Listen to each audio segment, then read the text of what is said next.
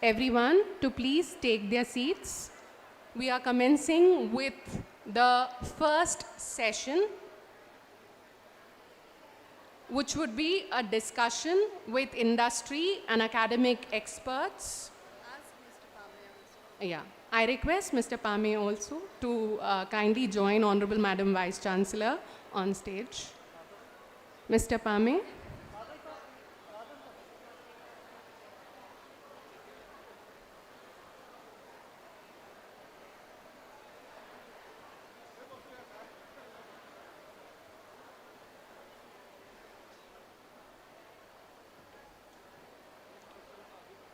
Faculty members and students are kindly requested to please take their seats and maintain silence in the auditorium. Please maintain silence. A good morning to one and all present here. We will be commencing shortly with the first session of today's program, which is a discussion with industry and academic experts on empowering youth for a developed India. We have on stage with us Honorable Madam Vice Chancellor, Professor Ujjwala Chakradev, Professor Anil Sahasrabuddhe, Chairperson NAC, NBA and NEFT, and Dr. Ashwin Fernandes, Executive Director, QS, as well as Mr. Pame. I request all of you to kindly maintain silence, and now I request Honorable Shri Anil Sahasrabuddhe sir to kindly lead the discussion.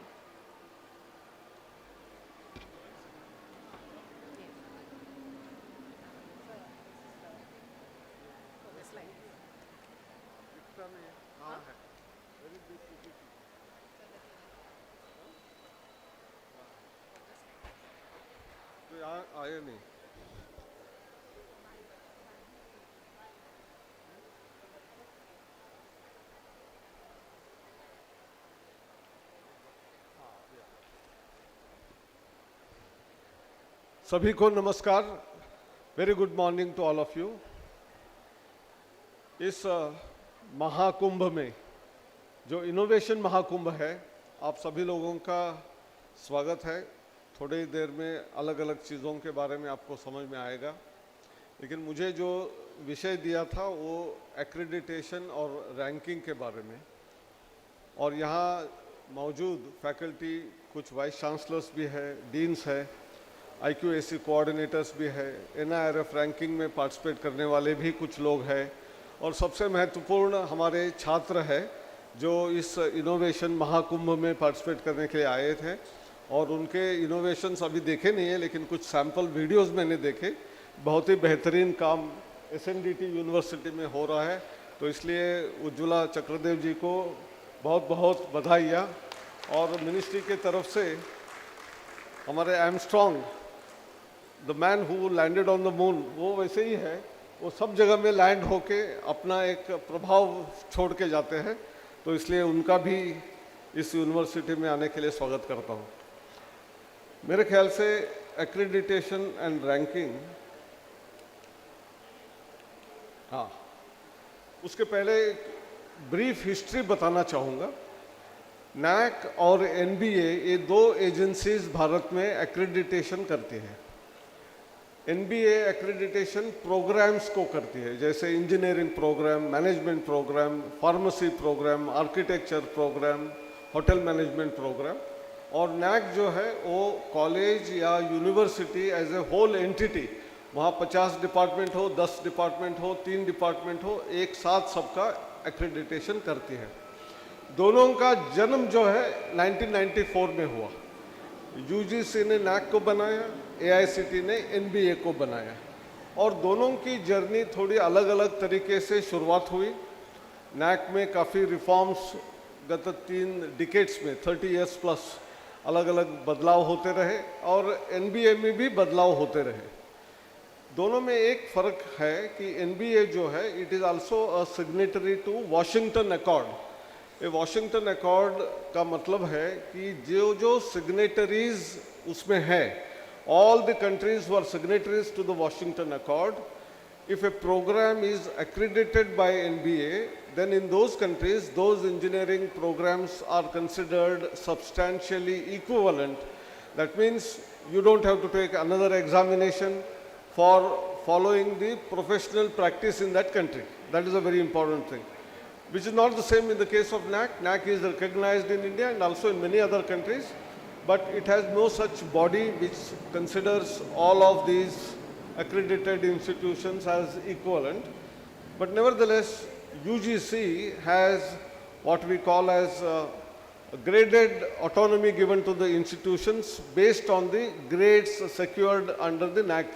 This is one part, especially for conducting ODL and online programs. For getting some funding, it is related with the NAC accreditation. As far as NBA is concerned, the corresponding regulatory body in engineering, which is AICTE, also has some provisions for funding for additional seats starting of the new branches, because unless quality is assured, there is no point in giving more number of seats and more number of branches to be performed in that particular institution. These are some of the specialities of the NAC and NBA which I wanted to reflect before I start off. As far as NAC is concerned, today there are 8 grade system which is going to be immediately reviewed. I will come to the changes that are going to happen very soon. 70% of the data is done through the DVV, that is what is known as data verification and validation.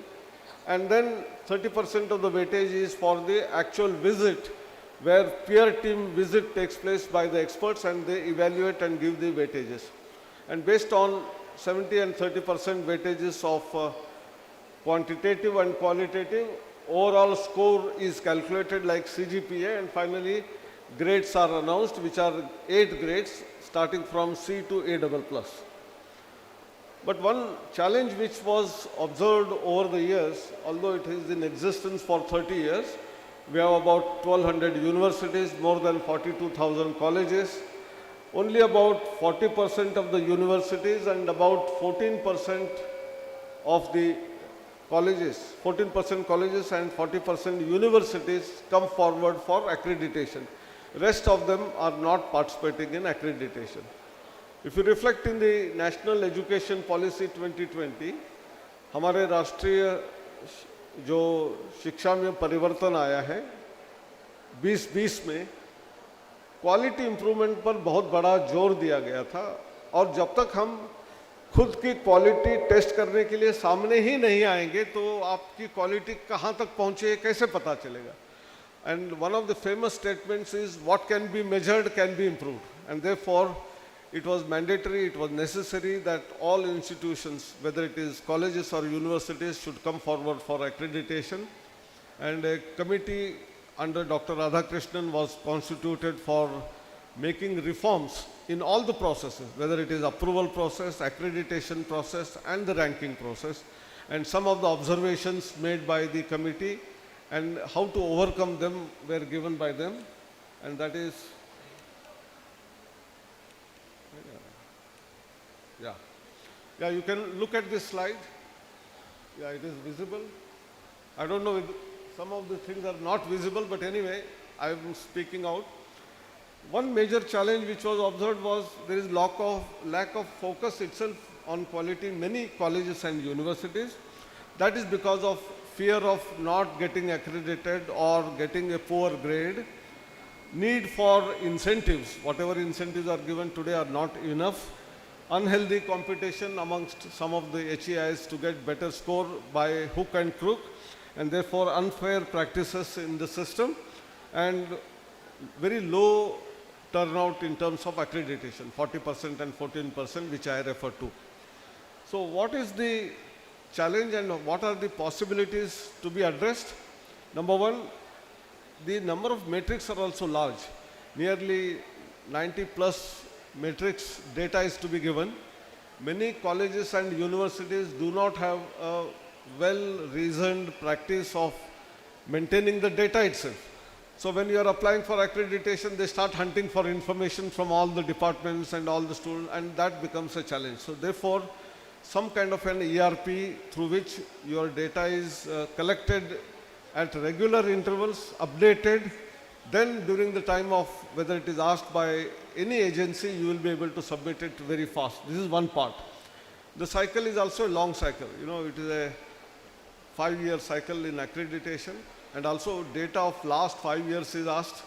So institutions find it too not good for practicing, and therefore ease of doing business is very poor, and that is one of the challenges.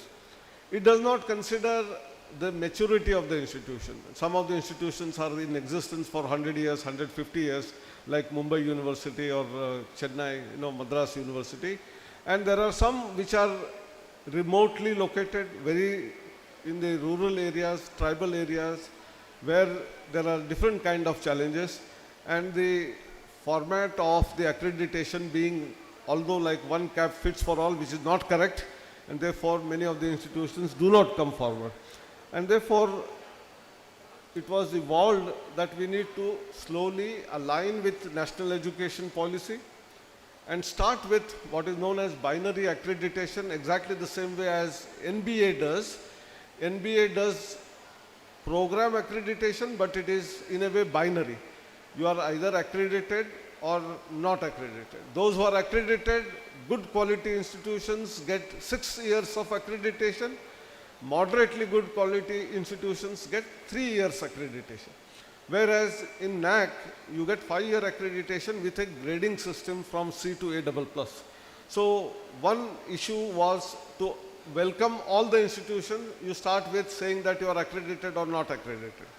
But then many institutions who are well performing will also say, what is the use? Then everyone is treated equally, and therefore a new system of accreditation called as maturity based graded levels, on the lines of similar to what is done in industry, what is called as CMM, maturity level 1, 2, 3, 4, 5 in the electronics and computer industry.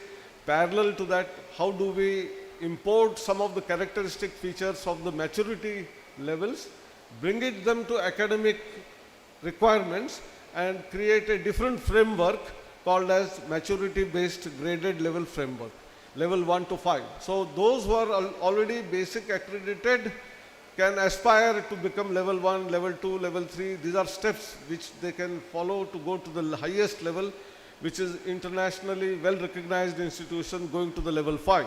But otherwise, national excellence, level 4, and all others falling between level 1 to 3. This is work in progress, but the basic accreditation philosophy is already in place. Very soon it will be announced. One more important thing which earlier accreditation, especially NAC, was doing was more on inputs. Inputs in terms of infrastructure, in terms of faculty, in terms of resources, library, computer, all the resources were weighed more than what are the processes followed. In fact, if you have to deliver quality, of course you require infrastructure, you require funding, but that is only a small part of it. What is more important is how do we make use of that infrastructure? How do you make use of the resources that are available at your disposal?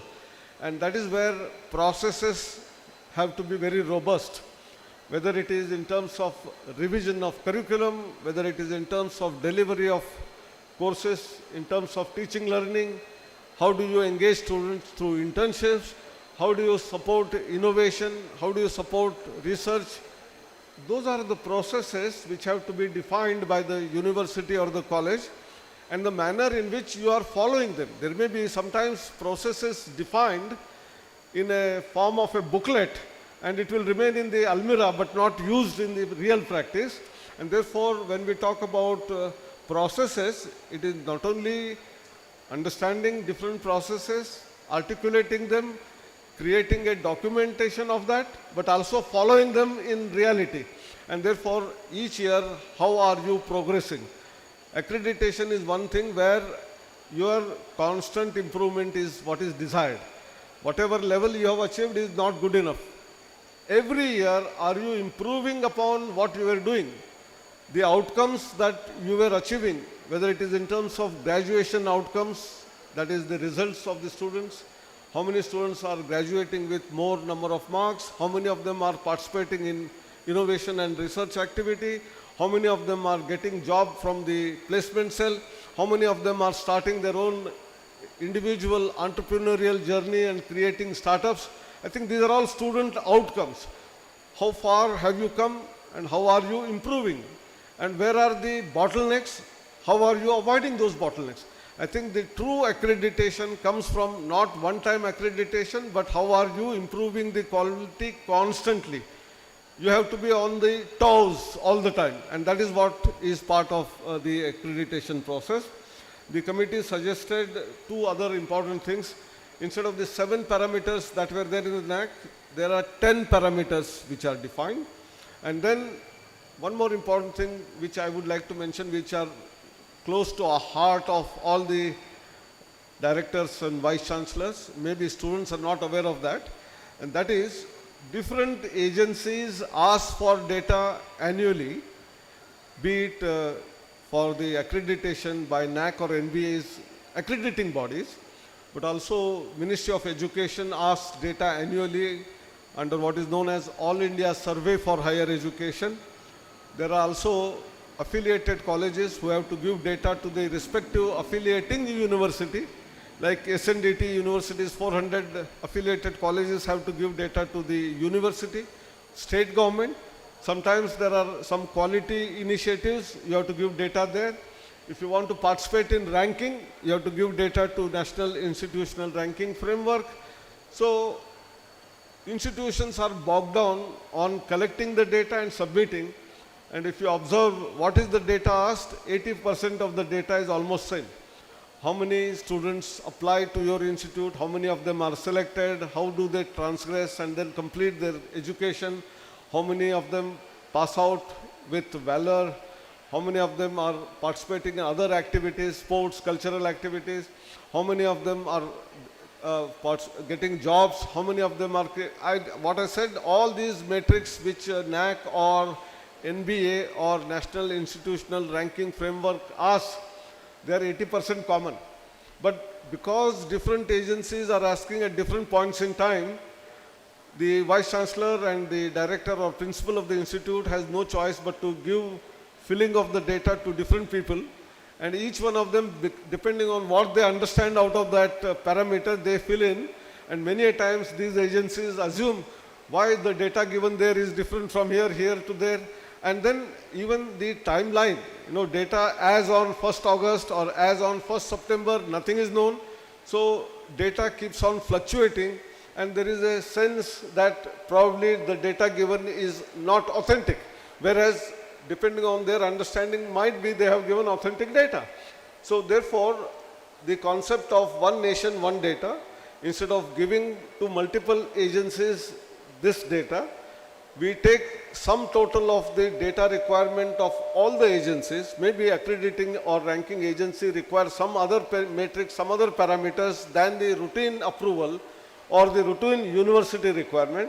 You make a what we call union set. In mathematics you have called what is known as union of all the data that is required, and ask it only once in a year under one nation, one data.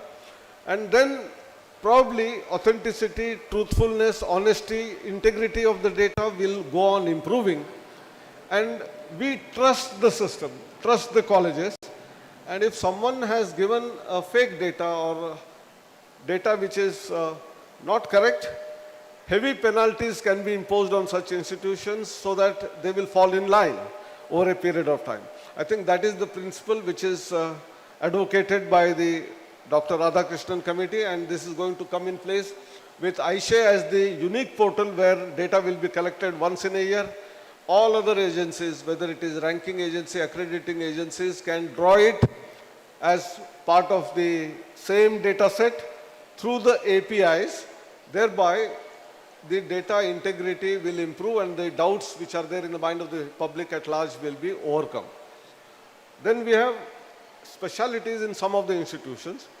Those who are in the rural area, those who are in difficult area, their challenges are different, and therefore if they have improved the system there using some kind of a unique characteristic feature of the institution, For example, I was very impressed by SNDT University over the last just about 6 months' time, not even 6 months' time, using Wadhwani Foundation network.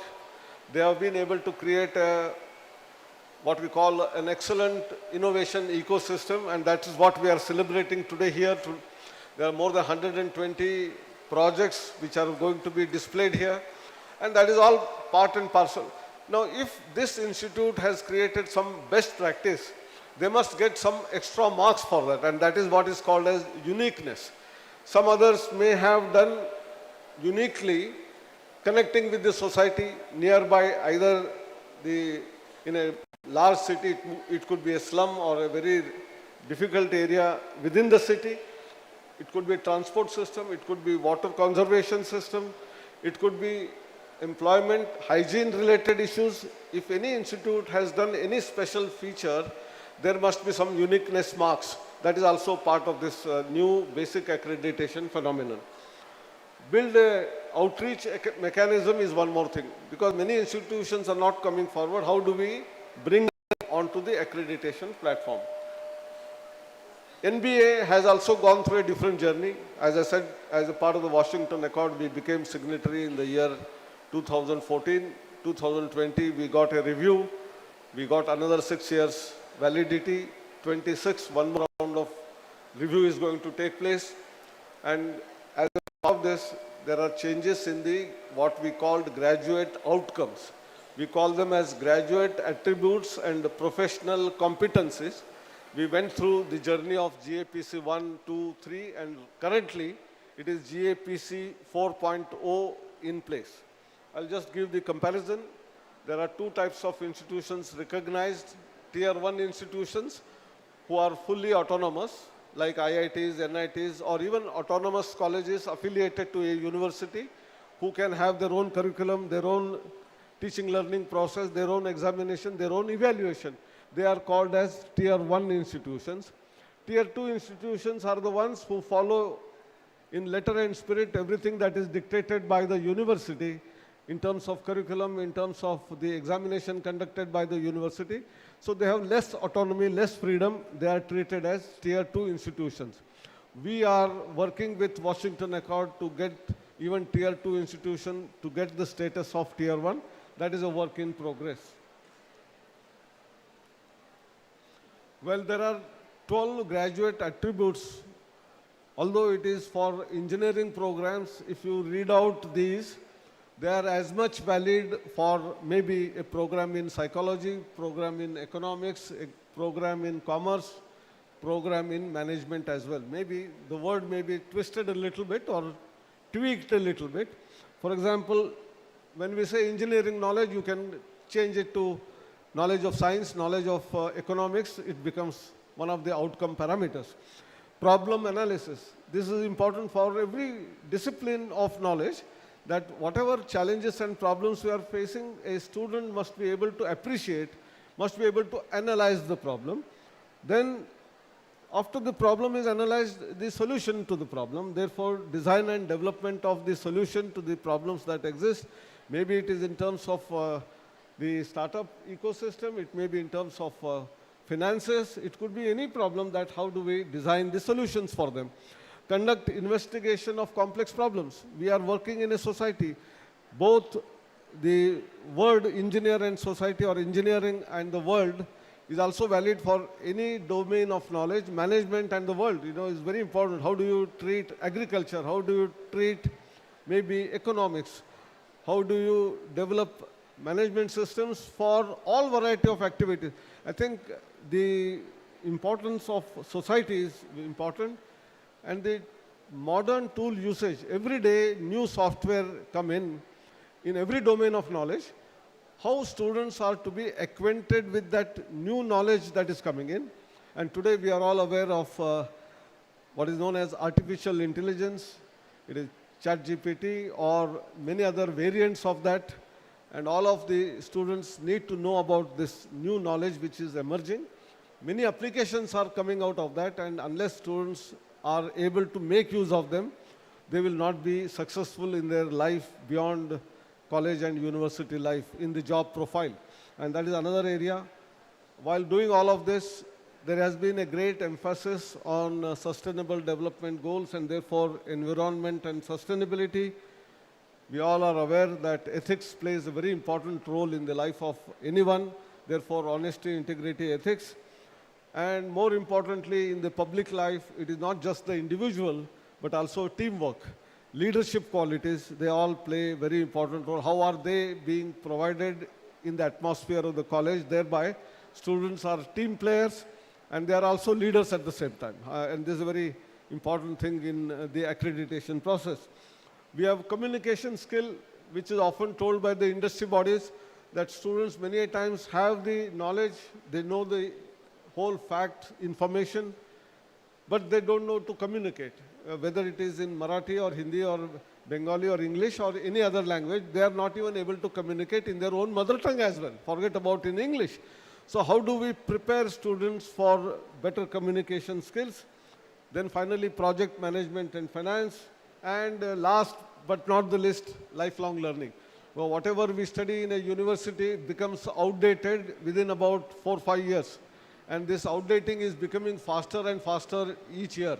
And so, unless a student is a lifelong learner, and whatever new things are happening is fully abreast with it, aware of it, or does self-study and learns it by himself or herself, that student will not be able to get jobs or will not be able to perform in this society. And that's why these 12 parameters, which were very significant in engineering in NBA, will apply as much to any other field of domain of knowledge. And indirectly in the NAC accreditation, these parameters, metrics are taken in for all other types of colleges and universities. Now there is a small change in the GAPC 3 to GAPC 4. Some of the earlier 12 outcomes, they are distributed as 11 outcomes, but emphasis is laid on 3 or 4 of them, which is important, which is engineering tool usage, which is becoming more and more important. The use of ChatGPT will become more and more important. How do we engage students in not just using it, but effectively using it, ethically using it is also going to become very significant and important. And then individual and collaborative work in a country where we are aspiring to become Viksit Bharat by 2047. Our Honorable Prime Minister's very important statement that Sabka Saath, Sabka Vikas, Sabka Prayas is important, and that's where teamwork will come very, very important for all of us. This is all part of the GAPC 4. As far as NAC implementation is concerned, we are going to do in 2 phases. I talked about basic accreditation and then maturity-based graded levels. And several meetings were held. I'm not going to go into the statistics. You will see it later. But these are the parameters. I'm just displaying them. They are not final. I can say these are semi-final because all of this, it has been worked out, approved at the level of the executive committee. But we are testing it on some institutions to see whether what we are envisaging to evaluate, they are the right parameters, whether the weightages are right. This exercise is ongoing. Maybe in a week or so, we will have a statistical analysis of all these parameters, and the useful ones will be retained. It will be simplified. Ease of doing business will come in. One nation, one data will also come in, and the institutions will have smooth ride to come onto the accreditation platform. I'm just showing some of these parameters, right from curriculum, infrastructure, faculty resources, to teaching learning, to extended curricular engagements in terms of clubs, in terms of societies formed in the colleges and universities, governance and administration. How do we take care of students, student-friendly atmosphere in the campus, grievance redressal mechanism. These are all very important in governance. Then use student outcomes as one of the very important parameters. What are they doing after graduation as alumni, sustainability and green initiatives which the campus is taking care of. Because at the instance of, at the college level, if a student is abreast and aware of sustainability issues, then wherever they go, in whatever jobs they will get into their life, they will follow these practices lifelong. And that is a very important part. Research and innovation. This innovation is one very important thing. Some of the nations, they didn't do much research, but only on some innovative products, their economy has gone from level 1 to level 5. And such is the case. For example, I'm giving South Korea. There are very few products, but they are worldwide appreciated, and something similar our country can do in many areas which we have already displayed, whether it is in terms of space, in terms of atomic energy, in terms of defense, also in terms of different industries like automotive. We have been going ahead and ahead. In terms of global innovation index, we were at 81st position. We have marched to 38th position. I'm sure we can move further in the ladder, come to the top 10 in the next couple of years or 5 years, and maybe within the top 5 in the 10 years' time. And that is what should be our vision for all the institutions in the country. We have extended attribute, which I already referred as speciality of an institution gets some weightage. And if you do all of that, I'm sure almost all the institutions in the country will not have the fear of the accreditation, and then they will come forward for getting accreditation.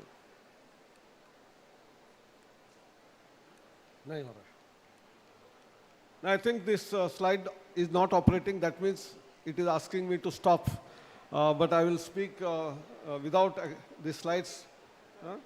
No, आ गया. तो किसी ने चालू कर दिया फिर. तो थोड़ा और permission दे दिया है. So accreditation process is with the registration, which we call as IRBA. After that, it will be approved, whether you are having some minimum credentials. If yes, approval is given for submitting the full data. But now this part is going to get changed, because once you are eligible, data will be drawn from iShape portal, and you don't have to submit any new data. All that will be picked up. If there are some doubts on some data, only that parameter will be asked by the NAC accreditation or NBA or the ranking framework. Once that is done, there is your self-assessment. Based on that, some weightages are given. But finally, instead of going for a physical visit at the lower levels, that is for the basic accreditation, and even for the maturity-based graded level 1 and 2, there will be no physical visit. All the data verification will happen online by the academic experts, and once that is done, you will be either accredited or not accredited, and that is what is the new change which has happened. Now, there will be a lot of engagement which we are going to do with the institutions, hand-holding, mentoring. Thereby, institutions will understand how the data is to be collected, compiled, and submitted. So I've skipped that slide, but that is what is very important, because many institutions even do not know what data is asked, what is the meaning of that data, how do you prepare that data and then submit it. At this time, I would like to also warn, there are some companies or organizations who will tell that you give us the contract and we will fill all your format and we will get you accreditation. Please do not fall prey for them, because it is ultimately your institution. You have to own the data. You have to decide on what you are submitting. Because when some random question is asked to you, what do you mean by that? How did you get this data? If you answer that this was submitted as what is known by XYZ agency, that is the last sentence, and after that you will not get accredited. Therefore, you have to understand nuances of the data asked for and then submit those applications as your own data. That's very important. As far as ranking is concerned, we started what is known as National Institutional Ranking Framework in 2016. We are going to have a QS ranking presentation by Ashwin Fernandez. He is taking care of entire QS ranking processes. I'm not going to speak much about it. But in Indian ranking or India rankings, which is called as NIRF, we started with just 4 rankings in 2016. In 2017, we increased it to 6 categories. And in 2018-19, it was increased to 9 categories. In 2020, 10 categories. In 21-22, increased to 11 categories. 23 it was increased to 13 categories. In 2024 it was 16 categories. In 2025, recently announced 1 month back ranking, we had 17 categories. The new category of SDG rankings or sustainability rankings have also come in place. So we have some overall rankings for college level, university level, research level, but there are rankings of specific domains like engineering, management, architecture, pharmacy, skill universities. Like that, there are domain-specific rankings and also there are overall rankings of different variety. There are 17 such phenomenon. And if you look at the methodology that is used, there are 5 major parameters.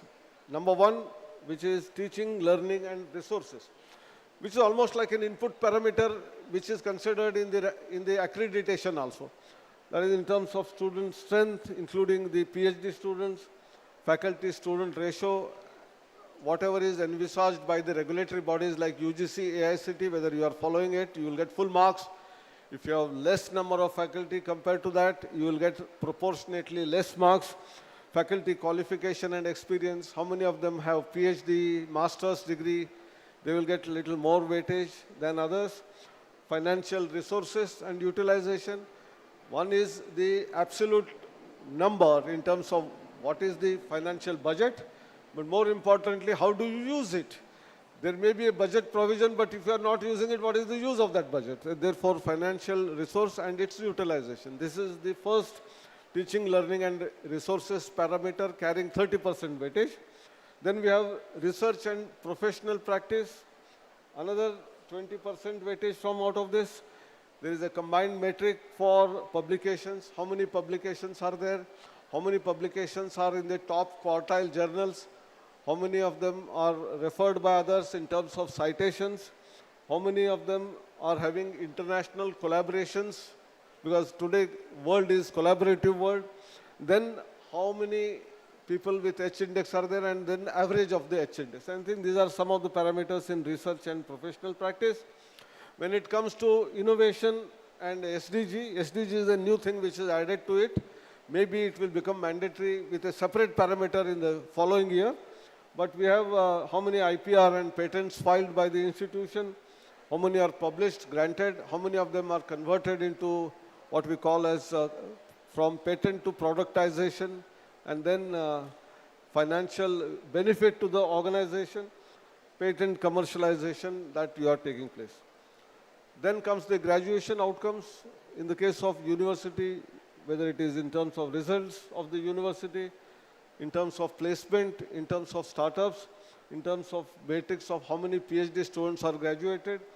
In outreach, inclusivity, and internationalization, we have special parameters in terms of inclusivity, how many of the students are of different genders, how many of them are from socially weaker backgrounds, how many of them are physically challenged or what we call Divyangjans, whether facilitation is available for all such children for learning.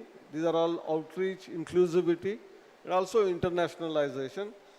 There is a peer perception weightage of 10%, where a survey is conducted based on some of the persons whose names are given by the individual colleges and university.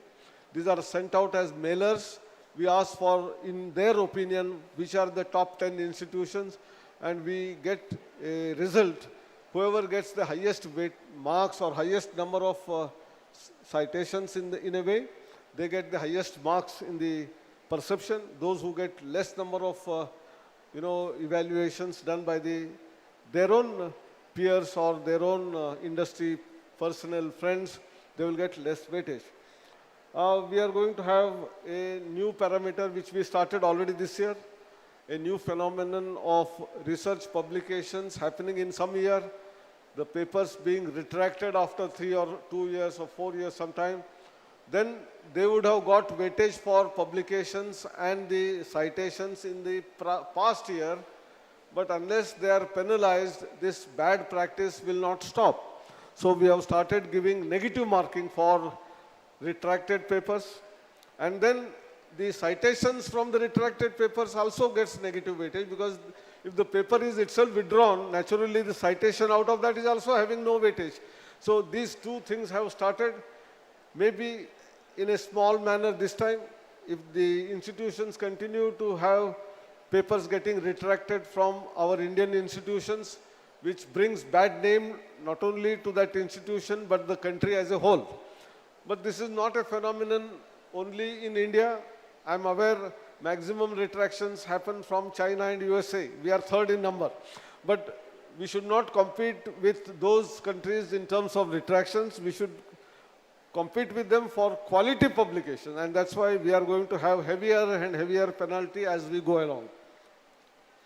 Well, I have already said that sustainability ranking was already started, but we want to have a small percentage weightage for sustainability for all variety of institutions in the following year. This is the only slide. I think if I'm wrong, Ashwin will correct me later. As far as India was concerned, in the QS rankings in 2010, we had hardly 7-8 institutions, right up to 2017. From 2020 onwards, thanks to our own ranking system, many institutions started participating and getting ranks. And today, we have 11 institutions in the rank band 101 to 500 and 54 in 500 plus rankings. So we have improved by leaps and bounds. Same is the case with the Times Higher Education World Rankings, starting with hardly 510.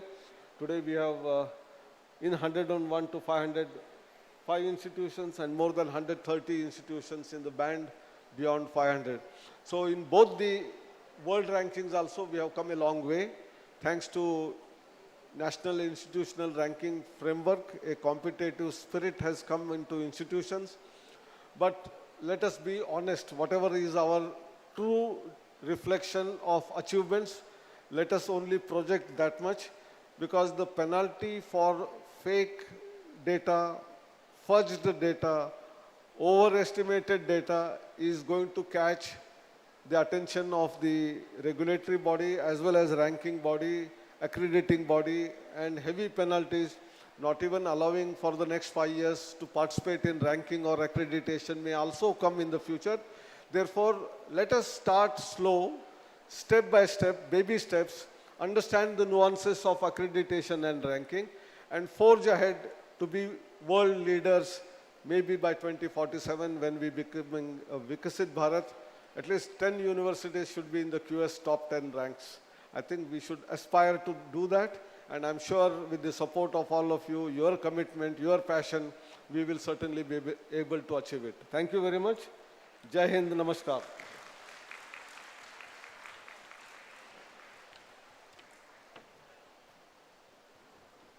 Thank you so much, sir. May I now request Dr. Ashwin Fernandez, Executive Director, QS, to share his thoughts with the audience. Thank you, sir.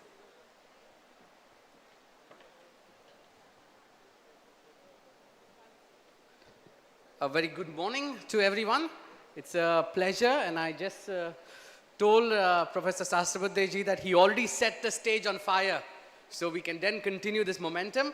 I will have a few slides, but before that, let me thank the Honorable Vice Chancellor, Professor Ujjwala ji, for inviting me. I'm honored to be here to talk to you all about the QS rankings and the impact it has on all of us, not just for the faculty members, but also for the students. And through this presentation, I don't know how long I have, but we'll try to take the maximum time to share about these rankings with you. So I have a few slides. Let me see if we can get them up working.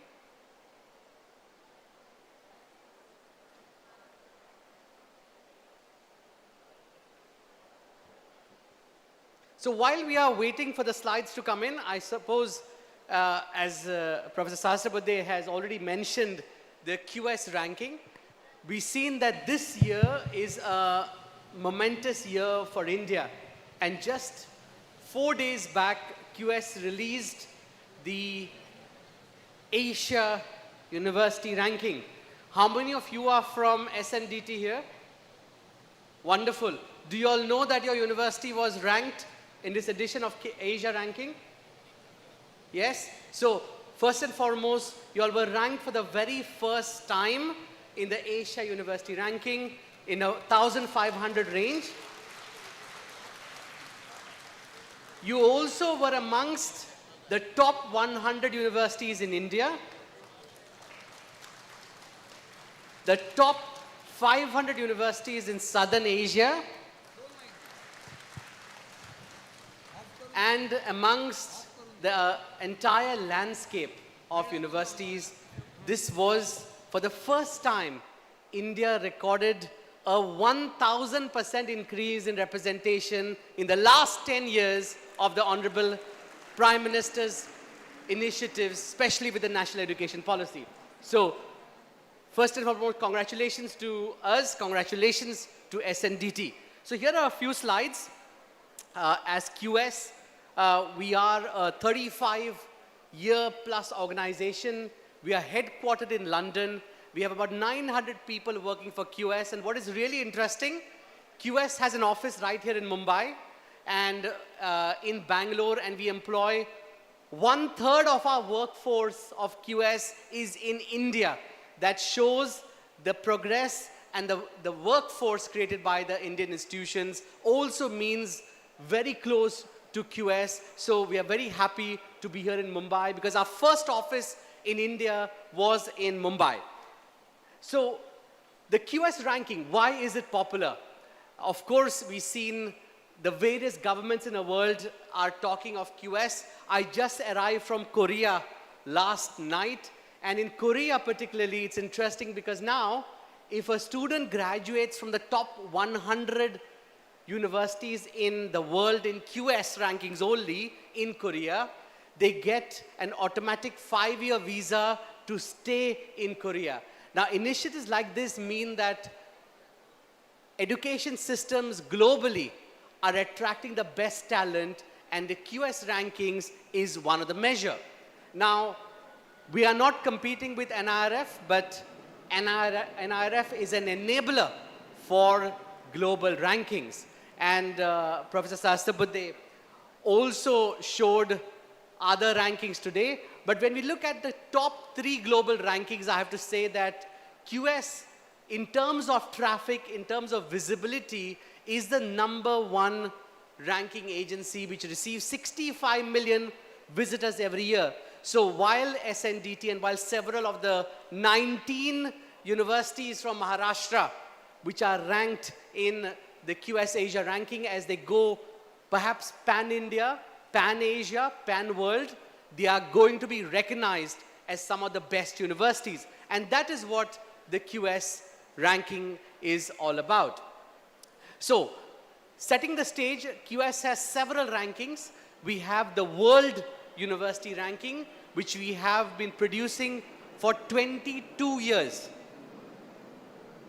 This ranking doesn't include all universities in the world. It includes the top 1,500 universities. And while there are 11 from India in the top 500, 56 in the overall ranking, we see that 3 universities make it to the top 200, which is a great feat for India. No other global ranking actually has 3 Indian universities in the top 200. We also have the subject ranking. So the origin of good universities is that they should be good in specific subject areas. So we rank universities across 55 subjects. And then we also have the regional ranking, which is the Asia ranking, which was just released. We have other regional ranking, which includes other regions, including Latin America, Europe, Central Asia, Arab region, and so on. We also rank the best student cities. And that is really a work in progress for Indian cities, is to start featuring in the best student cities. Mumbai is ranked in the top 100 of the best student cities in the world. Of course, Bangalore is the #1 best student city in India. Still a long way to go to reach the top 10 cities of the world, where Korea or Seoul ranks #1, then we have Singapore and London and many of the other global cities. Just like NIRF, QS also ranks institutions or evaluates institutions in sustainability initiatives. So in a sustainability initiatives, which we rank over 1,500 universities, that measures beyond just SDGs. It's beyond, it measures governance practices, it measures environmental practices and social impact policies at the institution. We also have business school rankings. Now this covers specific business school subjects across the world. And in these subjects, we rank specific. So the IIMs don't feature in the overall ranking, and I'll show you why, but they feature really well in the global MBA ranking, the executive MBA ranking, the online MBA. Many of the Indian institutions feature in the online MBA, and so on. So the first ranking I want to touch upon very briefly, as Professor Sastabudhe also already mentioned some of the metrics for NIRF, which closely aligns with the QS World University Ranking. Of course, today is not a masterclass in methodology, but as institutions, as students, you all need to know and ask the questions to your institution on how do they fare on these metrics. So there are several metrics in the world ranking. We have academic reputation. This is where we measure the impact of the institutions across global academic peers in specific subject areas. That means how well your institution fares in reputation in specific domains across the world. We also measure citations per faculty as one of the metrics of the impact of research. Not how many papers you're producing, not how many papers your faculty are producing, but are those papers being cited? So, in the research and discovery area, we can see academic reputation and citations making up 50% of the world university ranking by QS, right? And I'll show you how Indian universities are doing in there as well. In the employability and outcomes, QS is the only global ranking to look at employability. And while we produce great fancy rankings of the world, if we are not measuring the impact of employability, we are not measuring any impact of universities, because what all we want to do is make sure either the student's employable or is a job creator. So in the employability metrics, we have employer reputation. What do employers think of universities? And we look at employment outcomes. That means what is the outcome of the graduates in the world? Are they directors or board members of global companies? Are they heads of state? Are they ministers? Are they great people around the world who have created an impact? So QS looks at 88,000 alumni around the world, and also employment rate in these two indicators, and then we measure employability. We also look at learning environment by looking at faculty-student ratio, which is perhaps not the best indicator, but it gives a good understanding whether the students get the attention in the classroom. We look at sustainability, which is a very important factor today. 80% of students we have surveyed in the world, according to the QS International Student Survey, say that sustainability is a very important factor for them while choosing a university. So we've included that in the global university ranking.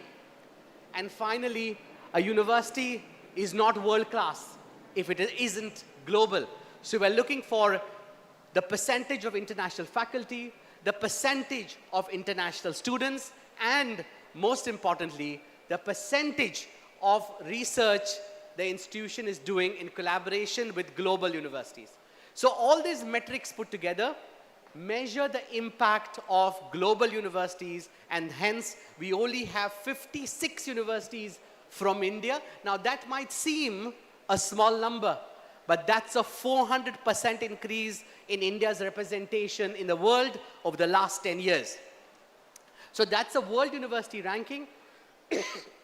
So in the world university ranking, that's one. The Asia ranking is very similar. We look at academic reputation. We look beyond citations per faculty. We look at citations per paper.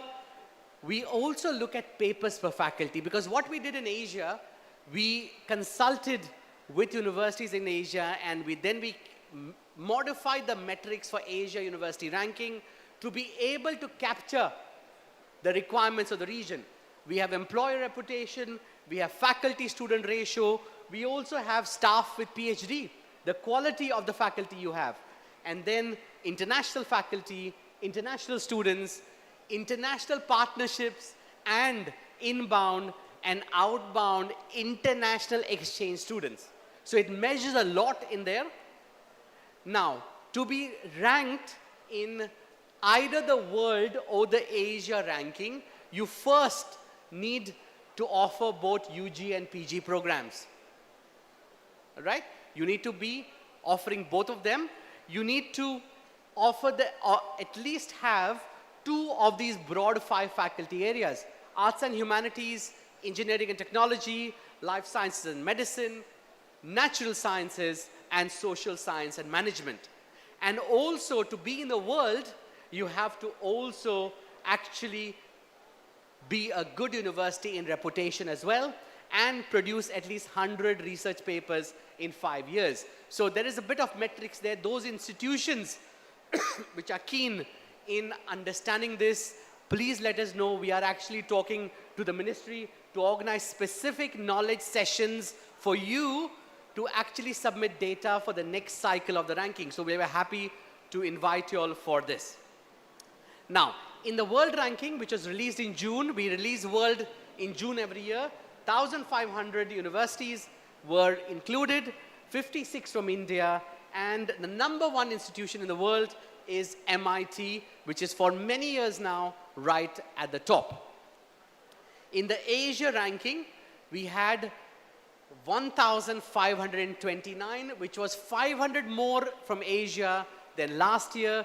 India had 294, and a total of 554 universities were new in this latest edition, 25 locations. So the Asia ranking and the world ranking put together cover every part of the world.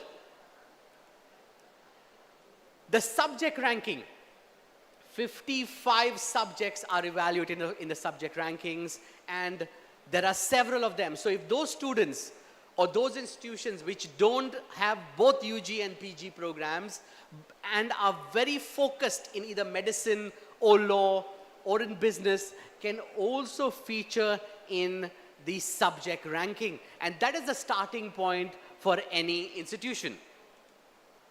Now, in the subject rankings, we evaluated about 21,000 programs.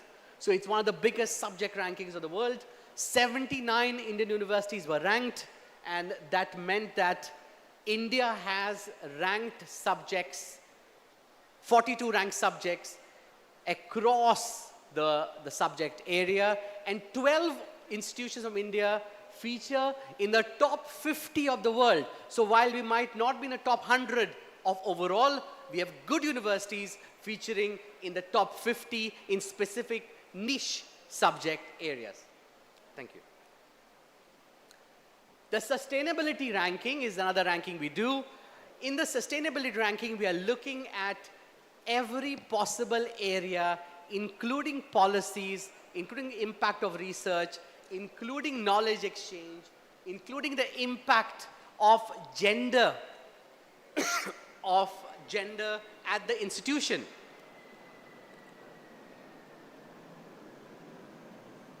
So one of the metrics we use in the sustainability ranking is women in leadership at the institution. So I hope that SNDT can participate in a sustainability ranking the next edition, because I think you'll do well in several areas. Now, I will show you some data, and then, of course, if there's any questions you have about your institution, if the students have any questions on how we are looking at the student voice, I'm happy to do that after this on a one-to-one. So in the world university ranking, when we compare India with China, Malaysia, South Korea, Japan, and Indonesia, we can see that the average score, now we're not looking at the rank, we are looking at the average score of India is increasing. We are still far away from China. We are slightly better than Indonesia and almost catching up with Malaysia. And we have a little bit catch up to do with South Korea and Japan. But the rise of our Indian institutions competing with the global South is remarkable, and that goes all to the credit to the institutions which are pushing forward. And today's initiative, which we have here today, will ensure that the average score of 59 out of 100 can mean that more institutions can come in, as well as they can do better to compete with China and rest of the world. When we look at the top institutions in India, in the world, we see that IIT Delhi is right on top, followed by IIT Bombay, IIT Madras, and several institutions. Now, these scores are out of 100 for each institution. And when we look at the potential of improvement of IIT Delhi, even though they are in the top 100, there is still 30 more points to go, 25 to 30 more points to go. So that means with a slight push with reputation, and I'll show you what is that Indian institutions need to do, they can appear in the top 100 of the world. Now, when we look at India versus others in each indicator, we can see, and each of these here you can see are out of 100 score. India does very well in citations per faculty, okay? And every other area is a need to do better. One of the area India really needs to score well is international students, and we know that there's something with the Study in India policy we are trying to do, but also academic reputation and international faculty, employer reputation. Even though our Indian students are all around the world, have great reputation with employers, we are not doing enough to capture the reputation of employers. So employer reputation should be something we should be looking at. Faculty-student ratio has improved. So almost all the indicators are showing improvement, but if India needs to do better, academic reputation, employer reputation, internationalization are the three areas we should take back. In the Asia ranking, we can see that over the last few years, 3 years, we can see that India has risen, okay? A total 1,000% increase in representation in the last 10 years. This year we are 294, and India almost comes second after China, and much ahead of many other leading countries in the number of institutions. What we need to focus on is the quality of research, of course it's up there, and the impact of research on reputation. So again, a large scope of improvement. I'm happy to share the slides with everybody. And again, when we look at the Asia score, we can see that we do very well by producing papers, right? Because we measure number of paper production around in Asia, but we don't do well with citations per paper. We do well with citations per faculty, but per paper is an area of concern, and reputation as well. So there are things to do better. We can celebrate, but of course, we need to do more than that. Now, I'll conclude slightly, very shortly, with subject rankings. We can see in the top 100, now this is the silver lining. This is where India does great. We can see that there are 3 institutions in the top 100 for arts and humanities in India. There are 39 in the top 100 of the world in engineering, 4 in life science and medicine, 7 in natural sciences, and 14 in social science and management. That means there are small pockets of excellence in subjects. How do we transition that into the world would be something to take care of overall, right? And I will skip these slides that in the top 100 and top 200, but this is the final slide I'm going to leave with you. Now, in subjects, you can see the ones in green are the Indian institutions ranked, but the ones in red are the rising stars. And if we work on reputation, if we work on the impact of research, we can see those red dots there have the potential to take India to be a global superpower. So if you want to work further and enhance that by looking at the metrics, of course, evaluating yourself against the global metrics, and then creating a plan of action, we will do even better. So thank you so very much. I have many more slides, but I think this is good as a starter for everybody. I'm happy to engage with anybody who has questions. Thank you so much.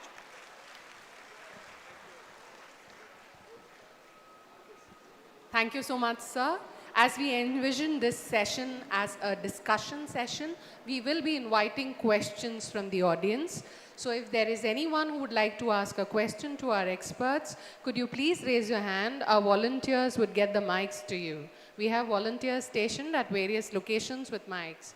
So if you could please stand up or raise your hand, they would come to you for the questions.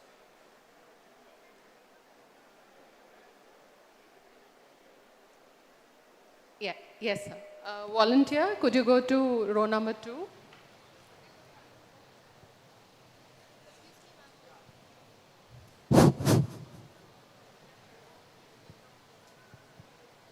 Sir, row number 2 first, and then we will, yeah.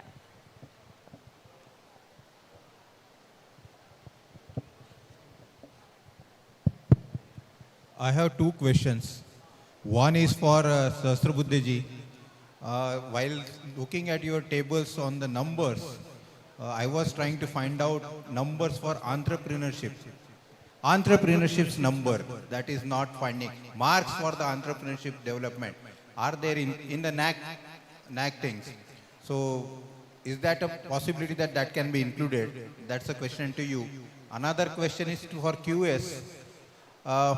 Is there something like the earning of the institution is also a criteria for QS ranking? No. Thank you.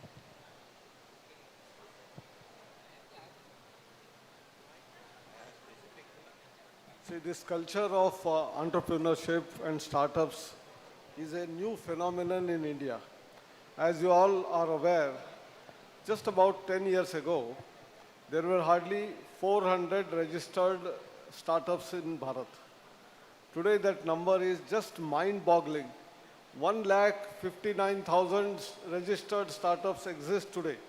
There were at some time 1,70,000, some did not survive. But surviving 1,59,000 who have officially registered as startups.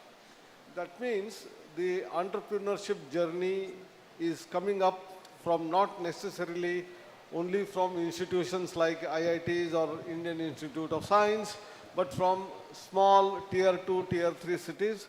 Some of them showed phenomenal growth, becoming more than $1 billion, what we call as valuation, more than 100 of them coming up from out of startups. So I think that is the journey.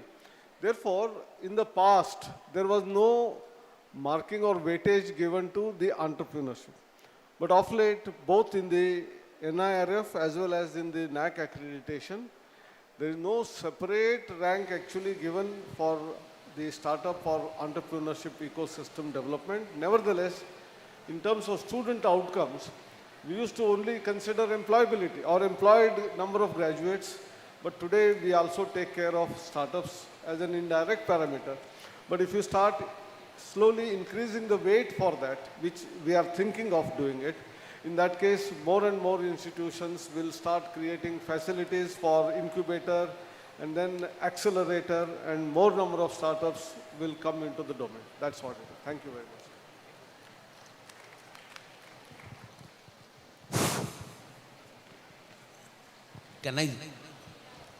Can I? Yes, sir. We'll be able to take another question. Good morning to all of you. I am Dr. Basu speaking. This is a ex-Reliance man from the industry, and now I am attached to the academic institution. I like to know only one question from the everyone. What about the students' quality nowadays? Industries are growing for modernization and so many things. Are you getting the students to prepare in that line? I don't know. Thank you very much.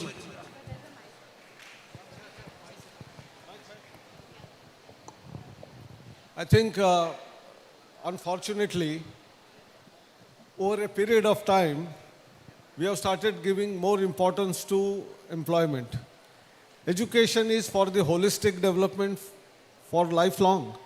It is not just for getting the job, but also to serve the society, to create new values, to be innovative. And some of these parameters, since we are slowly putting him in the accreditation and ranking process, the orientation of the students and faculty will start changing. As you see, most of the students wanted to come to either medical or engineering education, and some of them to law education only because they find lot of earning out of those professions, whereas there are professions like applied art, craft, design, music, dance, many human values which also have to play a very significant role in the life of the nation. And that is where importance for humanities and social sciences, as well as variety of other subjects, has to get value.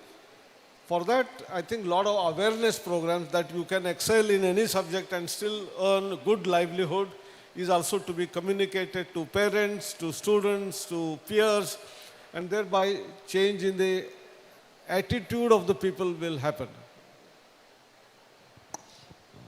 Thank you so much, sir. We are at any moment expecting the arrival of the Chief Minister. So, Ma'am, I'll respond to the first question on income.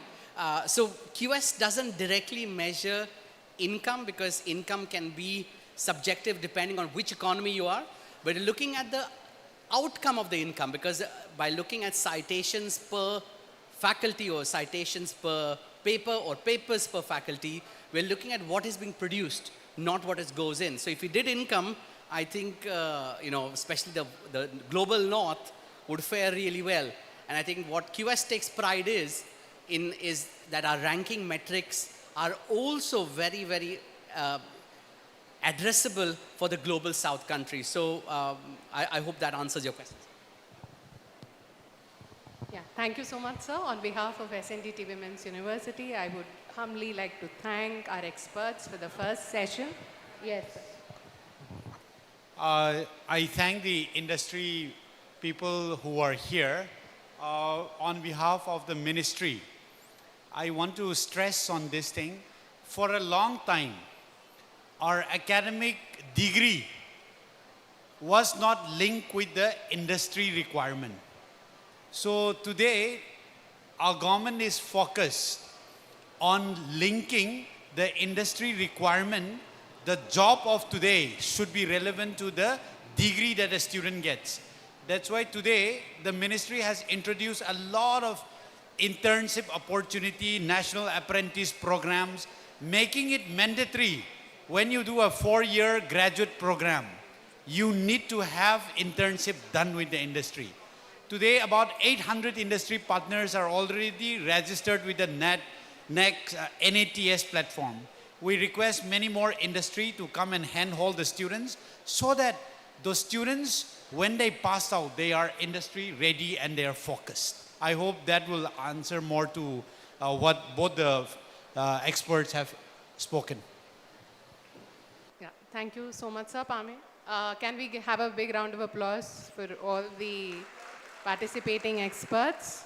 And once again, on behalf of SNDT Women's University, I would like to extend our thanks to Shri Anil Sahasrabuddhe sir, Chairperson NAC, NBA and NEFT, Dr. Ashwin Fernandez, Executive Director QS, and Shri Armstrong Pame, Joint Secretary, Ministry of Education, Government of India. Thank you so much, sir.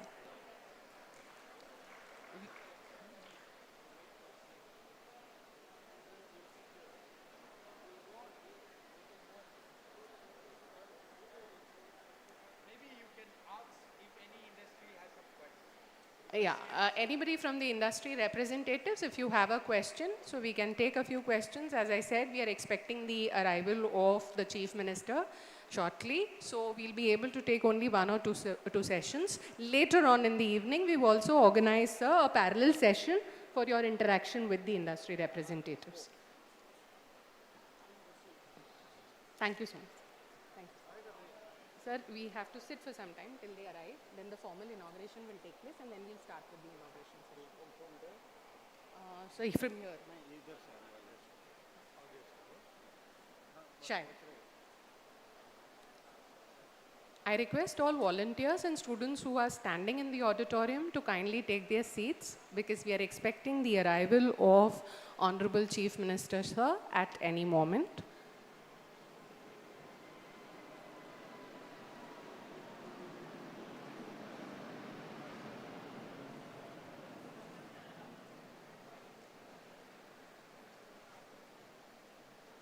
On behalf of SNDT Women's University, it once again gives me immense pleasure to extend a warm welcome to all the distinguished guests and dignitaries, faculty colleagues and students gracing Innovation Mahakumbha 2025, hosted by SNDT Women's University in collaboration with the Ministry of Education, Government of India, and the Ministry of Higher and Technical Education, Government of Maharashtra. I extend a warm welcome to Honorable Shri Devendra Ji Fadnavis, Chief Minister, Government of Maharashtra, who would be shortly joining us. Along with him, our Honorable Shri Mangal Prabhat Loda Ji, Minister, Skills Development and Entrepreneurship, Government of Maharashtra. Honorable Shri Amit Ji Satam, MLA, Andheri, Mumbai. Honorable Professor Anil D. Sahasrabuddhe, Chairperson, NAC, NBA and NEFT. Honorable Shri B. Venugopal Reddy, IAS, Additional Chief Secretary, Higher and Technical Education, Department of Government, Maharashtra. Honorable Shri Manisha Verma-ji, IAS, Principal Secretary and Department of Skills, Employment, Entrepreneurship and Innovation, Government of Maharashtra. Honorable Shri Armstrong Pame, Joint Secretary, Minister of Education, Government of India. Dr. Prashant Narnavre, IAS, Secretary to the Government of Maharashtra. Shri Dipendra Singh Kushwaha, IAS, Development Commissioner, Industries and Export Commissioner, Chairperson, Maitri. Honorable Shri Anna, IAS Secretary, Industry Department, Government of Maharashtra. Dr. Ashwin Fernandez, Executive Director, QS. Honorable Shri Vaibhav Wagmare, IAS, Additional Development Commissioner, Industries Department, Government of Maharashtra. And senior government officers, industry delegates and academic delegates. Along with Honorable Madam Vice Chancellor and Registrar Sir of SNDT Women's University. I also extend warm greetings to senior government officials, industry leaders, academic delegates, and esteemed guests, heads of the department, faculty colleagues, ancillary staff of the university, and my dear participating student friends.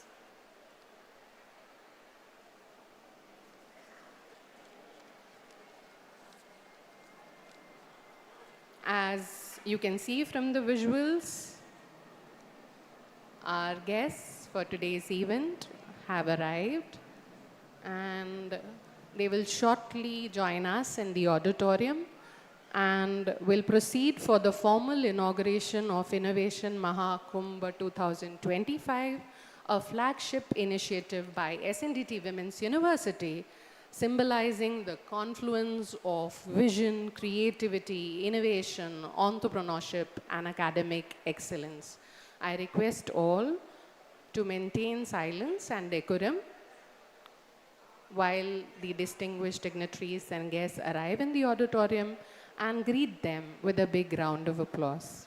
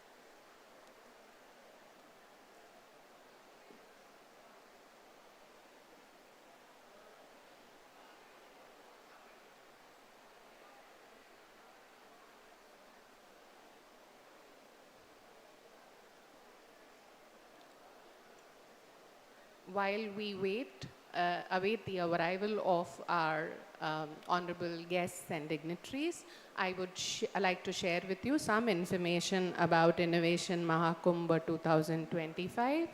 Innovation Mahakumbha 2025 is a flagship initiative by SNDT Women's University, wherein the university first collaborated with the Vadvani Foundation and provided extensive training to the faculty members for over 2 weeks. This training was conducted on all the campuses of the university.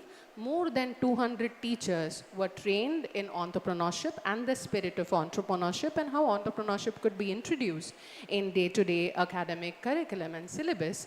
And the result of that is the designing of a 2-credit course on entrepreneurship, which the university would be offering soon. Apart from that, each of the teachers acted as mentors for the students of their respective colleges, motivated and guided them about the spirit of entrepreneurship, and from their efforts emerged more than 1,000 ideas from the students, out of which a few were invited for Innovation Mahakumbha 2022. The university also conducted extensive training for the students in Agentic AI as well as other AI-based technologies. And that resulted in over 300 entries which the university received for Innovation Mahakumbha 2025. All these entries went through a rigorous screening process. A rigorous screening process which was conducted by experts from the industry as well as academia, out of which 145 teams were shortlisted. They again went through a rigorous screening process, and finally 110 entries were shortlisted to be exhibited today on the 9th of November 2025, which also happens to be the Punyatithi of Bharat Ratna Maharishi Dondokeshav Karve, the founder of SNDT Women's University. So the 110 ideas commemorate the 110 glorious years of SNDT Women's University and display the creative talent and ingenuity of the students of the university. So I think the efforts of the university deserve a big round of applause as well as that of the students. Thank you so much.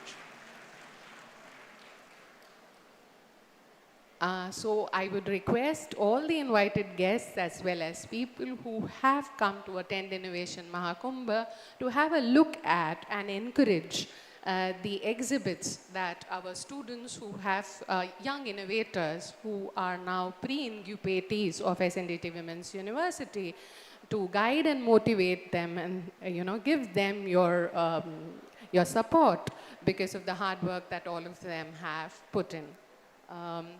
Yeah, as you can see, the Honorable Chief Minister of Maharashtra has arrived, and the dignitaries will soon be proceeding towards this main hall and formally inaugurating Innovation Mahakumbha.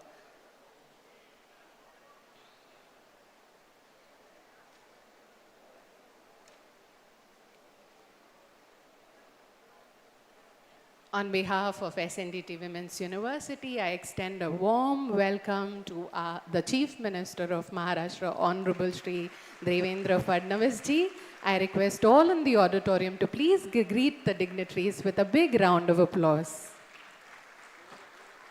I welcome our esteemed dignitaries who will now be proceeding for the formal inauguration of Innovation Mahakumbha 2025, a flagship initiative by SNDT Women's University, symbolizing the confluence of vision, creativity, innovation, entrepreneurship, and academic excellence.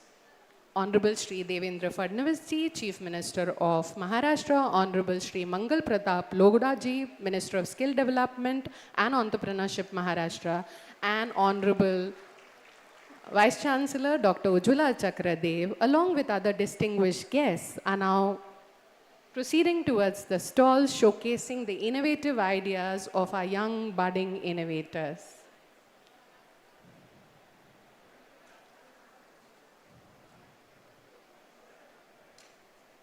The exhibition features 110 innovative prototypes and ideas by the students of SNDT Women's University, a tribute to 110 glorious years of SNDT Women's University.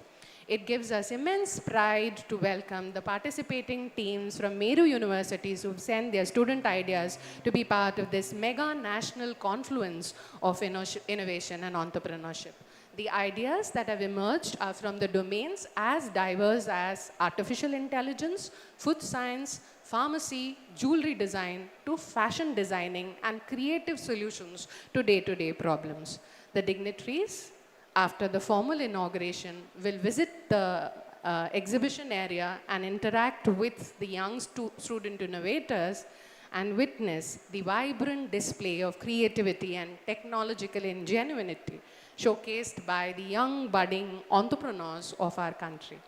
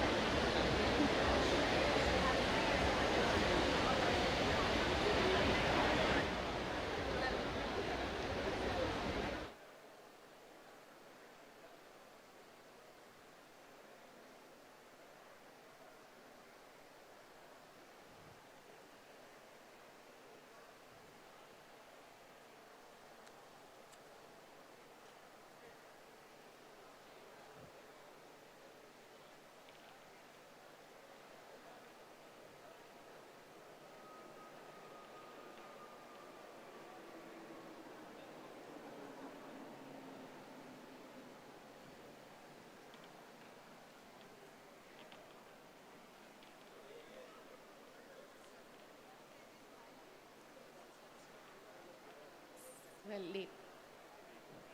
Late.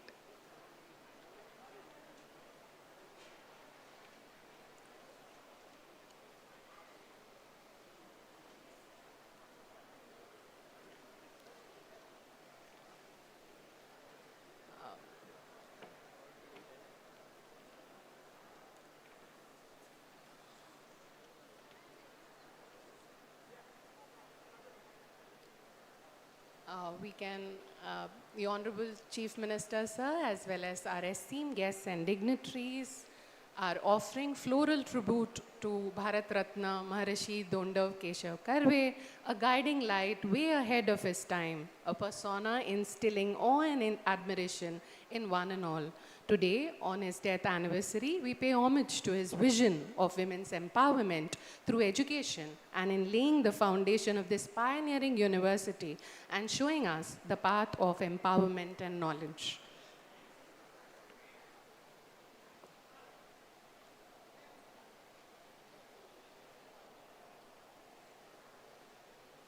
On behalf of SNDT Women's University, it is my proud privilege to welcome our esteemed dignitaries and guests and all of you present here to Innovation Mahakumbha 2025, a national level confluence of innovation, creativity and entrepreneurship hosted by SNDT Women's University under the visionary leadership of Honorable Vice Chancellor Madam Professor Dr. Ujjwala Chakradev. This landmark event brings together innovators, academicians, entrepreneurs, industry leaders, and students on a common platform to exchange ideas and present projects that celebrate the spirit of innovation, which continues to drive our nation towards the vision of NEP 2020 and Vikasit Bharat. Innovation Mahakumbha is not merely an event, but a movement, a tribute to the transformative power of knowledge, research, and collaboration in shaping the future of technology, education, and enterprise. A movement which the university has pledged to continue and treat as an organic process of providing the necessary guidance and assistance to young budding innovators to unfurl their creativity and achieve the acme of success. As we commence this inspiring journey, let us take pride in the collective vision of Innovation Mahakumbha 2025, which is to nurture creativity, ignite entrepreneurial spirit, and inspire the next generation of change makers to keep the light of knowledge and empowerment ignited by Bharat Ratna Maharishi Dondav Keshav Karve ablaze 110 years back. To begin with the proceedings of the day, may I now request everyone present to please rise for the national anthem followed by the university song.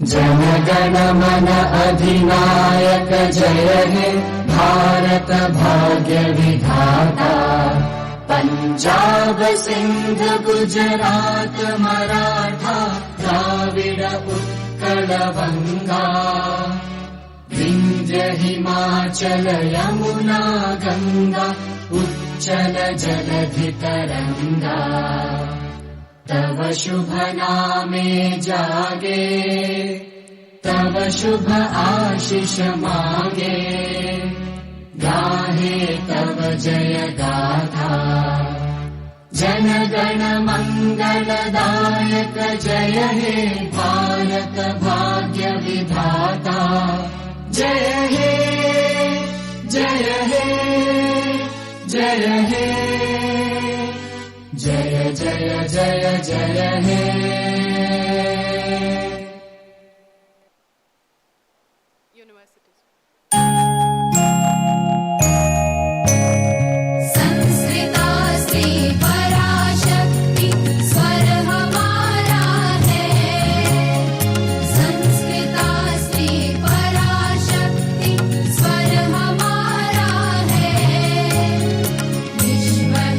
परिवार भारत घर हमारा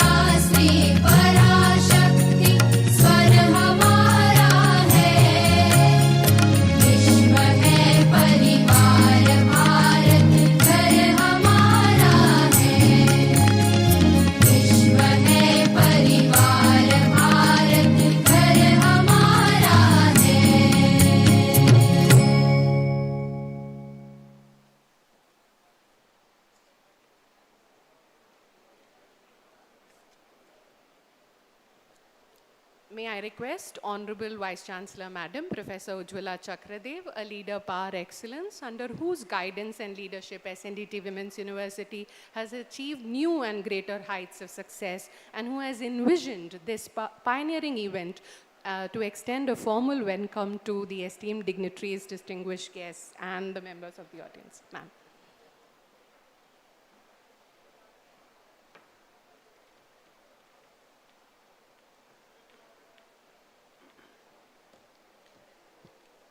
Namaskar. Namaskar, everyone. It gives me immense pleasure to welcome all the dignitaries and distinguished dignitaries, I would say, present here today for Innovation Mahakumbha 2025 at SNDT Women's University, Mumbai. We are Thank you, sir. We are deeply honored by gracious presence of Shri Devendra Fadnavis ji, Honorable Chief Minister of Government of Maharashtra. Sir, welcome. Shri Mangal Prabhat Lodha ji, Honorable Minister of Skill, Development and Entrepreneurship. Sir, welcome to you, sir.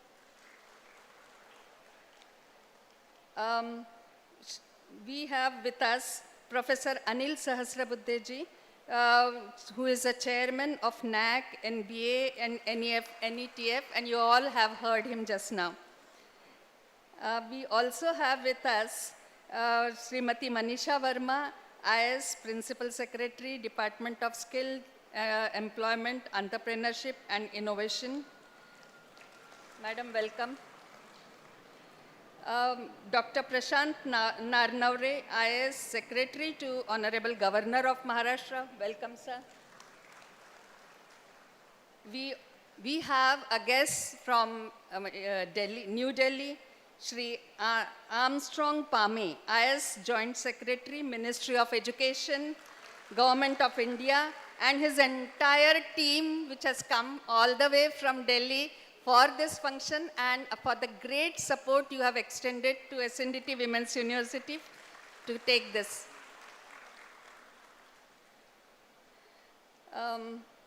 We have all the officers, vice chancellors from various universities, officers from government bodies, our management council members, as well as our senate members and dignitaries from many, many industries. Almost more than 200 industries are being represented today here. I extend my warm welcome to each one of you. SNDT is one of the first and largest women's universities of not only India, but of South Asia, with more than 90,000 students in Maharashtra, as well as in 7 states of India. Sanskrita Stri Parashakti is the motto of the university, so empowering women is our mission.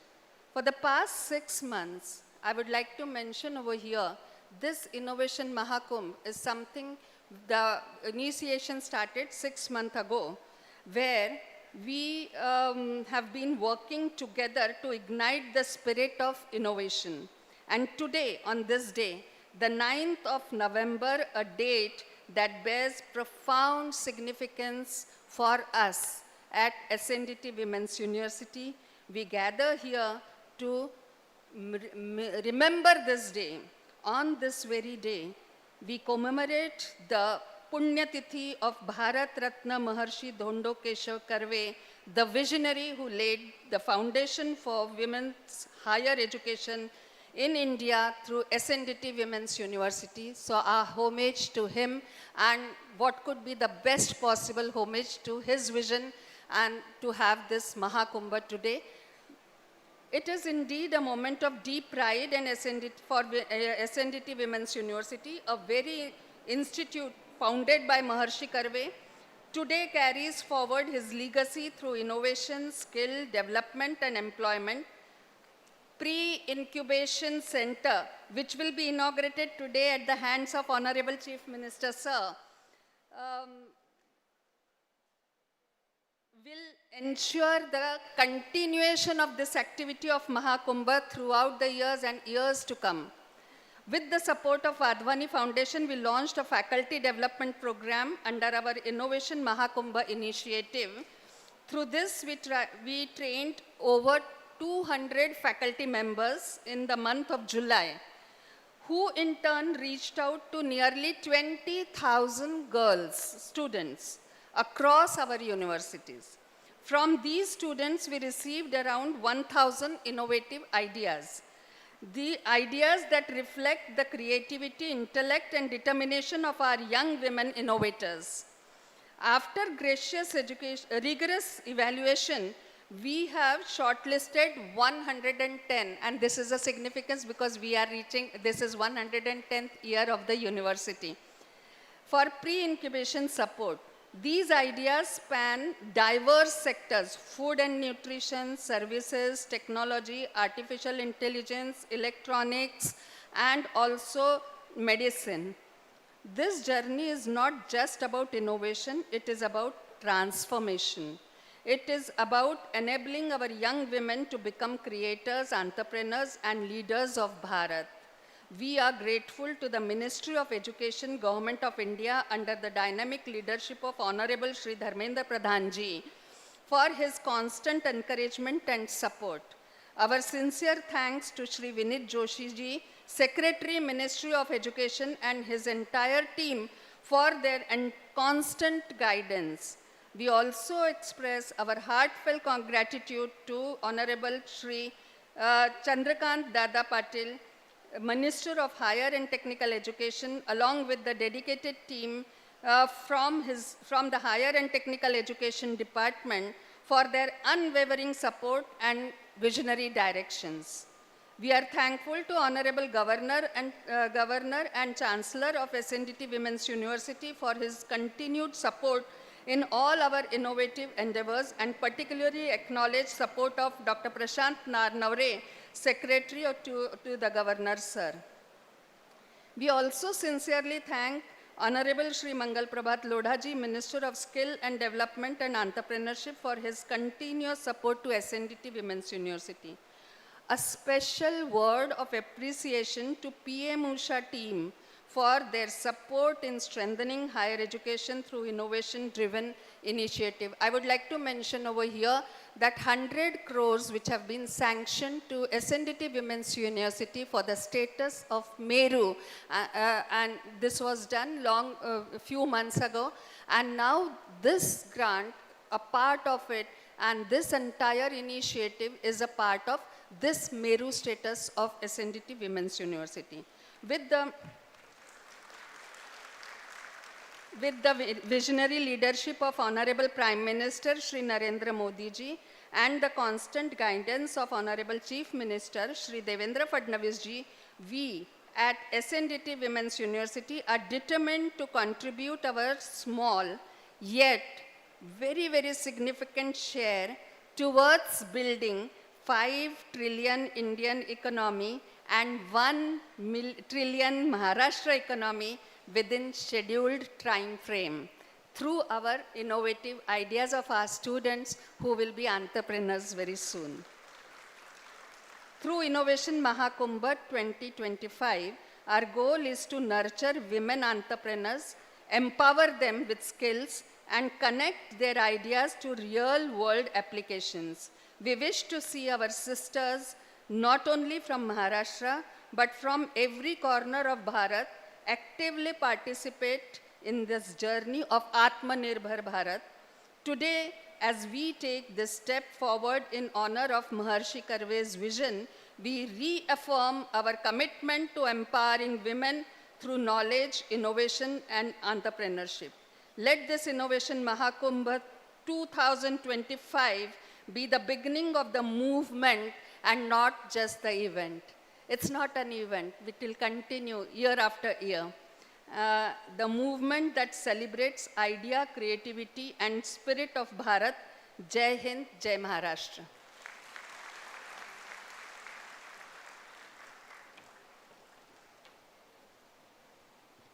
Thank you so much, ma'am, for always guiding and motivating us. May I now request Honorable Vice Chancellor Madam Professor Ujjwala Chakradev to felicitate the distinguished dignitaries The event of this stature and significance would not have been possible without the guidance and support of our esteemed guests and dignitaries who have graced this occasion with their presence. I request Madam to felicitate Honorable Shri Devendra Fadnavis Ji, Chief Minister of Maharashtra.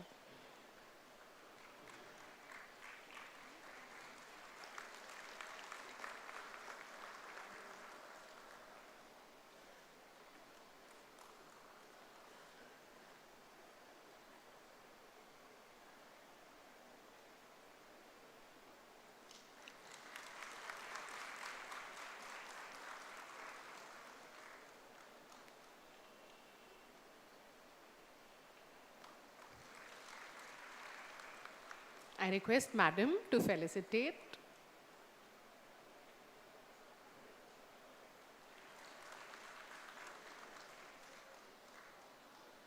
Honorable Shri Mangal Prabhat Lodha Ji, Minister, Skill Development and Entrepreneurship, Government of Maharashtra.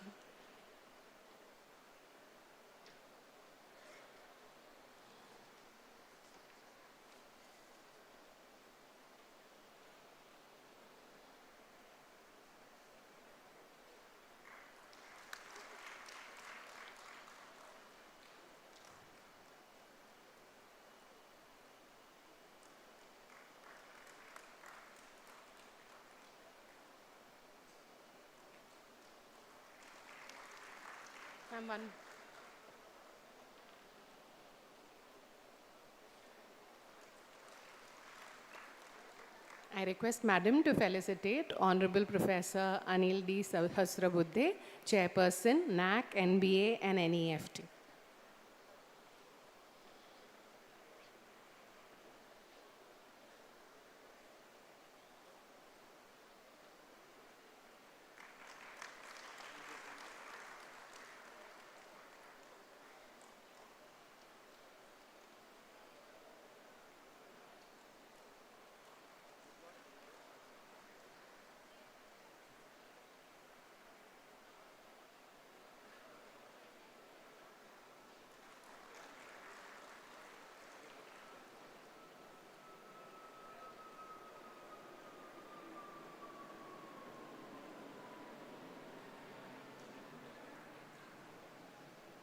May I request Registrar Sir, Professor Vilas Nandavdekar Sir, to felicitate Honorable Srimati Manisha Verma Ji, Principal Secretary, Department of Skill Development, Entrepreneurship and Innovation, Government of Maharashtra.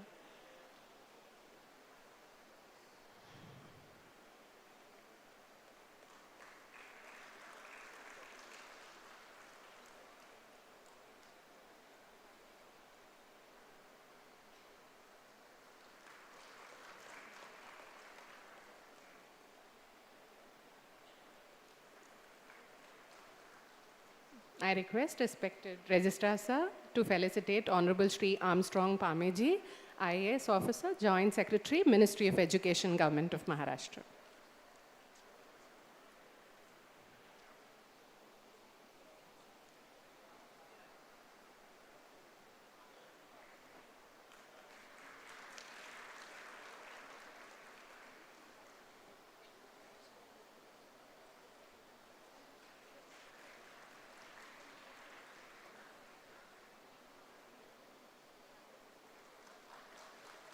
I request Registrar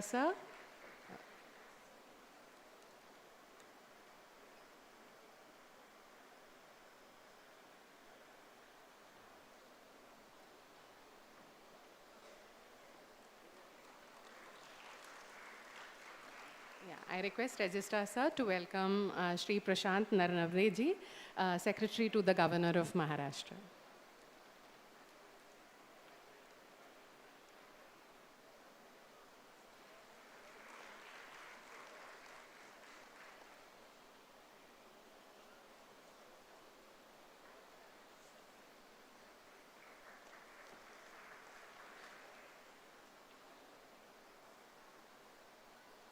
I request Registrar Sir to also welcome Dr. Ashwin Fernandez, Executive Director, QS.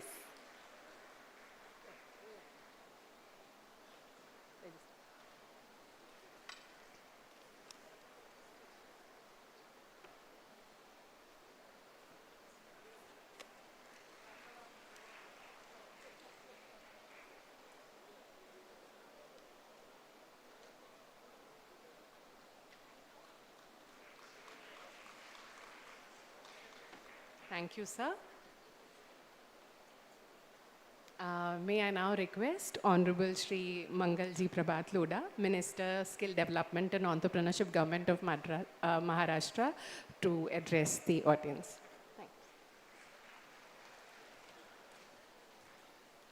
महाराष्ट्राचे आराध्य देव छत्रपती शिवाजी महाराजांना वंदन करून, Bharat Ratna doctor Babasaheb आंबेडकरांना वंदन करून, भारताची आर्थिक राजधानी मुंबईमध्ये जे सोर्स ऑफ स्ट्रेंथ देशासाठी आहे, विश्वासाठी आहे, अशी महिला SNDT युनिव्हर्सिटीमध्ये आज हा इनोव्हेशन महाकुंभमध्ये उपस्थित, आपला आशीर्वाद देण्यासाठी उपस्थित महाराष्ट्राचे लाडले मुख्यमंत्री माननीय श्री देवेंद्रजी फडणवीस, ॲक्टिव्ह आणि फार कल्पक vice chancellor doctor Ujjwala Chakradev, professor doctor Anil Sahasrabuddhe, Shrimati Manisha Verma, Shri Armstrong Pame, Shri Prashant Nanaware ji, secretary to the governor education, mister Ashwin Fernandes, मंच पर उपस्थित सभी माननीयगण और भारत के कोने कोने से आए हुए शिक्षा के अंदर और इनोवेशन के अंदर जिन्होंने अपना कंट्रीब्यूशन किया है, ऐसे सारे प्रमुख नागरिक, वाइस चांसलर्स, एजुकेशन सेक्रेटरीज, समय की मर्यादा है, हम सब माननीय मुख्यमंत्री जी को केवल सुनना ही नहीं चाहते हैं, उनसे हमको ताकत भी मिलेगी और उनसे हमको गाइडेंस भी मिलेगी। महाराष्ट्र का सौभाग्य है कि महाराष्ट्र में एक ऐसा मुख्यमंत्री आए हैं जो कि महाराष्ट्र को न केवल इकोनॉमी के क्षेत्र में, विकास के क्षेत्र में, बल्कि एजुकेशन के क्षेत्र में भी अगले 5 सालों में महाराष्ट्र को न केवल भारत में बल्कि दुनिया की आप कैपिटल पाओगे। आज अभी बड़ी यूनिवर्सिटीज हमारी यहाँ आने लग गई हैं, सारी दुनिया का कैपिटल हमारे यहाँ आने लग गया, सारी दुनिया की इंडस्ट्री आने लग गई है। तो उसका यदि कोई सबसे बड़ा कारण है तो माननीय देवेंद्र फडणवीस जी का इसके बारे में इनोवेशन और इसके बारे में सोच। और भारत का सौभाग्य है कि भारत के अंदर प्रधानमंत्री के रूप में माननीय नरेंद्र भाई मोदी जी हैं। नरेंद्र भाई मोदी जी का इनोवेशन स्किल के बारे में कितना लगाव है वो सब आपको मालूम है। और महाराष्ट्र के अंदर माननीय देवेंद्र फडणवीस जी हैं। एक कहावत है कि ननियाल में खाना हो और माँ परोसने वाली हो तो फिर चिंता काहे की। तो आज जो भारत के अंदर और मुंबई के अंदर जो समीकरण बना हुआ है उसमें हमको कोई चिंता करने की ज़रूरत नहीं है। ये विकास की बुलेट ट्रेन इनोवेशन का डब्बा लिए हुए आगे बढ़ रही है। ये बुलेट ट्रेन ऐसी ट्रेन है जो हर स्टेशन पे रुकेगी और जो इसमें बैठना चाहेगा उसमें लेके जाएगी। आपसे रिक्वेस्ट है कि इस बुलेट ट्रेन की गति को समझते हुए और विकास की धारा को समझते हुए सभी इनोवेशन के इस काम के अंदर अपना अपना रोल करें, विकास के अंदर अपना अपना रोल करें। मैं ये यूनिवर्सिटी के अंदर महिलाओं की जो कल्पक शक्ति होती है, उनके अंदर जो काम करने की लगन होती है, उसको प्रणाम करते हुए यहाँ पे हमारा सौभाग्य है कि न केवल इस यूनिवर्सिटी की वाइस चांसलर महिला है बल्कि जो महाराष्ट्र की देश की पहली स्किल यूनिवर्सिटी बनी, देवेंद्र जी ने उसकी भी वाइस चांसलर एक महिला को बनाया। तो केवल 35% रिजर्वेशन नहीं है, आपका 100% रिजर्वेशन है। और इसको पहचानते हुए हम सब लोग, सरकार आपके साथ में है, पूरे तन मन धन से आपके साथ में है। आप हिम्मत करिए, उठकर खड़े होइए और आगे बढ़िए। पूरा भारत, विकसित भारत के अंदर आपका भी रोल रहेगा, इसका आनंद बहुत हम सबको मिलेगा। बहुत बहुत धन्यवाद। जय हिंद, जय Maharashtra.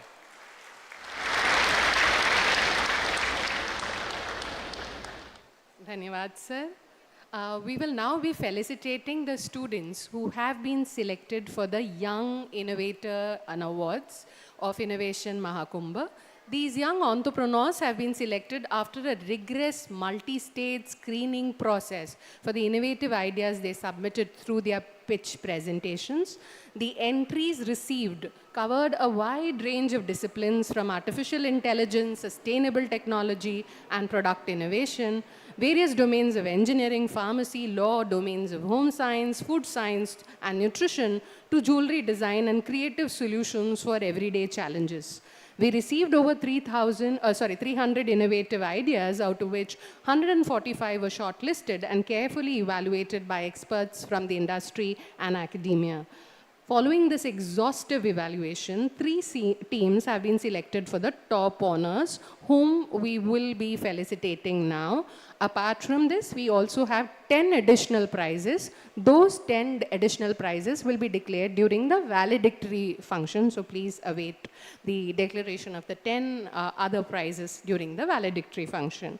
I will now be announcing the names of the teams which have received the top honors, and may I request Honorable Chief Minister, sir, along with Honorable Vice Chancellor Madam and other dignitaries to give away the awards. I request the teams to hurry up on stage along with their mentors. The team receiving the top honor, that is the first prize, is Team Tubercaria, proposed by innovator Monica L. Jadhav and mentored by Professor Pratima Tatke from Siusha College of Pharmacy.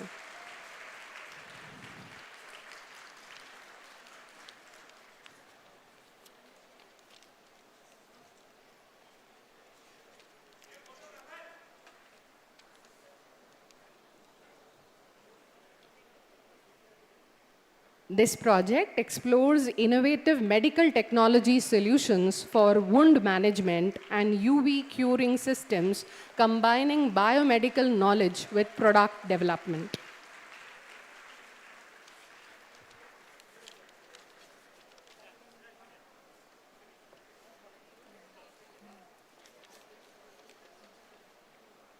The second top honor goes to Team Agri Vision by innovator Rupali Santosh Kale, mentored by Professor Sanjay Shitole from Usha Mittal Institute of Technology. This project is an AI-based fruit quality assessment system utilizing computer vision and deep learning techniques to ensure precise and automated grading and sorting in agriculture.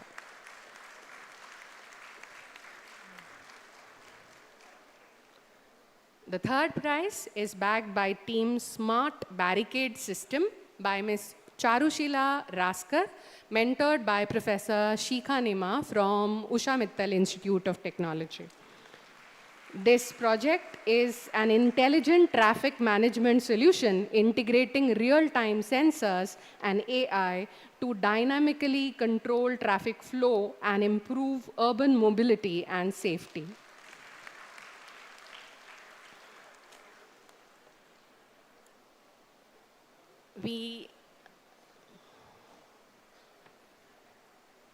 Thank you, sir. Thank you, madam. We now come to a very important segment of the event, the announcement and inauguration of Innovation Mahakumbha SNDT Women's University Pre-incubation Center. Under the visionary leadership of Honorable Vice Chancellor Madam Professor Ujjwala Chakradev, SNDT Women's University is poised to take a pioneering step by becoming the first university to provide support and guidance to its young budding entrepreneurs by facilitating a pre-incubation center. Through this initiative, the university aims to nurture innovative ideas, help students understand on the entrepreneurship process, and mentor them through every stage, from ideation to becoming startup ready via its pre-incubation center. May I request Honorable Chief Minister, sir, to announce and inaugurate Innovation Mahakumbha SNDT Women's University Pre-incubation Center.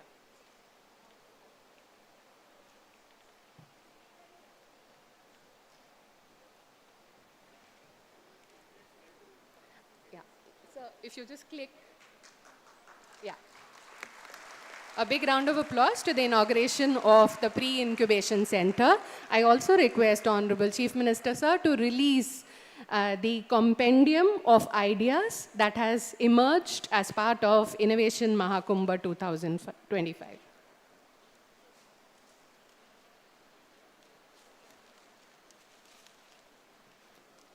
These are the ideas of the 145 selected teams who have grandly and proudly displayed their projects in the area outside, and I request all of you to motivate and guide them by having a look at it. Thank you so much.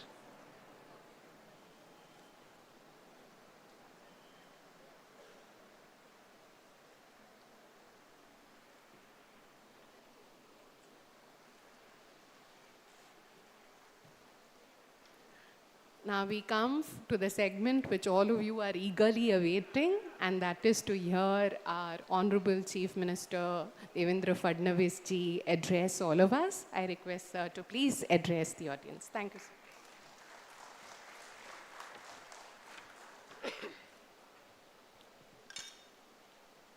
Hindavi स्वराज्याचे सरसंस्थापक छत्रपती शिवरायांना मानाचा मुजरा करतो.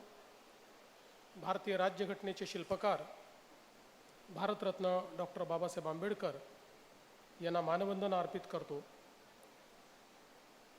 आज या innovation महाकुंभामध्ये मंचावर उपस्थित असलेले राज्याचे कौशल्य विकास, उद्योजकता आणि नाविन्यता मंत्री श्री मंगल प्रभात लोढाजी, कुलगुरू Shrimati Ujjwala Chakradev, chairman NAAC professor Anil Sahasrabuddhe, कौशल्य विकास विभागाच्या अपर मुख्य सचिव Manisha Verma, joint secretary government of India Shri Armstrong Pame, राज्यपालांचे सचिव श्री प्रशांत नारनवरे, SNDTचे रजिस्ट्रार डॉक्टर विलास नांदवडेकर, या ठिकाणी उपस्थित convener ST Jadhav, doctor Ashwin Fernandes, doctor Yogesh Nerkar, या ठिकाणी उपस्थित सगळे वाईस चान्सलर्स, त्याचप्रमाणे गव्हर्नमेंट ऑफ इंडियाचे सर्व अधिकारी, इंडस्ट्रीजमधनं या ठिकाणी आलेले रिप्रेझेंटेटिव्स and dear students, it gives me immense pleasure to be part of this Innovation Mahakumbh organized to commemorate the birth anniversary of visionary leader Bharat Ratna Dhondo Keshav Karve. At the very outset, I would like to pay my respects to the visionary leader Bharat Ratna Dhondo Keshav Karve. We must acknowledge that his vision was much ahead of times. And why I say that? Maharishi Dhondo Keshav Karve established the SNDT Women's University in 1916, and in UK the adult suffrage for women, the voting right to women, was conferred 2 years later in 1918. So before a developed nation who was ruling 2/3 of the world could understand that we need to make women part of our democracy, it was Maharishi Dhondo Keshav Karve who understood that for any country to prosper, we need to create a human resource which empowers the women to be part of that nation's journey.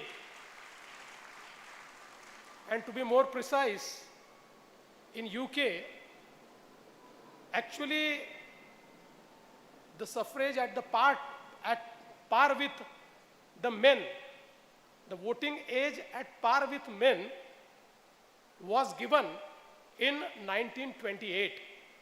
So I think that the visionaries who are ahead of times, who understand how the destiny of a nation is shaped, can change the destiny of people, and Maharishi Dhondo Keshav Karve was one of them, and that is why all of us are here on this momentous occasion, whereby the 110th year of this university is celebrated with Innovation Mahakumbha, which is actually showcasing 110 top innovations done by the women with the help of this university. So I would like to congratulate the Vice Chancellor and the entire team for organizing this Innovation Mahakumbha. We all know that in today's era, innovation is the only channel by which we can leapfrog. And when we talk of innovation, it is not about reinventing the wheel. Innovation is about thinking smartly. Innovation is about changing lives of people. Innovation is about ease of living. Innovation is all about thinking in a way whereby we can impact lives of people. And that is why we can see that there are innovations in every sphere of life. Every single idea is an innovation. And I would say that every idea whose time has come is transformed into a startup. And today, in the era of startups, I think every single person has opportunity to become an innovator, to become an entrepreneur, and to change his life or their life and the lives of the people. When we were kids, people used to say, Amir Admi kaun hai? Tata Birla. Now is a time when people say, Ambani, Adani, Godrej, ye bade bade log hai. But now is a time that an 18 or 20 years boy incubates an idea, creates a startup, and in 4 years, it becomes a unicorn. And he comes in the league of all these Tatas, Birlas, Ambanis, and people like that. That is the power of innovation. That is the power of startup. And what is the role of university? What is the role of government? It is only to provide wings to the dreams of our bright students. And I think that's what is happening in SNDT. And today's idea of pre-incubation, the platform which we just inaugurated, is also a very bright idea, because incubation is a stage. To reach that stage, you require a lot of exclusion. Not every idea is incubated, but if we provide help in pre-incubation, then maybe if today out of 100, 10 ideas are getting incubated, through pre-incubation, that number can reach 20, 30, 40, and more people can be guided and can be part of this entire startup ecosystem. I am very happy that SNDT is partnering with the industry for pre-incubation. That is very important. Ultimately, whatsoever idea you have, the idea has to be scalable, it has to be marketable, then only that idea becomes a business case. Today, I am very happy to tell you that Government of Maharashtra has also announced its new startup innovation and entrepreneurship policy.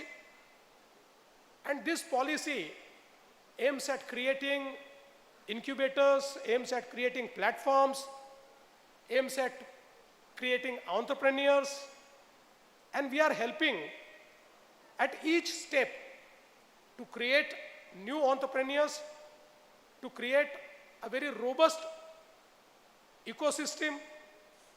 A robust infrastructure is also provided so that Maharashtra becomes a hub of innovators. I'm very happy that we have created a Maha Fund of 500 crores, whereby we are trying to support the new innovations, we are trying to support the startups, and I'm very happy that there are several startups which have become now a full-fledged enterprise, are outcome of the support of the fund created by the government of India, government of Maharashtra. I must, at this juncture, thank our visionary Prime Minister Shri Narendra Modi ji, who in 2014 floated this idea of Startup India. Initially, all of us know that when our Prime Minister was talking about Startup India, there were many skeptics around the country who used to mock this idea. But today, we are not just great in India, but we are world's third largest startup ecosystem now, and we are inching towards becoming the second largest. This is the vision, this is the idea, this is the commitment. When Honorable Prime Minister talked about our demography, and he said that scale, skill, and speed, these are the three things which India can offer. People thought it's just a catchphrase, but today we are becoming Atmanirbhar in every sphere. And recently, during Operation Sindoor, we could see that the weaponry, very advanced weaponry which was designed and manufactured in India, was able to prove our dominance over the enemy country, and the entire world has now understood that they cannot undermine our country, India. And many of these weaponry, many parts are actually created by our innovators through startups. And these startups are now full-fledged enterprise. So we must understand the power of any idea. Today we have celebrated 3 startups here, 3 ideas here, 3 innovations here, and all of them are, I think, very path-breaking. Whether it is in medical sphere, whether it is in agri-tech, or whether it is for traffic management, I think they are disrupting for better. And today, in this economy, a new disruption is coming. And all of us know that disruption is AI, artificial intelligence. In the recent report by World Economic Forum, it is stated that now 70% of startups are using data, analytics, information through artificial intelligence. The power of artificial intelligence, when used ethically, is immense, and that's going to change the entire space of startup and businesses.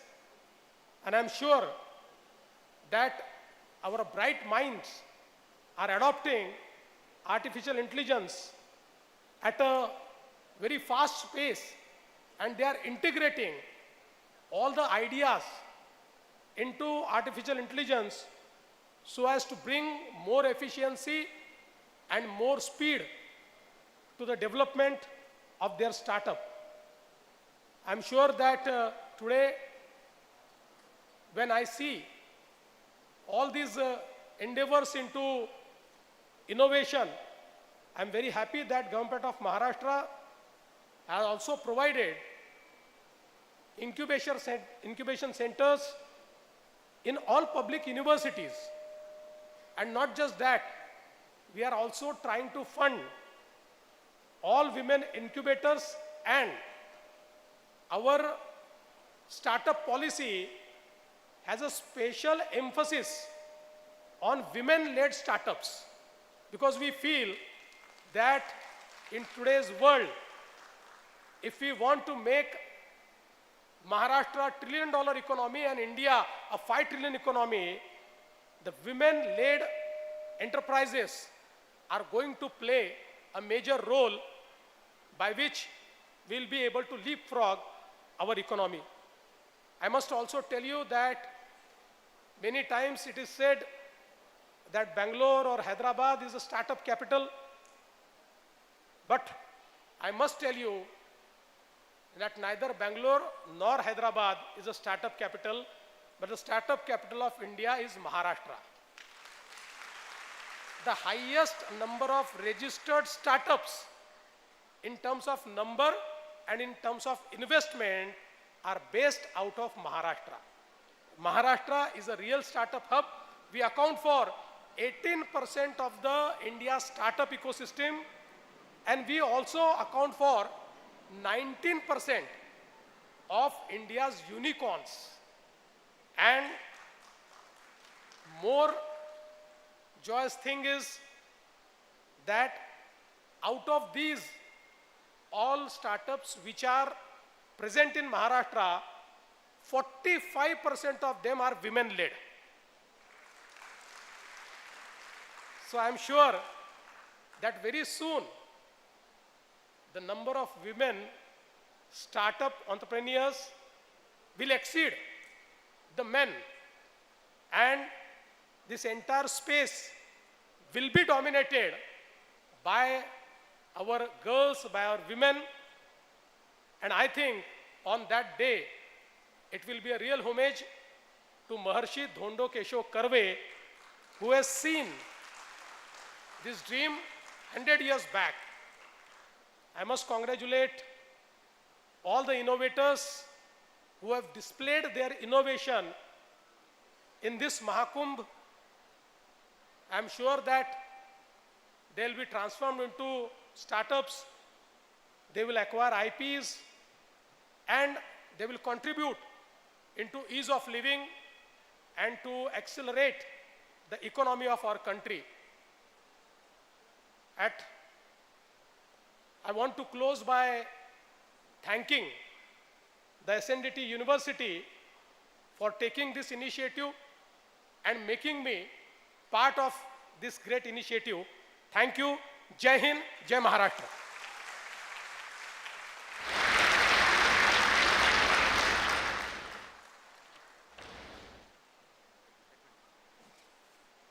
Thank you so much, sir.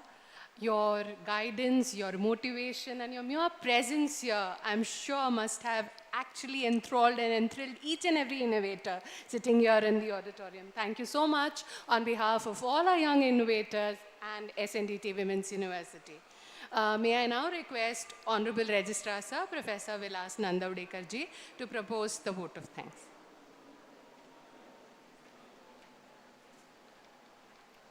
नमस्कार. छत्रपती शिवाजी महाराज यांना वंदन करून भारतरत्न महर्षी धोंडो केशव कर्वे यांना नमन करतो.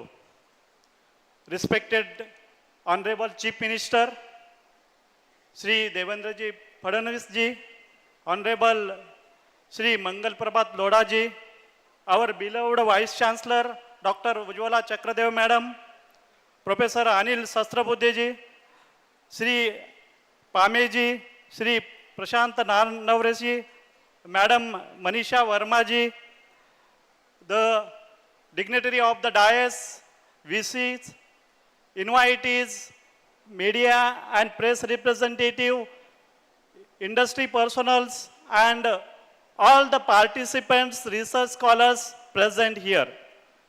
It gives me immense pleasure to propose a vote of thanks on this August gathering of Innovation Mahakumbha. On behalf of SNDT Women's University, I respectful thanks to our Honorable Chief Minister, Shri Devendra Fadnavis ji, for his inspiring words. Sir, your belief that innovation is the bridge between ideas and good governance continues to motivate us. Every single idea is an innovation, as you mentioned. साहेब, आपण आमच्या विद्यार्थिनींना ताकद दिलेली आहे. ती ताकद नक्कीच आमच्या विद्यार्थिनी त्यांच्या भविष्यासाठी आणि उद्योजक निर्माण करण्यासाठी उपयुक्त ठरेल अशी मी आशा बाळगतो. या ठिकाणी ज्यांनी माननीय श्री चंद्रकांत दादा पाटील यांनी आम्हाला मोटिवेट केलं, त्यांनी आम्हाला मार्गदर्शन केलं. सो आय thank Honorable Minister Higher and Technical Education for his constant support. My special thanks to Honorable Shri Mangal Prabhat Lodha ji, who has always encouraged us and support us for this type of cause. My deep appreciation our Vice Chancellor, Dr. Ujjwala Chakradev Madam, for her dynamic leadership and dedicated efforts in turning this Mahakumbh into a national platform for innovation and empowerment. My heartfelt thanks to Dr. Anil Sahasrabudhe ji, Mrs. Manisha Verma ji, and our government official Pame ji, Nar Navre ji for their support in all the ways. I thank the dignitary of the dais, all the Meru Vice Chancellors who came all the way for this Innovation Mahakumbh along with their innovative team of the students. I personally thank to all the industrialists, personnel, innovators, investors for their constant support for the Innovation Mahakumbh. I personally appreciate on behalf of University, the Maharashtra Chamber of Commerce, Industries and Agricultures, and the association, MSME and other associations who have helped us for pre-industry meet and the meet after this event, means this idea will be continue for support us. I thank all the authorities of the universities, bodies of the universities, nodal officers of Meru University, government of Maharashtra officials, central government of Ministry of Education officials, along with all the teachers and non-teaching staffs for their encouragement. The students who are participated here, because of this, only this event is happening, so I personally appreciated those students who are participating in this Innovation Mahakumbh event. I thank all the press media representatives who are here and who will definitely spread the message of innovation, and as our Honorable Chief Minister has suggested and mentioned, Maharashtra will be the #1 in the India for the startup. That news you will communicate to all. I thank each one of you who are supported us directly or indirectly on this occasion. With this word, I thank you. Jai Hind, Jai Maharashtra.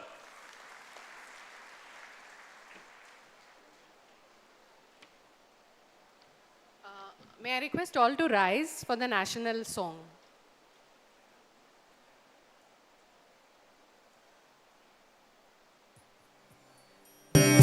Vande Mataram, Vande Mataram, Sujalam Sukhalam, Malayaj Sheetalam,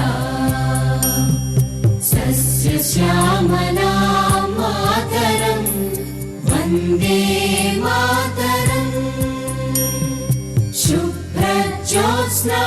पुलकितयामिनी पुल्लकुसुमित द्रुमदलशोभिनी Suhasini सुमधुरभाषिणी सुखदां वरदां मातरं Vande Mataram Vande Mataram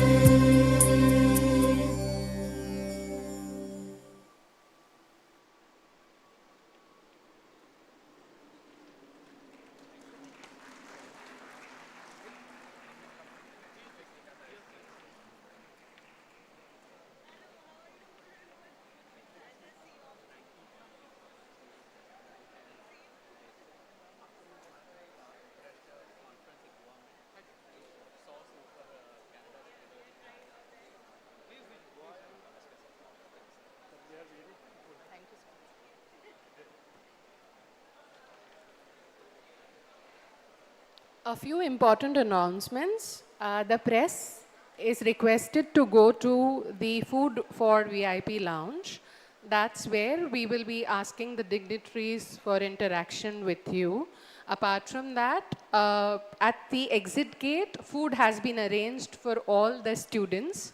And for the faculty and everyone else, you have to go to the adjacent building for refreshments. Thank you so much. Press, yes. Press, Sulakshna madam is, yeah? I have announced. The teachers also, the food has been arranged at the exit gate. Tea break.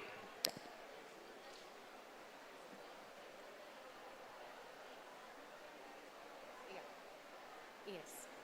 You're all instructed to be back in the auditorium by 12:30, wherein we will be starting with the next session, which is industry interaction.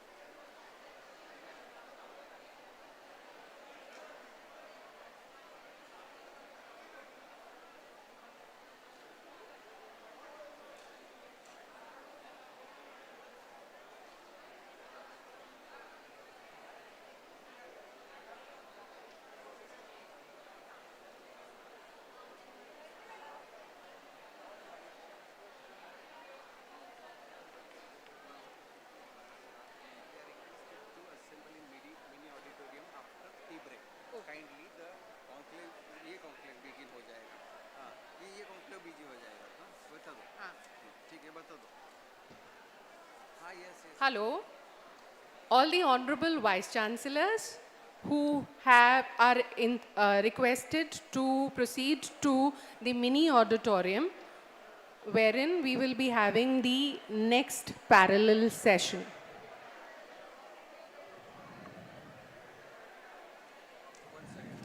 Yeah, may I request all the honorable vice chancellors to proceed to the mini auditorium, which is in the building adjacent to this building, wherein we will be having the parallel session.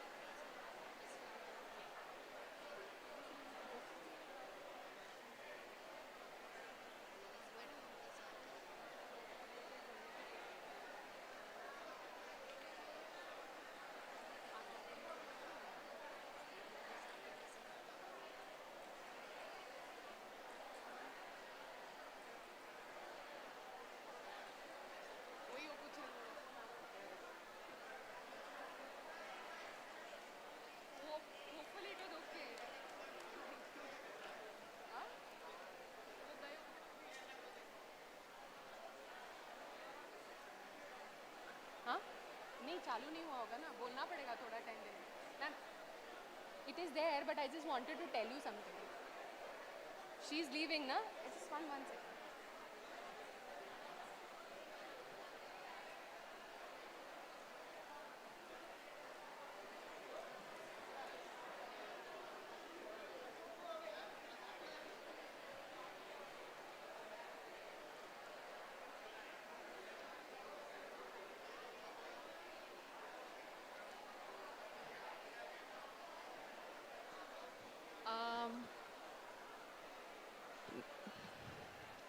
Representatives from the press, we are kindly making arrangements for the dignitaries to come and speak to you. At the moment, they've gone for the tea, so just give us a few seconds.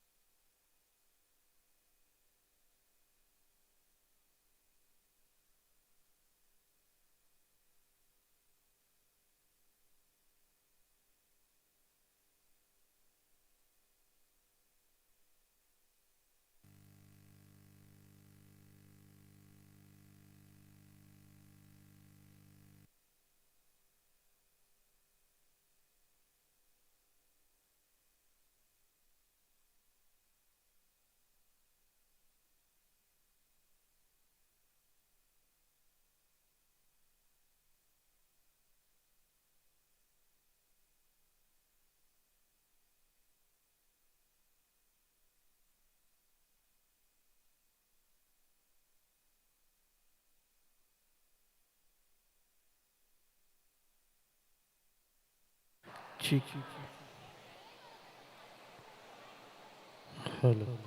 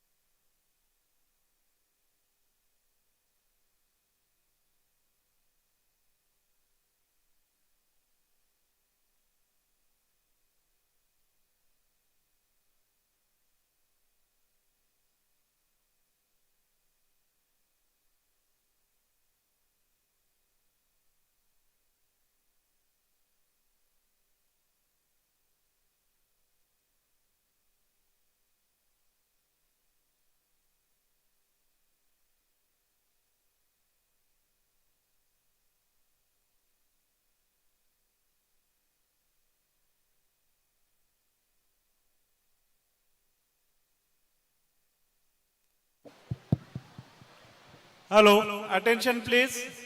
All the students, industrialists, venture capitalists, please assemble.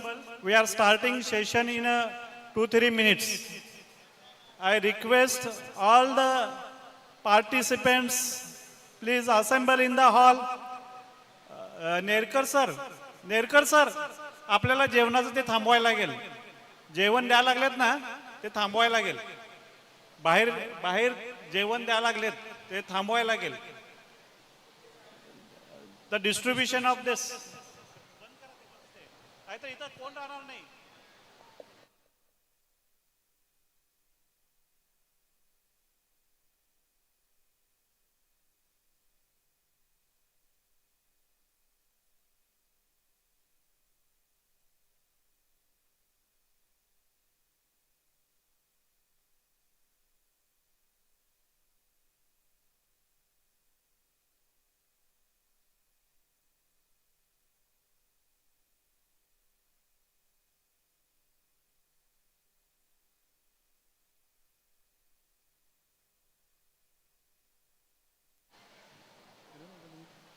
Hello. All the students who are standing outside of this pavilion, please come inside, and industrialists also I request to them. Hello.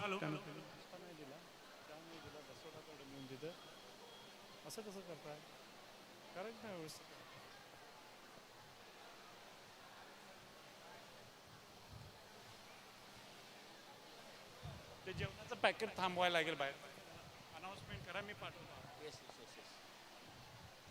Hello. Industry session will now start very quickly. All the students, those who are presenting, please come to the main auditorium. Those who are presenting, please come to the main auditorium. Students, presenting students, session will start within the next 5 minutes. Your presentations will start within the next 5 minutes. All the students, those who are presenting, please be here.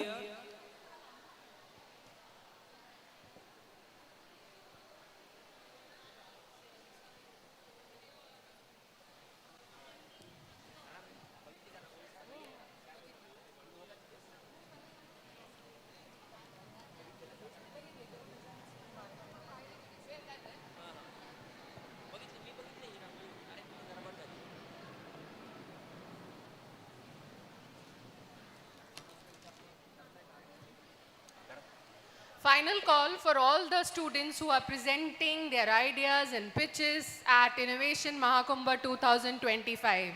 Take this as a final call and immediately rush back to the main auditorium for the presentations. We will shortly be starting with the next session, which is interaction of the young innovators with the venture capitalists and people from the industry.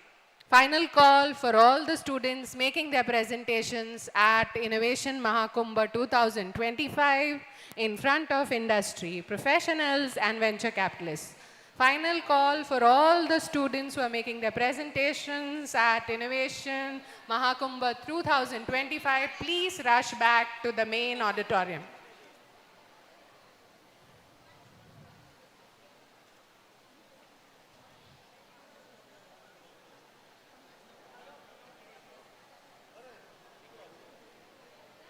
Great.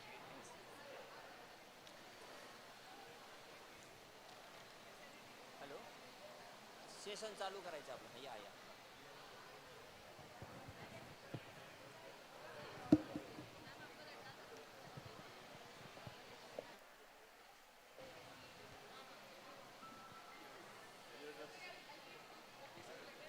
आवाज बाहर जाती है क्या? तो how will the students come? Requesting volunteers to please get the students back to the auditorium for the pitching session in front of industry experts and venture capitalists. Requesting all the volunteers, this is not the lunch break. We will be soon having the lunch break. This is the tea break. So requesting all students to rush back to the main auditorium.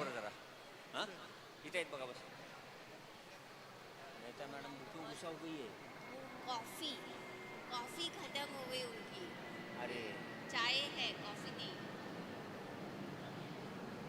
ते लड्डा सरांने को भेज दिया वहाँ पे।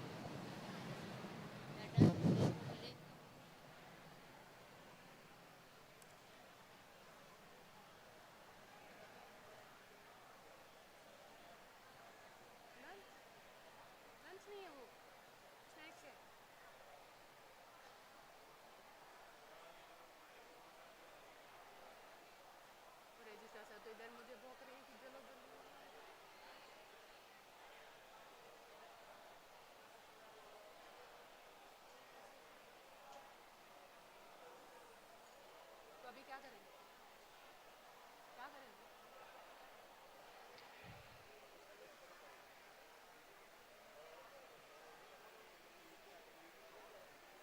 Calling Ladda sir as well as Shitode sir, please. Ladda sir and Shitode sir, please come on stage.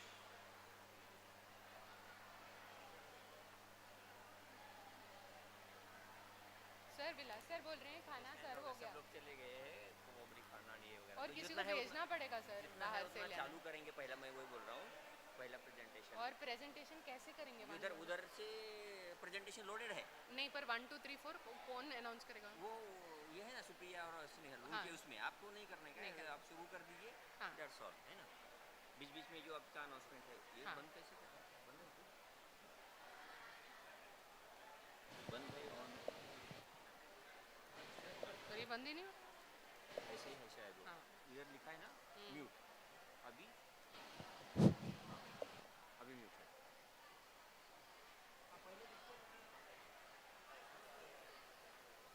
Requesting all students to kindly take your seats.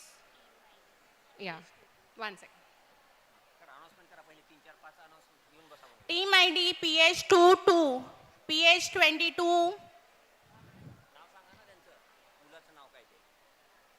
Student name Monica L. Jadhav. Please be present here. Your presentation is starting now. Second one is Agri Vision AI Smart Grade. Student name is Mrs. Rupali Santosh Kare. Third presentation is Smart Barricade System. Student name is Dr. Charushila Raskar. Please present in the pandal. It's a kind request all of you. Fourth presentation is Sync Khet AI Urvi Narvekar. The fifth one is Agentic AI Eye Care Pranoti Nage. Everyone please be ready with the presentations. The next one is team ID HW04 Dust Visel Rakhi Gaud.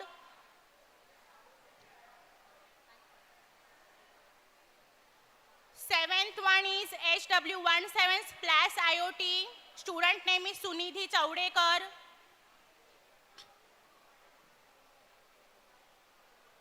Next one is team ID HES19 DNA marker screening for cervical cancer. Student name is Bhumika Rathod. Miss Bhumika Rathod, please be present in the pandal.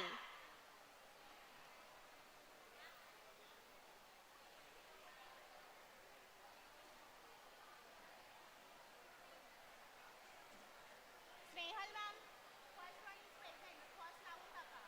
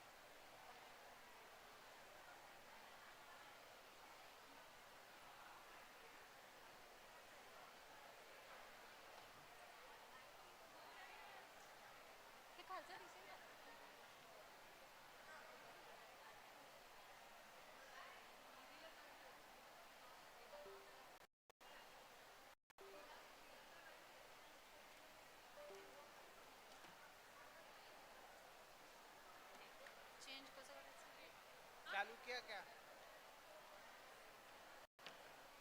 थोड़ा मेरे को और start करना है, start नहीं कर रहे हो ना? नहीं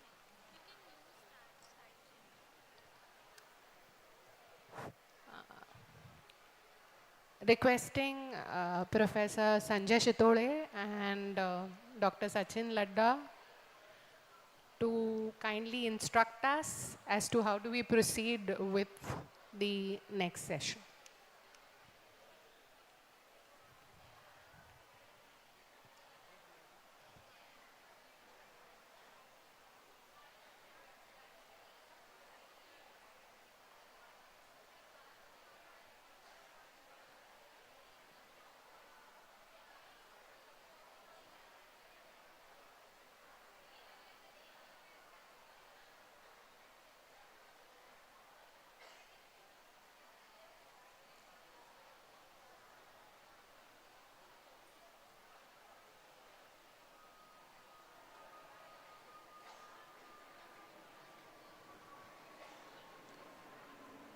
To all the participating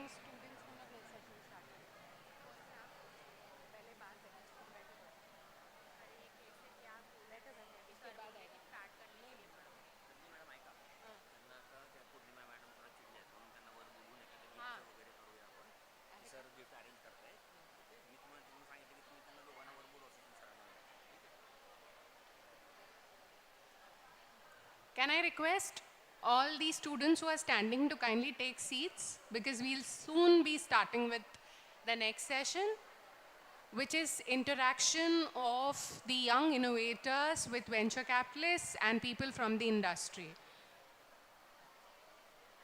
Students are instructed to kindly take the seats.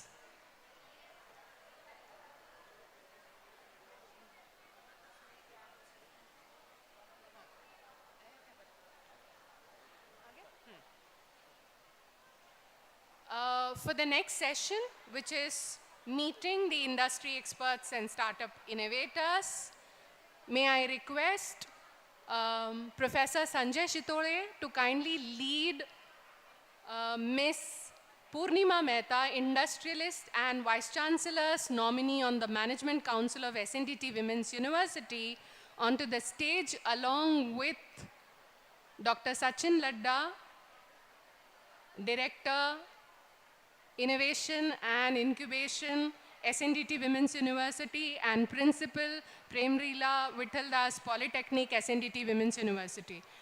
Can all of you please greet them with a big round of applause? Can I request all the students sitting here to kindly greet our experts with a big round of applause?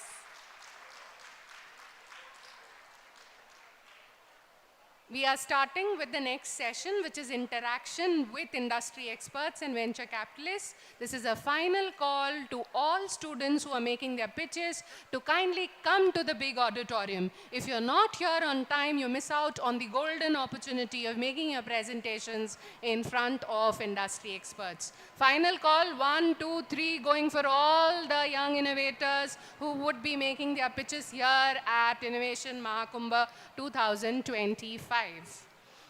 To commence with the proceedings of this session, may I invite on stage Professor Sanjay Shitole to welcome the audience and introduce us to the objectives behind conducting this interaction with industry experts.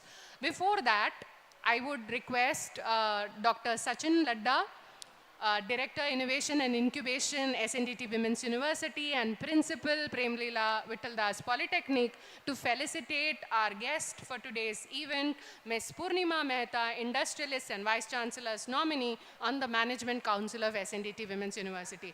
Please greet Madam with a big round of applause. Madam is very enthusiastic and keen to know about the different things that you young innovators have come up with, and she's always supporting and guiding us at SNDT Women's University. Thank you so much, ma'am, for accepting our invitation and moderating this session. May I request Professor Sanjay Shitole to address the gathering.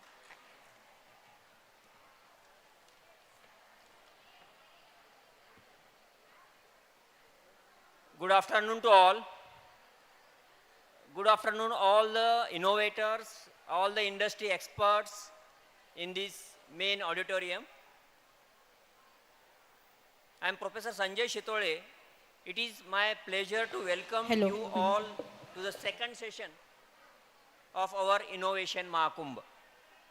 First, a very special welcome to our session moderator, Madam Purnima Mehta, a successful industrialist and valued member of our university's management council.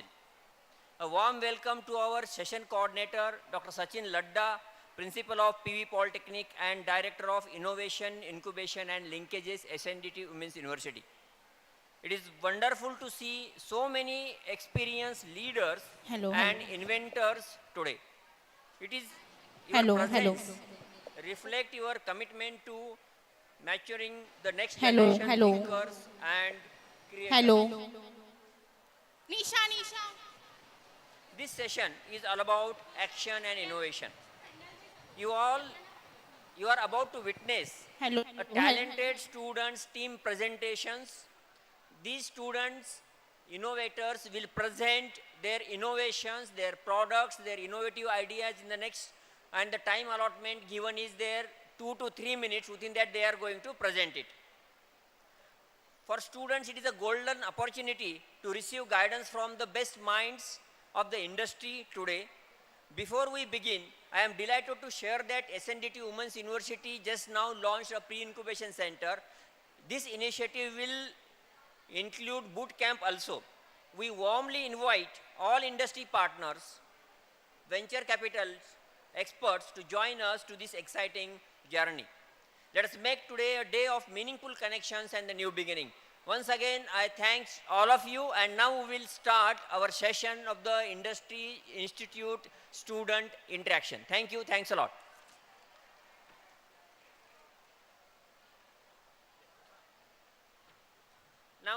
Now our first presenter, Monica Jadhav, will present in the next 3 minutes her innovation. Please come.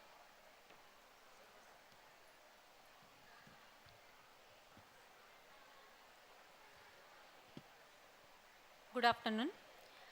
Myself Monica Jadhav, a research scholar from CU Shah College of Pharmacy, SNDTWU Women's University. My prototype is Tubercaria capsules, herbal adjuvant for TB. Tuberculosis is still one of the deadliest infectious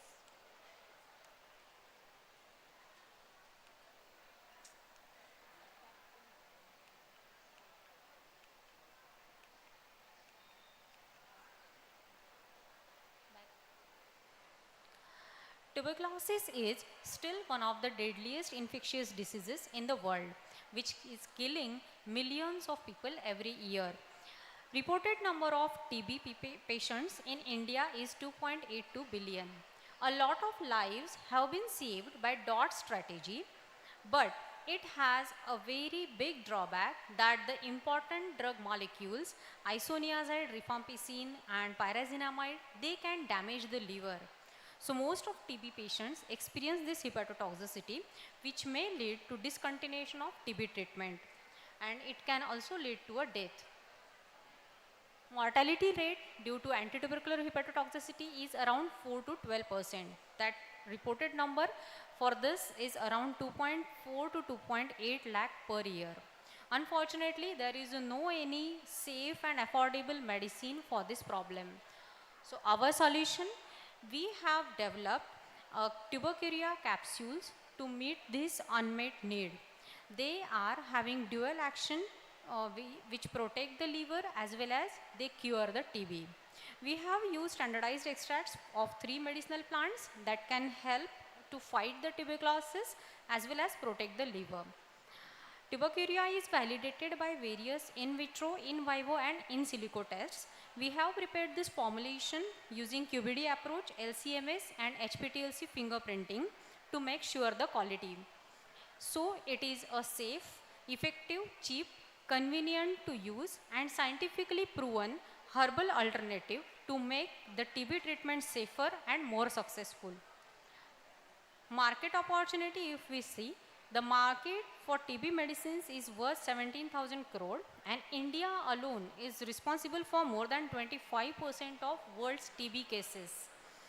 If we capture 1 or 2% of this market, it is still a very big and scalable market. There are 3 parts for our go-to-market strategy. First one, in first year, there will be a filing of clinical approvals and intellectual properties. In second year, we can do a partnership with TB centers, Ayush hospitals and herbal drug manufacturers. And in the third year, we will go for a commercial launch and digital outreach. And also we are planning for its OTC products. So we will position tubercuria as a herbal adjuvant that has been passed through clinical trials.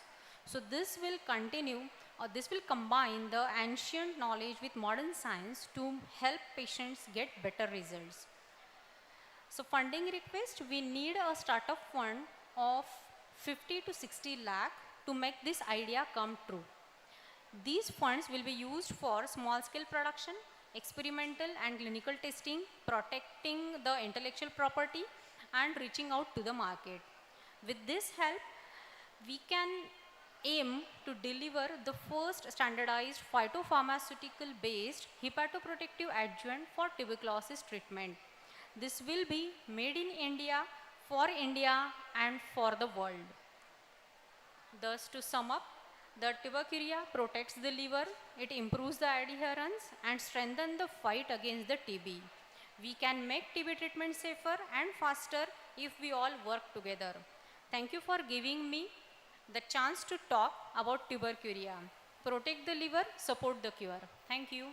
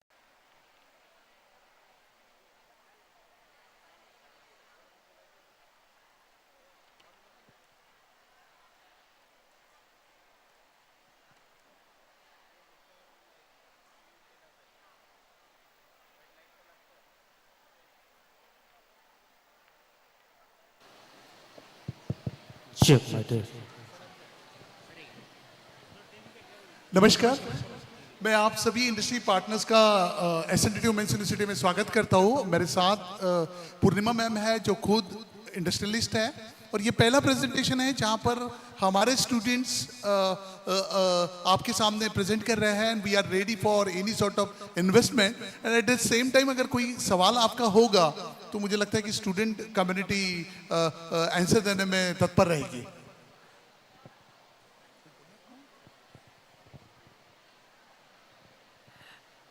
पहले तो मैं request करूंगी जो भी पीछे बैठे हुए लोग हैं इंडस्ट्रियलिस्ट सामने आके वीआईपी सीट्स पे बैठिए। अभी ये जो पहली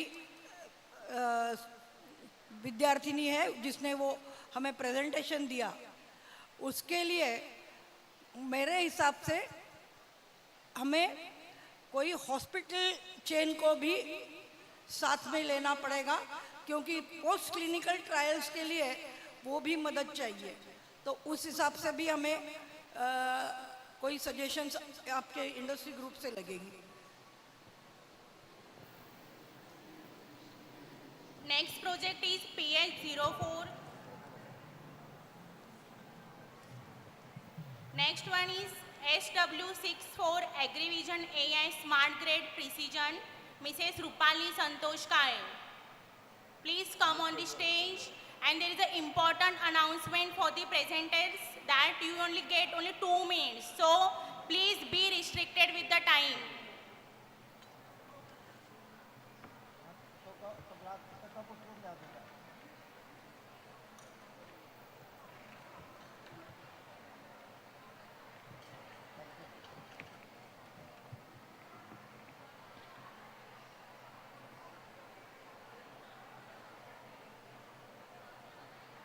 afternoon, everyone.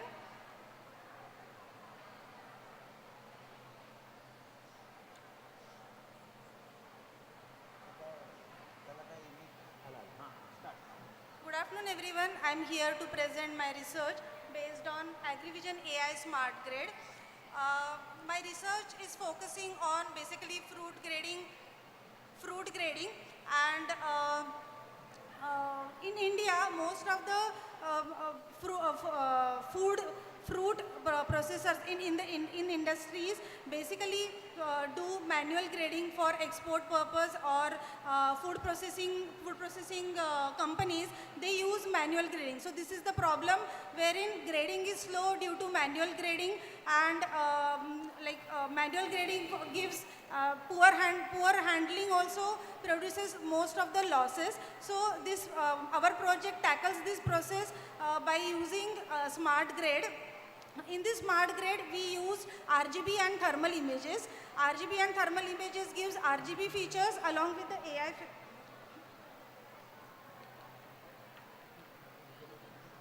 Along with the features of these are the two cameras which are used for collecting the images, RGB images as well as thermal images. Thermal images gives the temperature of various areas of fruit, and RGB images gives the outer structure, outer features of the fruit. Our AI smart grade system combines these RGB images as well as thermal images to monitor the fruit inside as well as from outside, and then we will give the real-time grading, which helps to identify grading of your fruit, and it helps with a combination of Agentic AI. We also provide the messages or provide the intelligence to this our system to fetch the market where farmers can get their best values. So we are looking for for higher. This is the pilot-based model. So to seek the to do the setup, we are seeking the investors to invest at least 65 to 75 lakhs funding. With this investment, we can develop Agentic AI cloud-based model which served on large scale. Thank you.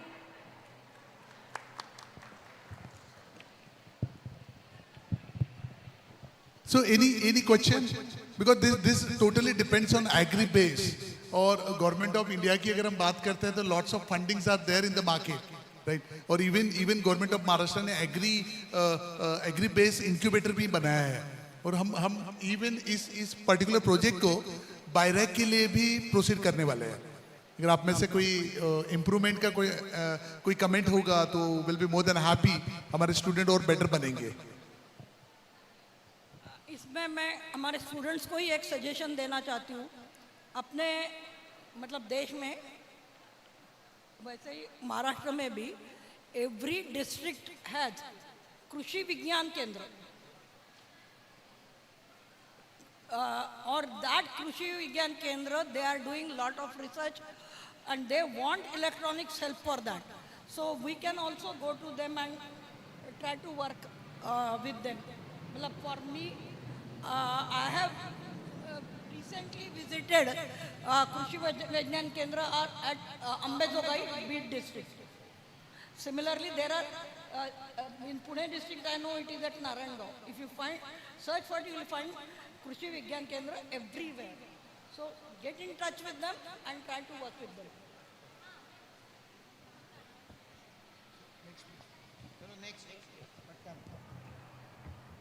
Next project, Smart Barricade System, Charusila Raskar.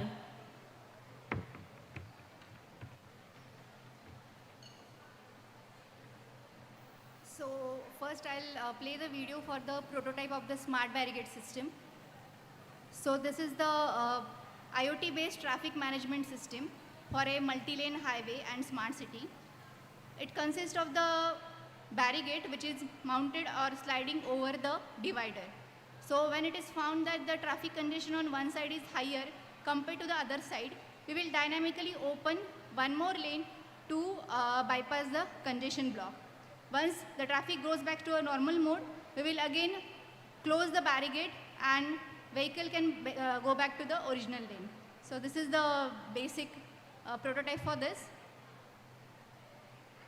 So here you can see that the barricade has opened and the automated vehicle is moving from one lane to the other lane. And once it is done, the barricade is going to close it. So this is for the traffic congestion reduction.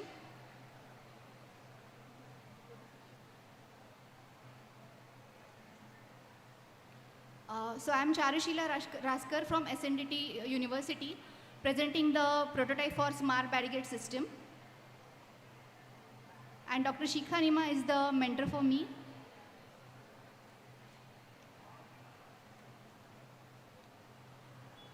So traffic congestion is the major problem faced in cities, which has created a wastage of fuel, increase in traveling time, and also it blocks the emergency vehicles such as ambulance and fire brigade systems. So here is the architecture for the system. It uses IoT sensors for collecting the real-time data.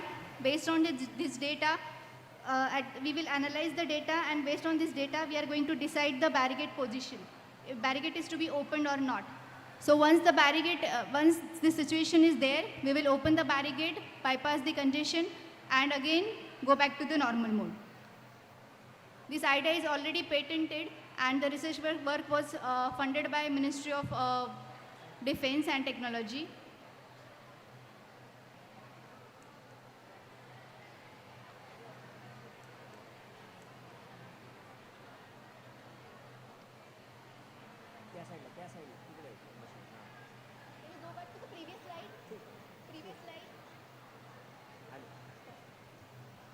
The funding required is 260 lakhs, that is from pilot phase to the deployment at the smart city level. Phase 1 consists of field prototype development, where it consists of IoT sensor calibration and hardware design, software integration and cloud connectivity. Finally, we will test this prototype at laboratory level and at the city level as well. In the phase 2, we will have deployment at the city level. We will also evaluate the data, what kind of traffic is there. We will also take the feedback from the traffic authorities like MHRDC, NHHI, and based on that, we will do the refinement. Finally, in the final stage, we will have the deployment at the city level, and we will do the scaling. So that is the next milestone. Finally, we are seeking for the funds. So let's connect together and build smarter and safer roads by using this system called as Smart Barricade System. Thank you for the consideration.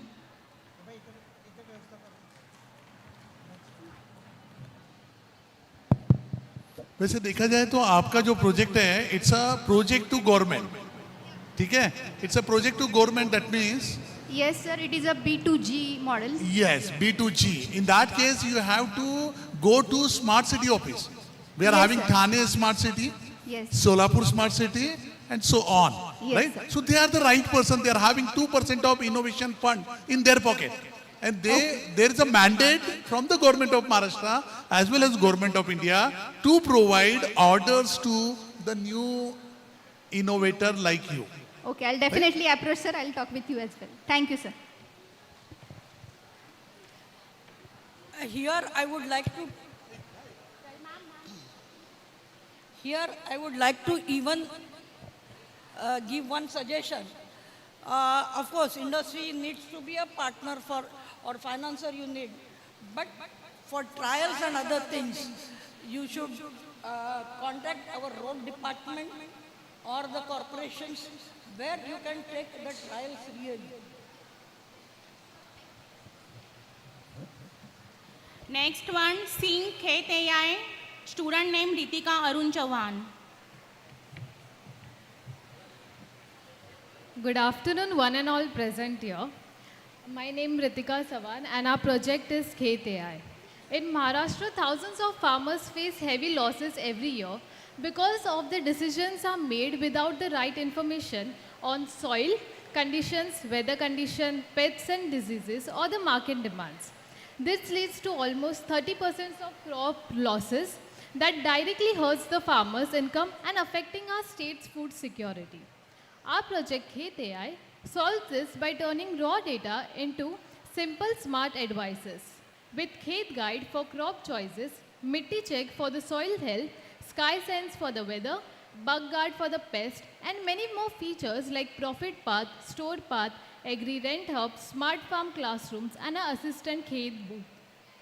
We support farmers for sowing to seeding.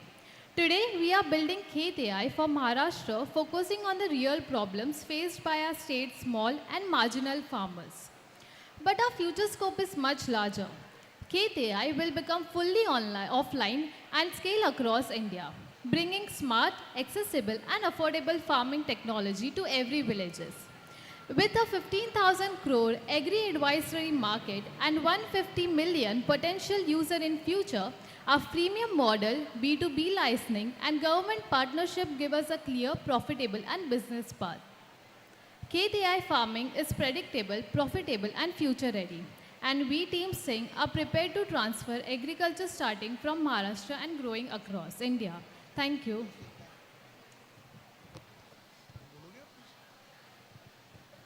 So, आपके case में भी the client is government only. That's one thing. ठीक है. The second thing, lots of softwares based on my 3.5 years journey in the startup ecosystem. What I personally feel, whenever you're talking about farmers, lots of people are working. Excuse me, can you repeat the question? Lots of people are working on the farmers' problem. Right? But that particular solution need to be addressed with the funding from government only. Here I would like to tell you, along with such a type of a product, where you want to give a suggestion to a farmer of this country, you need to be a social educator. Yes. There is a lot of inertia in our people to change their traditional ways. So, it's not only the product development, but you have to work with the social engineering too. Yes, ma'am. Thank you. Next project is Agentic AI Eye Care. Student name is Pranoti Nage. Good afternoon, everyone. I am Pranoti Nage and my mentor name is Dr. Sanjay Shitole, sir. Our topic is Agentic AI Eye Care, intelligence that protects vision. We have also copyrighted this product.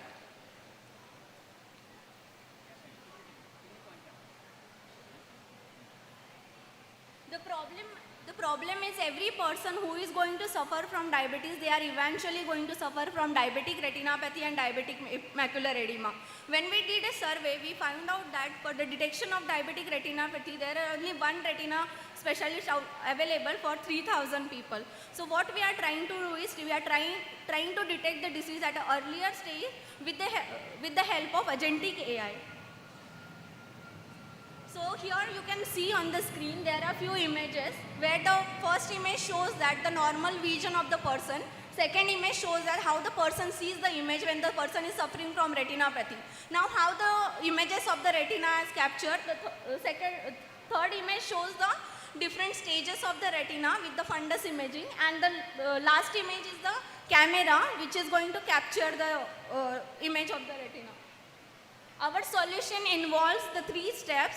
First is pre-processing, second is segmentation, and third is the classification. Our innovation lies in the pre-processing technique where we have developed an adaptive variable speckle filter which is going to pre-process the image by adapting the veins of the human retina as per the person's DNA.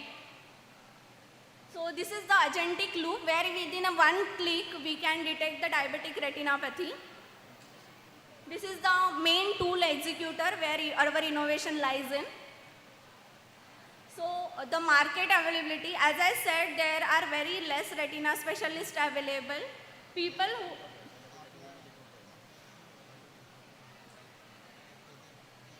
So we have a total addressable market of 20,000 crore. Our prototype is being tested on the publicly available data set. Also, I have done the communication with the 2 retina specialists to test the prototype on the live data set, where we have got the accuracy of 95% with the confidence level. So we are basically asking for the funding of 50 to 60 lakh as we want to reach to the rural level of the area where the basic basic facility of the retinal camera is not available. Thank you so much. First thing I should congratulate that you have tested it clinically. Yes, ma'am. 2 retina specialists I have communicated. Is it a industry sponsored project? No, this is my PhD research work, sir is my guide. It's your PhD research project? Yes. Great.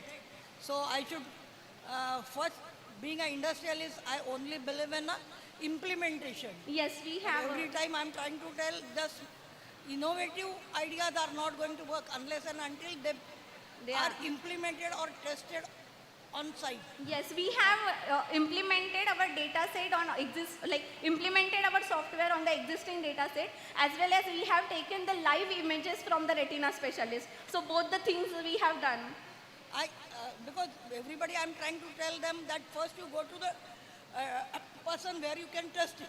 Yes. But where you have said that you have tested it already. Yeah. So yeah, we have almost 20,000 images we have tested. So what I say is, I now congratulate you for testing outside as well as I wish you best luck for getting funding and you will be surely a innovator. Thank you so much. You will have your own industry. Yeah, thank under you. the guidance of Shitole sir.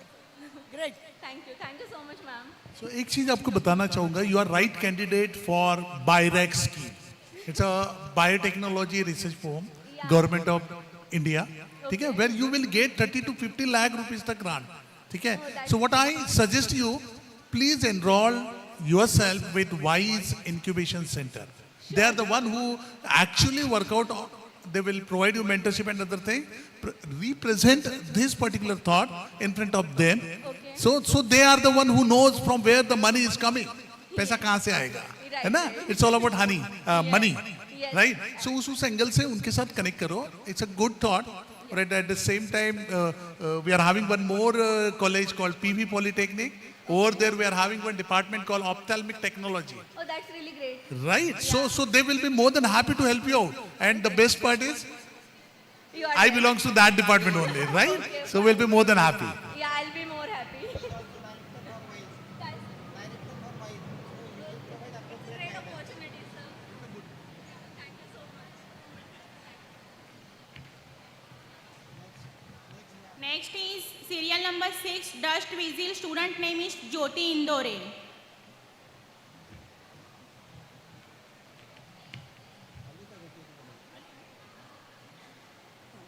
Good afternoon to everyone. This is Team Dust Visel and the members are Rakhi Gaur, Jyoti Indore and Vaishnavi Dhankutkar.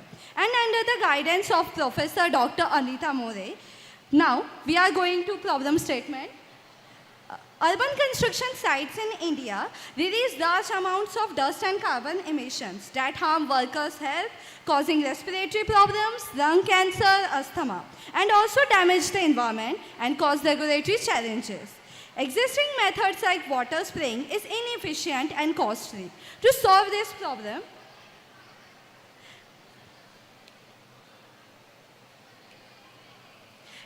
this problem, we developed the Autonomous Air Pollution Control Pod, a portable air-driven system designed for construction sites. It uses smart sensors, misting, HEPA filtration, and algae bioreactor to reduce up to 90% of particulate matter and absorb CO2 efficiently.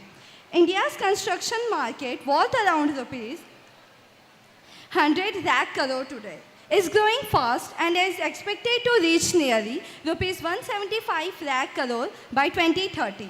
With this rapid growth comes a major rise in air pollution at construction sites, leading to health risk and non-compliance issues. So market growth and target size in rupees lakh crore, 2030 market size projection is approximately rupees 175 lakh crore by 2030.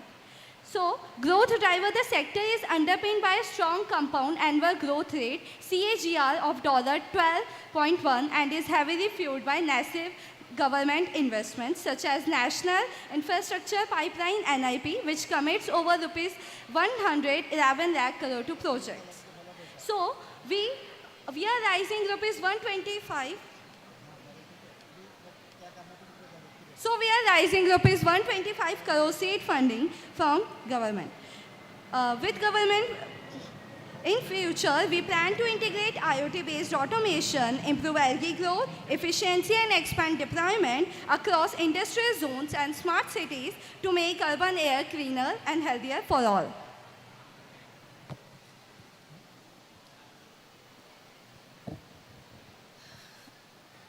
First thing is, whatever project you are doing, you will have to find, is it really going to help the workers?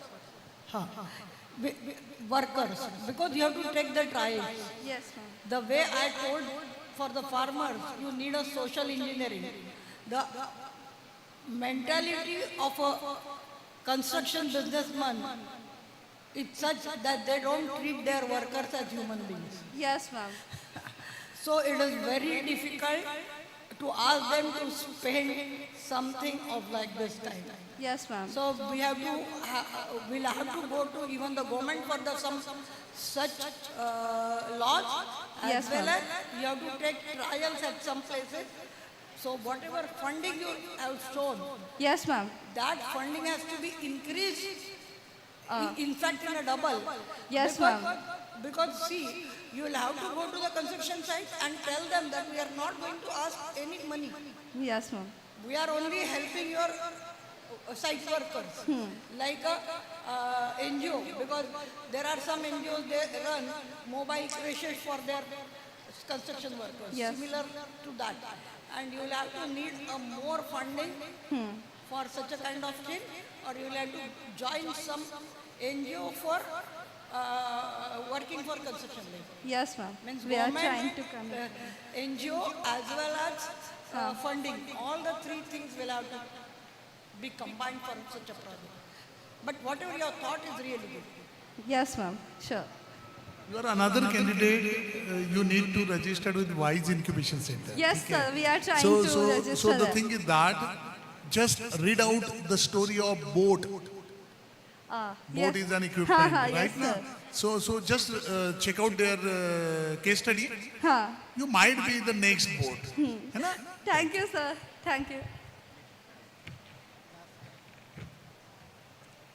Serial number 7, Splash IoT Smart Bridge.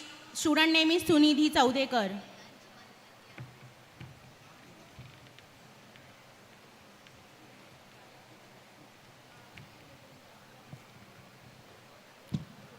Hello everyone, I'm Sunidhi. I represent Splash IoT.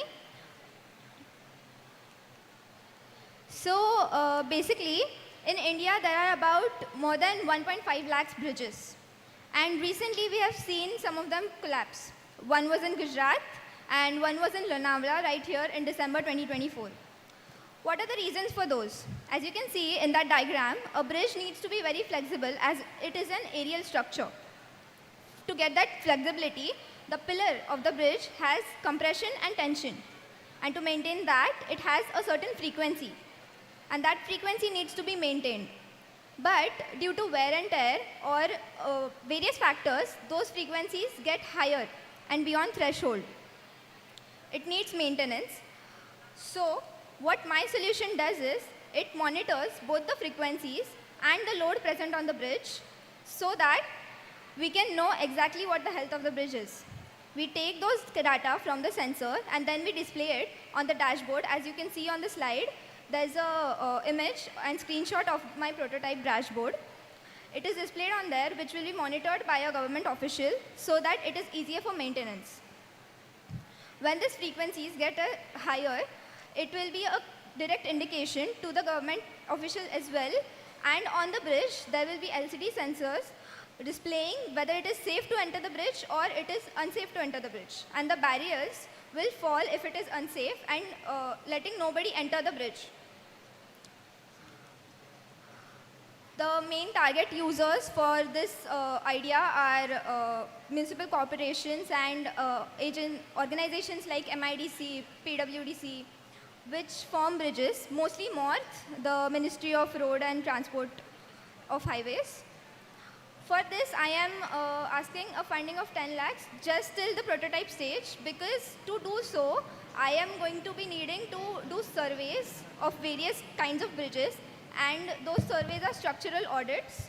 Those structural audits just for one bridge cost around 1.5 to 2 lakhs, as per my father. My father was an executive engineer in MIDC. He just retired in May, so he guided me with this, and we can see that for one structural audit for one bridge, we need 1.5 to 2 lakhs. So I am planning on doing more than 4 to 5 bridges. So I will need 10 lakhs for that. And then basic pilot testing on a small scale. So that is basically my idea. You have already tested it on some bridges? No, I want to. I am You want to try? Yes. Okay. I have a basic prototype that demonstrates how it will work. That is easier to understand. But you have to test it Yes. live. Yes. I am still on ideation stage. So what are you trying for yourself for that? What? How are you trying yourself for testing? For testing, right. I am planning on approaching the MORTH. Yes. MORTH, MORTH, Ministry of Road and Transport and Highways. Acha, you are trying to contact them. Yes. So that at least on a small pilot bridge, which is not much in use, I can do that. Or have a structural audit of 4 to 5 bridges. There are agents who do those structural audit. I have confirmed that from my father. And then based on the data and the traffic load as per the bridge, the thresholds will change, obviously. Some bridges are very crowded, thresholds for them are different. Some bridges are not that crowded, thresholds for them are different. So based on that, for every bridge, we can make such dashboards and thresholds so that we can monitor its health. Instead of going directly to ministry, even you can try with the corporation people. Yes. As well as, you know that we are paying toll on every road. Yes. So that toll is collected and road is maintained by some company. Yes. So you can find such companies also to Yes, reach. I am also planning to visit MIDC where my father used to work. So he has colleagues who work in bridge and structural management department who will be willing to guide me. So I am also willing to take mentorship from them. Okay, very good. Wish you all the best. Thank you. You belongs to Nanded. Yes. MIT Pune. I think MIT is having their own incubation center, if I am not wrong. Yes. So have you registered with that incubation center? No, sorry. Do register. Two things your ask is very small. That is 10 lakh rupees. You know, Ministry of Small Medium Enterprises, they are having all time 4 round of funding. These people are having, right? They called it as a hackathon, business hackathon. And for you, being a woman, there is exclusively one hackathon that is dedicated to women innovator only. And the amount is around 15 lakhs. My dear friends, please try that particular thing. Have word with your incubator, right? Have discussions. If at the same time, if you feel SNDT opens the arm of incubation services, you can bank us anytime. But the best part, you are having MIT is having their own incubation center, they are the right person, right?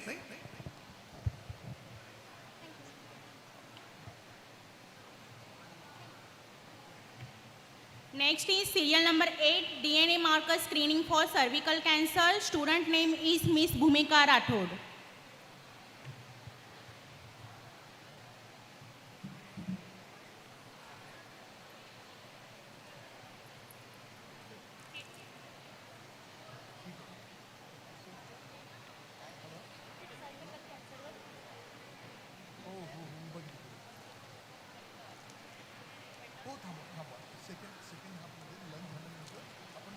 Hello everyone, myself Bhumika Rathod. My topic name is Cervical Cancer DNA Test Kit. जसं की आपल्याला माहीत आहे की आज rural एरियामध्ये बाया HPV test करू घालत नाही, कारण की हे खूप अफोर्डेबल आणि खूप जास्त कॉस्टमध्ये किट राहतो. नियर अबाउट 11,300ला हा किट अफोर्डेबल आहे आणि हा लवकर रिझल्ट पण देत नाही. नियर अबाउट 2 ते 3 तास हे रिझल्ट द्यायला टाईम घेतो. तर मी ह्याच्यावर एक सोल्युशन घेऊन आली आहे. एक किट ती आहे the DNA सर्विक kit, J rural एरियामध्ये मोस्टली अफोर्डेबल आहे.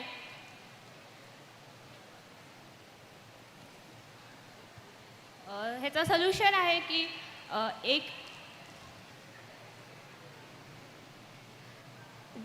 ही किट अफोर्डेबल आणि लो कॉस्टमध्ये आहे आणि इझी टू यूज आहे सर्वांना. ह्याला कुठं लॅब इक्विपमेंट्स लागत नाही किंवा अदर इक्विपमेंट्स लागत नाही. ओन्ली PCR ही किट अफोर्डेबल आहे. ह्याच्यामध्ये 4 ट्यूब्स येणार तुम्हाला, त्याच्यामधून आपण DNA टेस्ट करू शकतो. नियर अबाउट 2 to 3 हार्समध्ये ही किट देणार आणि ही किट आपल्याला ओन्ली 4,300ला अफोर्डेबल आहे आणि ही किट मोस्टली रुरल एरियामधल्या बाया अफोर्ड करू शकता. Market opportunity and business model mostly 21 to 60 age targeted women semi urban एरियामध्ये सेमी अर्बन एरियाजमध्ये ही अफोर्ड होते. Near about 30 million women fall in this group of HPV infection. आणि the cervic kit is directly आपण हे government hospital, primary health care hospital, NGOज, medical distribution cost near about 300 to 400ला ही affordable पण भेटू शकणार ही किट आपल्याला. आणि near about 1 lakh funding scale for production testing distribution affordable HPV detection kit cervical DNA check. With the investment or partnership, we will able to begin large-scale production of cervical DNA kit, stand complete product validity and certificate to ensure accuracy, reliability for government and clinical use. This is your ready product? Yes, ma'am. This is ready model. Hello. I would like to ask you, have you taken trial in the hospitals? Yes, ma'am. In Hingoli, the survey has been taken of collector by ASHA worker. We have tested with this kit. You are tested in Hingoli? Yes, ma'am. But means there is a doctor support also with it, or you have done it yourself? No, with ASHA worker and government hospital. With ASHA worker and government primary health centers? Yes, ma'am. That's great. Then do you have a certificate along with this product that you have tested from the primary health centers? Yes, ma'am, it is there, but now I don't have this. आता माझ्याकडे नाहीये पण certificate आहेत. म्हणजे आणलं नाहीये पण आहे. You have got that. Yes, sir. Means if you want, you can send it afterwards also to the university. That's really great. Really great and very good. She has got a ready product for cervical testing. And this is a women university. And every lady knows that we have a cervical infections. It's not always a cervical cancer or that. But we keep getting it because of different reasons. So this is a very good kit for every one of us. And I really congratulate you for your work. And of course, I don't have any agency for funding or anything, but still be in touch with me. I'll surely help you for funding from somewhere. Very good.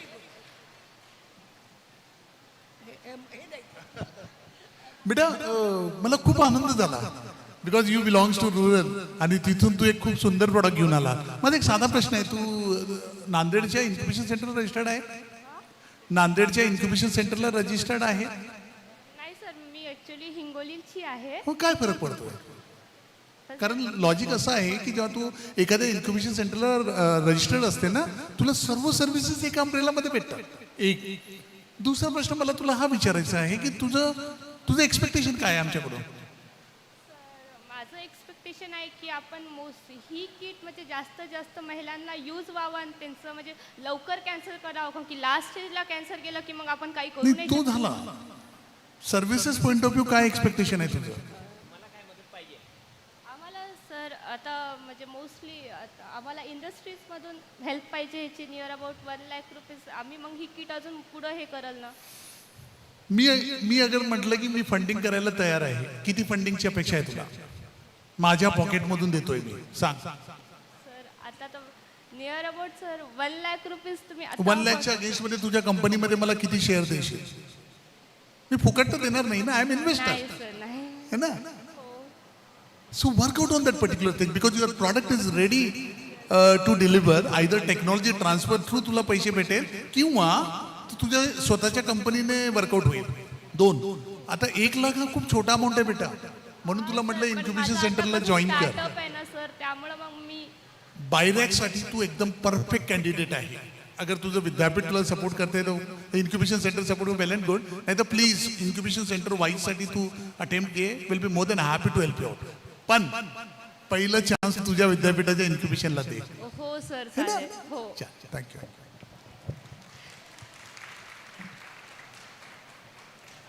Congratulations, Bhumika. Now we will go for the lunch and we will come back at 2:30 and resume the sessions for the presentations. Okay? Thank you so much, all of you.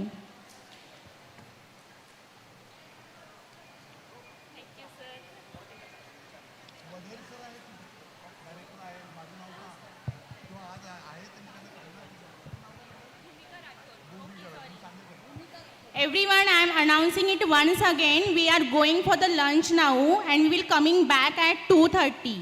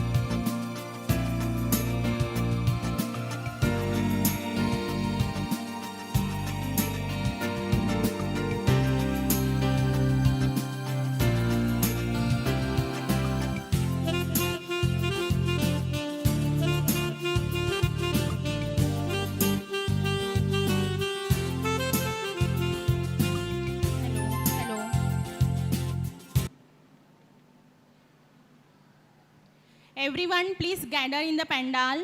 We are going to start presentation soon. Please be seated. The next presentation is serial number 9, Virtual Lockmate Smart IoT Door Security System. Student name is Kerisha Sharma. Then please be prepared. Next one is serial number 10, OroClean Pro. Student name is Purva Jadhav.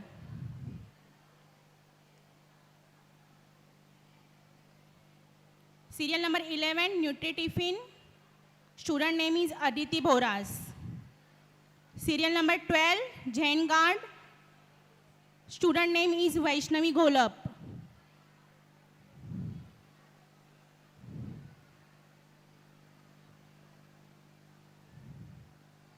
All the participants, please be present in the pandal. We are starting presentation soon.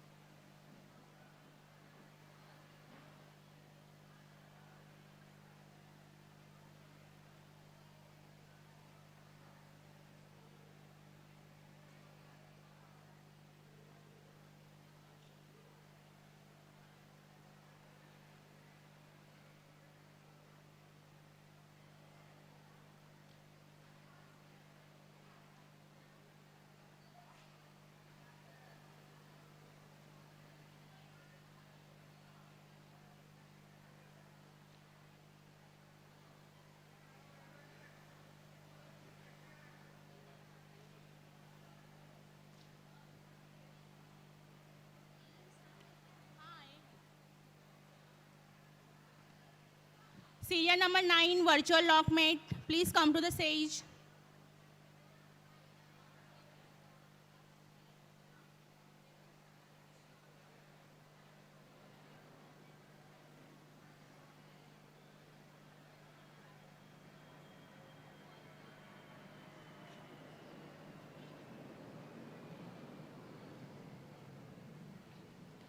Hello everyone. All the participants and the members present here. We are coming back from the lunch and I'm welcoming you all here. I'm welcoming Dr. Shikhanima ma'am, Professor and HOD of the ENC Department, UMIT, SNDT Women's University. Welcome ma'am. Welcome.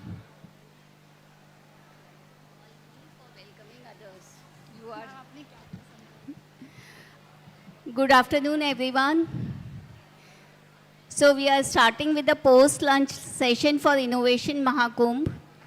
The Innovation Mahakumbha 2025 at SNDT Women's University is a landmark event for SNDT Women's University. Our Honorable Vice Chancellor Ma'am has initiated this event, and it is providing a platform for all our girls to get an opportunity to become an professional entrepreneur. I am Dr. Shikha Nema, and it is my pleasure to welcome you all to this second session. And a very spacious welcome to our session moderator, Ms. Purnima Mehta ma'am and Sachin Ladda sir. Purnima Mehta ma'am is a successful industrialist, and she is a valued member of our University Management Council. Dr. Sachin Ladda is the principal of PV Polytechnic and Director of Innovation and Incubation. We are pleased to have so many leaders and investors with us, and I hope that our girls will get the opportunity to get the funding from them. Since you have come over here, so I hope that you will be seeing all the products which are there in this session. So we are talking about action and innovation, and now I would like to invite the first group for their presentation, which is Virtual Lockmate.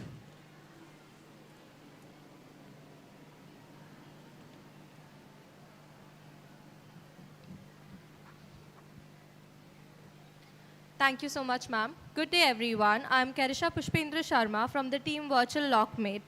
Today, I'm here to present our innovation, Virtual Lockmate, IoT-based smart locker system. The problem. The problem is, in many places, lockers still rely on keys or pins that can be guessed, lost, or even hacked. This leads to frequent security issues and unauthorized access. According to a survey held in 2024, over 35% of lockers thefts occur due to single-layered weak security. Hence, we identified the need for a multi-layered smart locker that ensures only authorized users can access their valuables. So we wanted to create a smarter, safer, and more reliable locker that eliminates these risks. Our solution is a smart locker system that uses two-step verification, a password plus an OTP generated through a mobile app and a microcontroller. The system connects through IoT hardware and cloud technology, ensuring that only authorized users can access the locker. What makes it unique is it is a two-step authentication process plus an OTP. Sorry. It has real-time alerts, and it has a personalized React Native-based app for it, and a super-based cloud.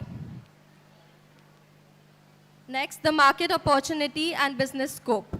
The IoT security market is rapidly growing and expected to reach US $115 billion by 2026. Our smart lockers can be used in schools, offices, hostels, and smart homes with potential to sell as units or subscription-based systems. Our future plans are, I'm now looking for a seed funding of 50,000 to 75,000 rupees to develop a market-ready prototype and run pilot testing. Within the next few months, I aim to launch a functional demo model and scale it for real-world use. Conclusion, in short, the smart locker system offers a secure, smart, and scalable solution for modern storage needs. Thank you.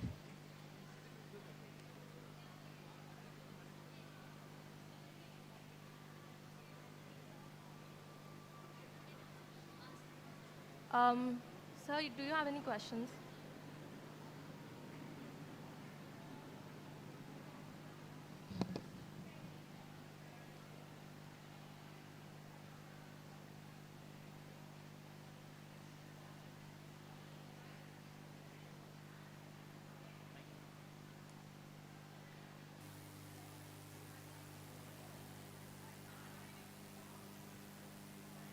Press it on.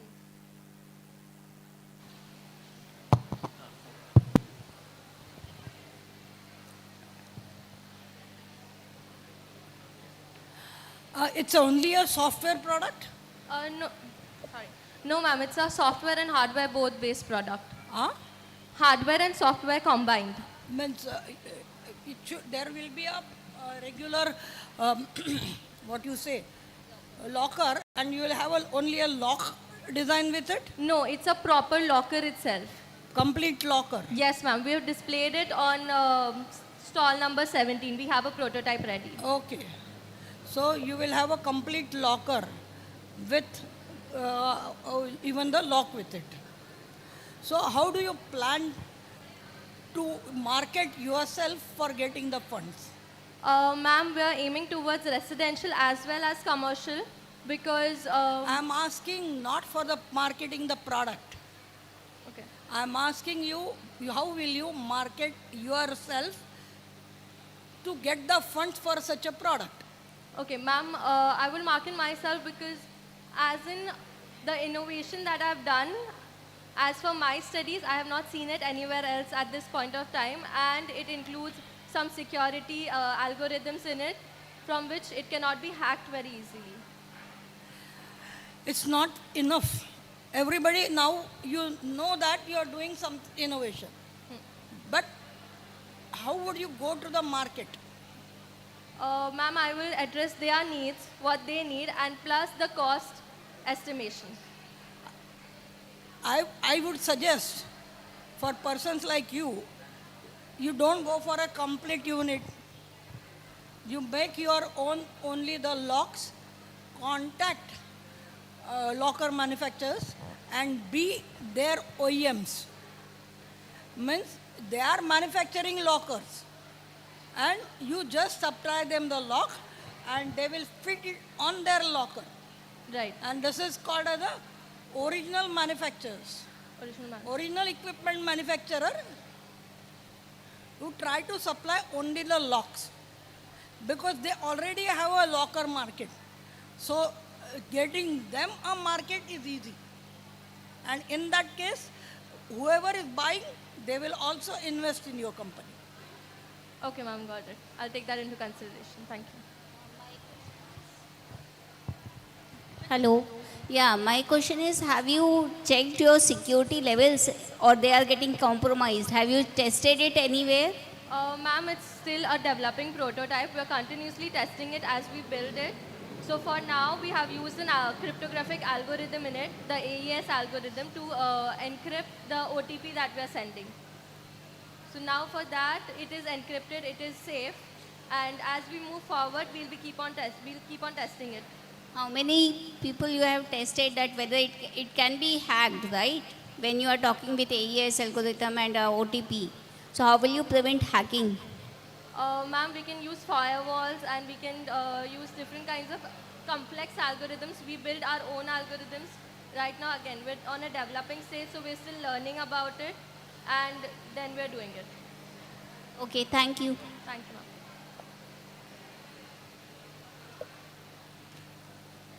Next is serial number 10, OroClean Pro. Student name is Angelia Jenon.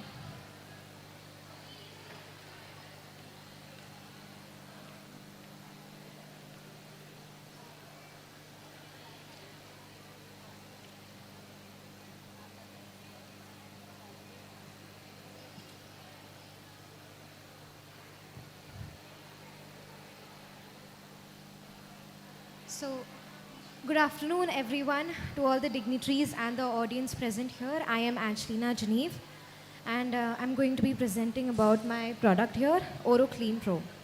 So, imagine being in an ICU, unconscious, unable to care for yourselves, and relying completely on others due to the lack of proper hygiene, like oral hygiene. So unconscious and ventilated ICU patients often suffer from poor oral hygiene due to lack of proper cleaning devices. This problem may seem minor, but it's actually very critical because poor oral hygiene increases the risk of ventilator-associated pneumonia, a condition that affects up to 25% of ICU patients, according to the WHO 2023. Now, such infections can prolong your hospital stays, it can increase your treatment cost, and in severe cases even lead to death.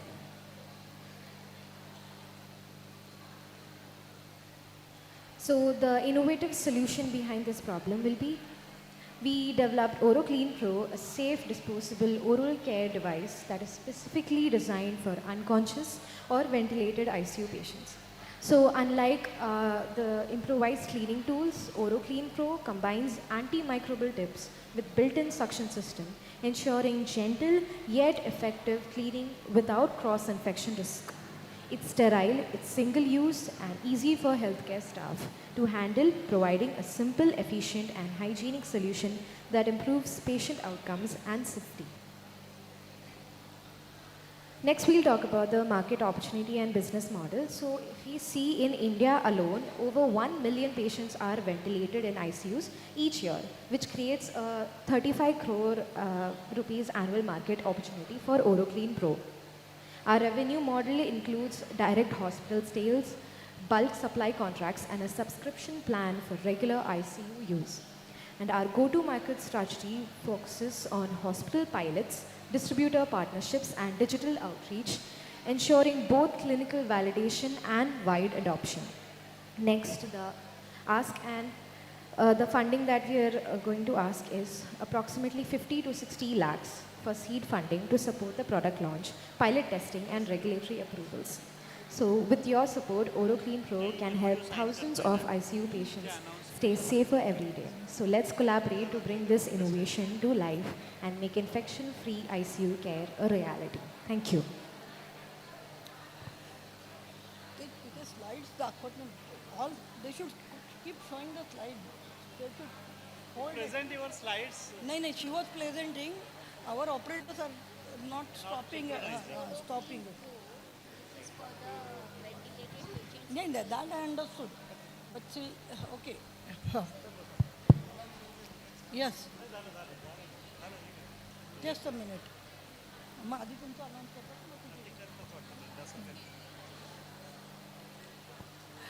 Have you taken the real-time testing? Have you done? No. Are you attached with any hospital or did you work with them? No, we have been supervised under a mentor. We have been supervised under a mentored doctor, professor. But you have not worked on it? No, this is a developing idea. We have not created a prototype. Okay. So you have to, first you have to take the clinical testing? Yes. Okay. So you have created a device. What is the cost involved for that? We are thinking of selling per unit for 50 rupees. 50 rupees? Yes. And what is the manufacturing cost of the product? Rupees 15 to 20. Okay. So you are taking good amount of profit. Yes. You are telling that your sale can be 300 lakh per year. Crore. Yeah, over. But investment so low. So how do you get the working capital? You are only telling the product development cost. Everybody, what I have seen, I was thinking in my lunchtime. You have to also ask for the working capital. Okay, sure. Otherwise you cannot work. Okay, thank you so much.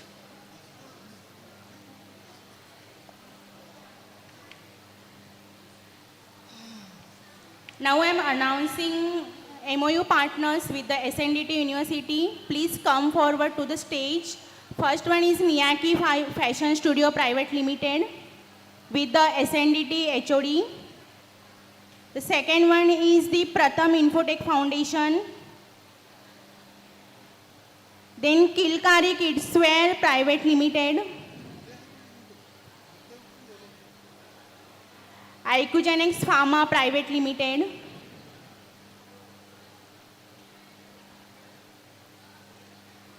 Shemnovet Business LLP. Yeram Reddy's Go Green Technologies Private Limited, Bharatiya Vidya Bhavan Sardar Patel Institute of Technology, Mr. Umesh Kamble, Secretary General Chamber of Advancement of Small and Medium Businesses, Mr. Umesh Kamble, once again.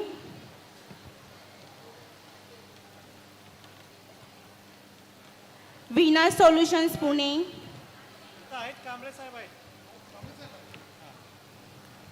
sir, done.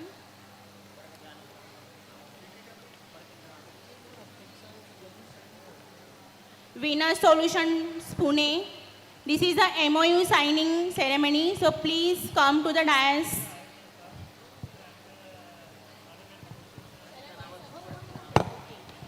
Okay, everyone, I am announcing names once again. Please come to the stage. First one is Venus Solutions Pune.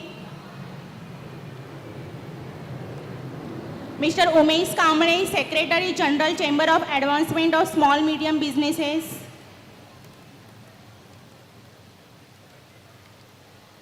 Bharatiya Vidya Bhavan Sardar Patel Institute of Technology Bhavans Campus. Yeram Reddy's Go Green Technologies Private Limited. Shem Innovate Business LLP. IQ Gents Pharma Private Limited. Kilkari Kidswear Private Limited. Pratham Infotech Foundation. And Miyaki Fashion Studio Private Limited.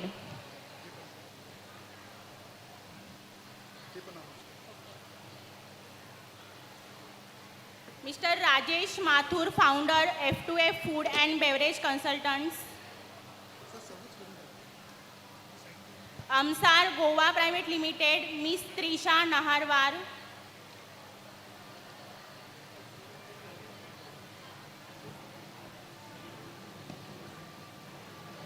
Mr. Ritesh Mathur, founder F2F Food and Beverage Consultants.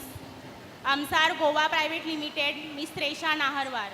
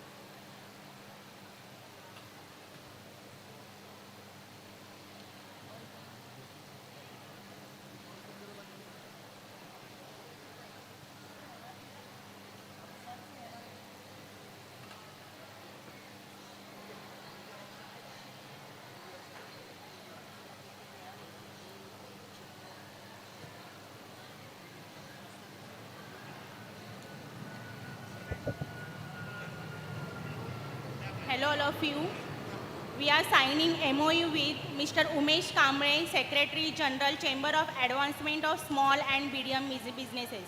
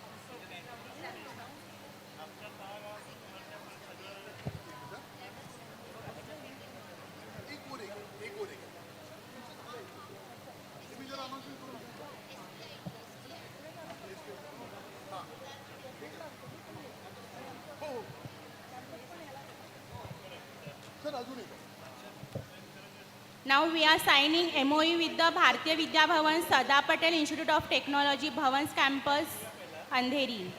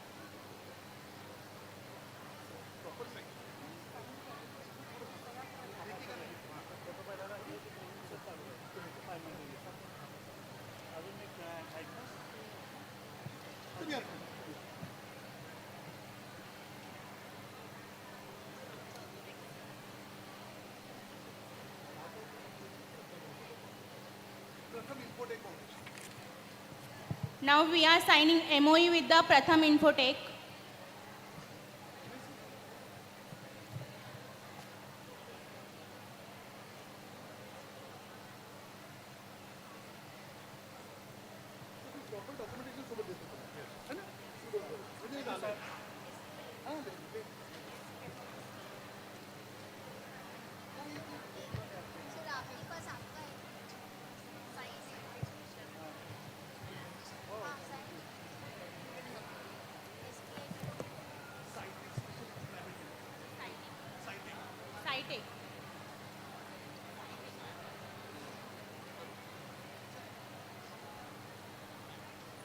Now we are signing MOU with the Scitech Information Private Limited.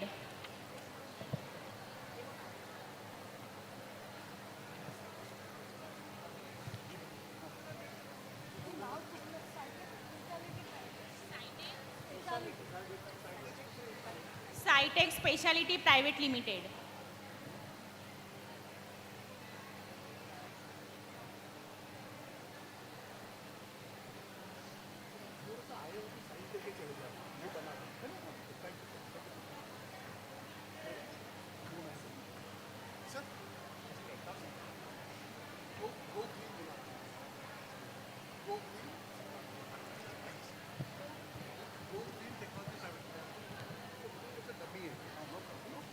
Now we are signing MOU with the Go Green Technology Private Limited.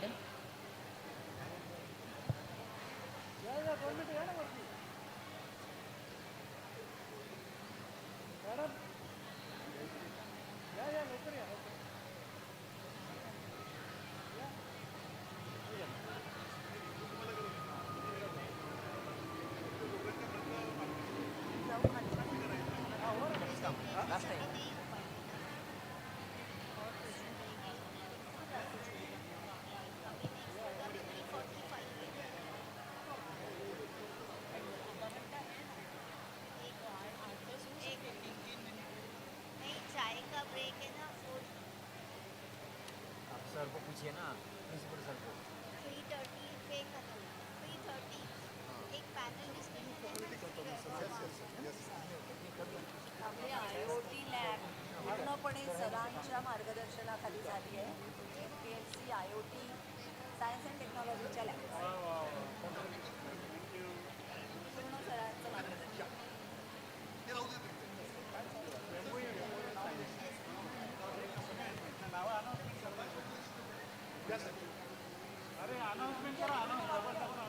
Now we are signing MOU with the Sada Patel Institute of Technology, Andheri.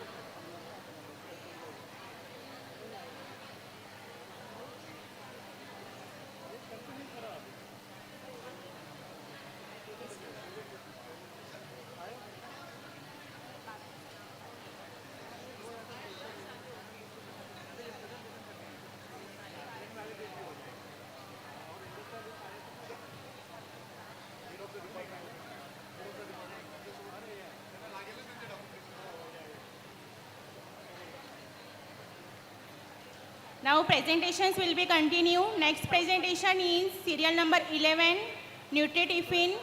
Student name is Aditi Bhoras. Please come on dais.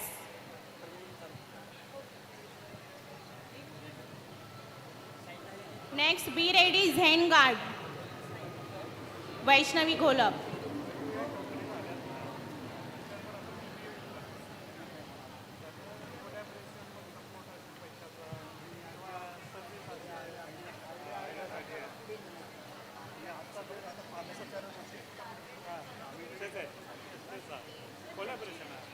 पैशाचंच असं direct नाही पण वेगळ्या पद्धतीने आता मगाचे जे होते industrialist हां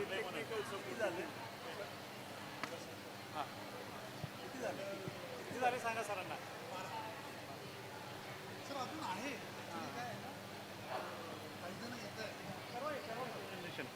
Hello, total 12 MOU we have signed a year with the SNDT Women's University and the different organizations, corporates, industrialists, venture capitalists who will supporting to the university that may be the startup innovation of our students in a different capacity.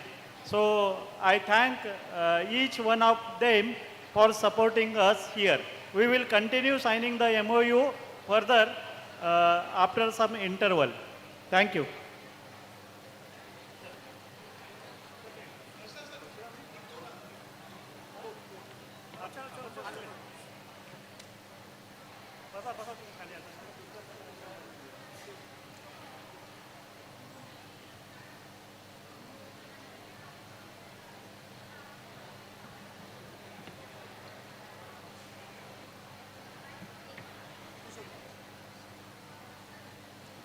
Now we are signing MOU with Richnow Business Solutions LLP. We are signing MOU with Richnow Business Solutions LLP.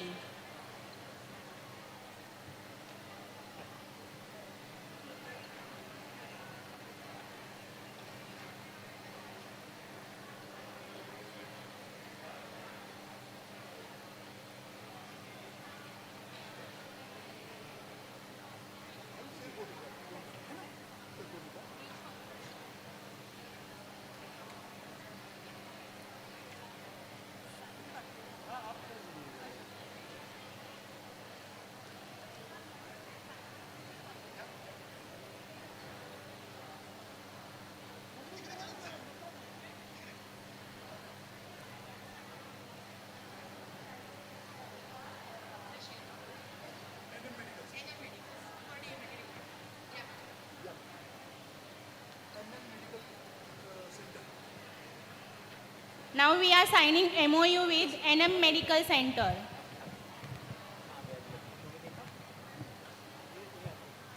We are signing MOU with NM Medical Center.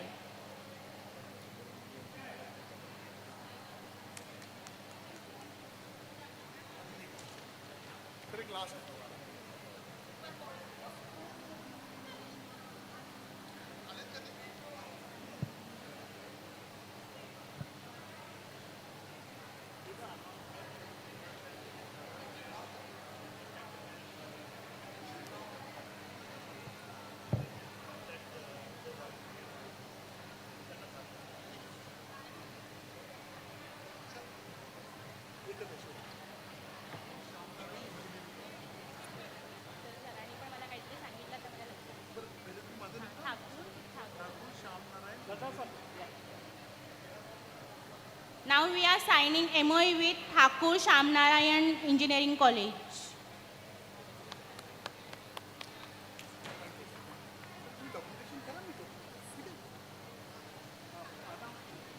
All the capitalist ventures and the companies, technologies who have signed the MOU with us, SNDT Women's University, please visit the Wise near to the stage.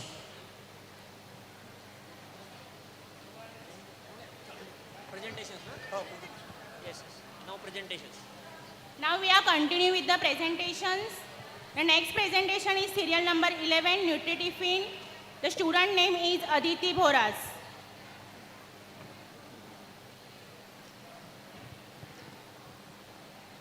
Good afternoon everyone. I am Aditi Atul Bhoras. My venture name is Nutritifin. The problem I saw in today's fast-paced lifestyle, people struggle to maintain a healthy balanced diet that aligns with their personal health goals. Taste preferences and dietary restrictions.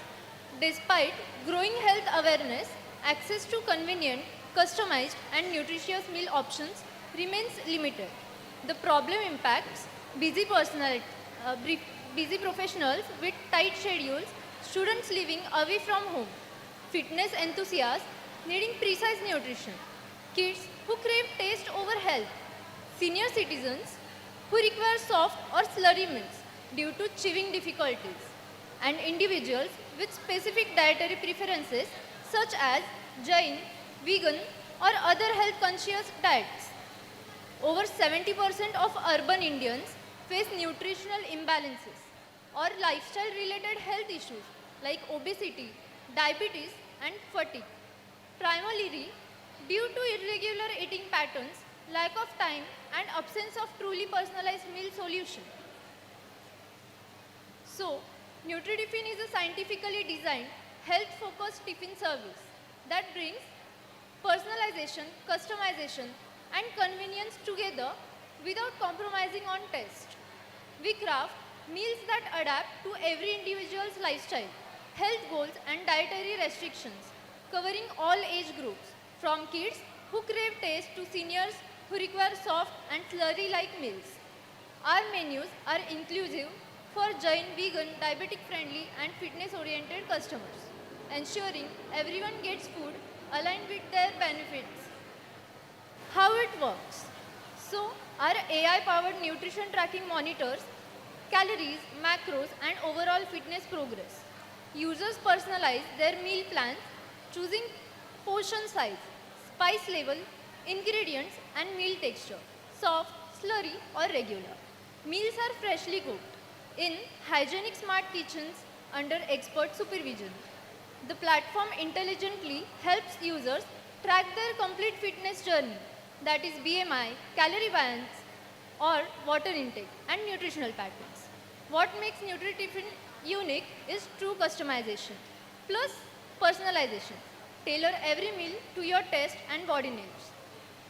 We serve inclusive meal for AI for nutrition, texture-based menus, smart kitchen network and fusion of taste plus science plus technology. A new benchmark in healthy eating.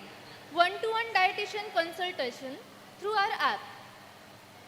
Our target market and size is Nutritifin serves health-conscious urban customers across all age groups.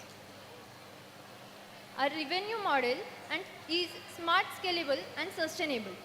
We have subscription-based meals, personalized weekly, monthly meal plans for flexible pricing. Users choose based on calories, diet type, on-demand premium orders, pay-per-meal options, corporate and institutional partnerships.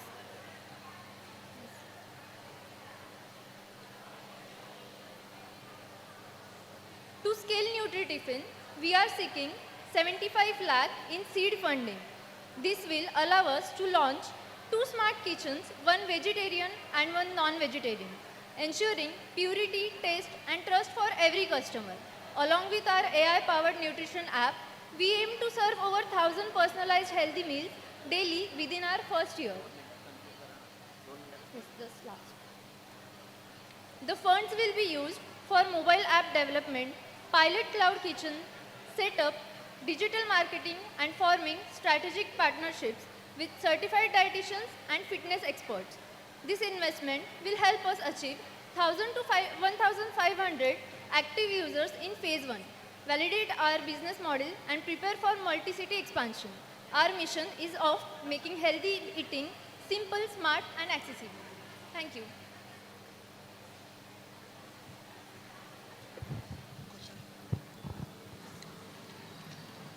Basically, this will be a consumer product. Yes, ma'am. So, how do you plan to market it?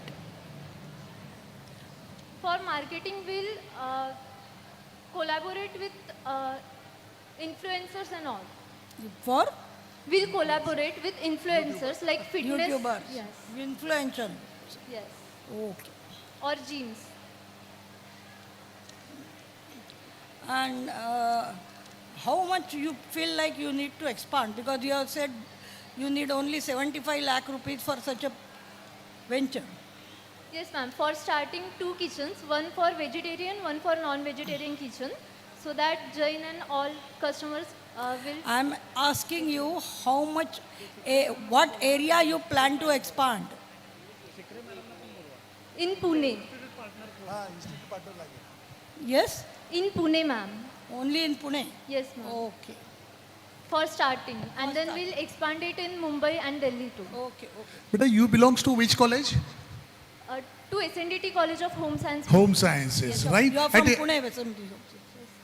So at SNDT Women's University, Pune campus, you are having more than 2,000 or 3,000 students in the campus? Yes, sir. Right? So how many of them enrolled or subscribe your concept?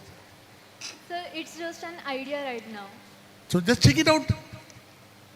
है ना? The lunch box. Yes, sir. Have you heard about lunch box? Yes, sir. So that is the creation in the COVID ecosystem. Yes, sir. So now the market is booming. So they are the one who actually compete. So in your case it's a Nutri-Choice, something you are talking about. Sir, we have different things in our app, which is for Jains and vegans too. And it isn't there right now anywhere. Please do market survey first. Yes, sir. Okay? Thank you.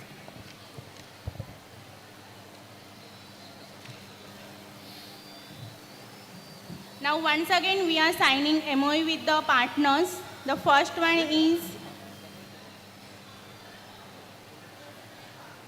Kilkari Kidswear Private Limited.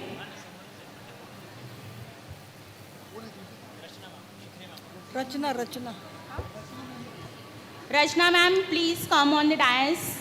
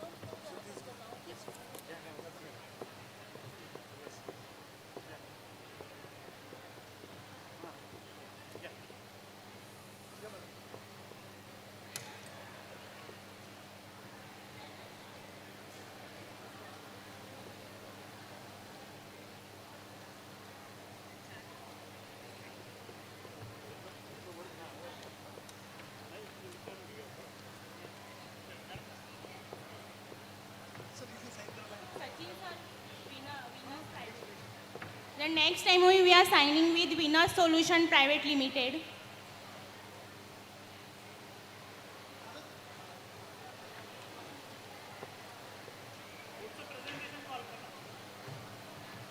The next presentation is serial number 12, Zenuard. Student name is Vaishnavi Gholap.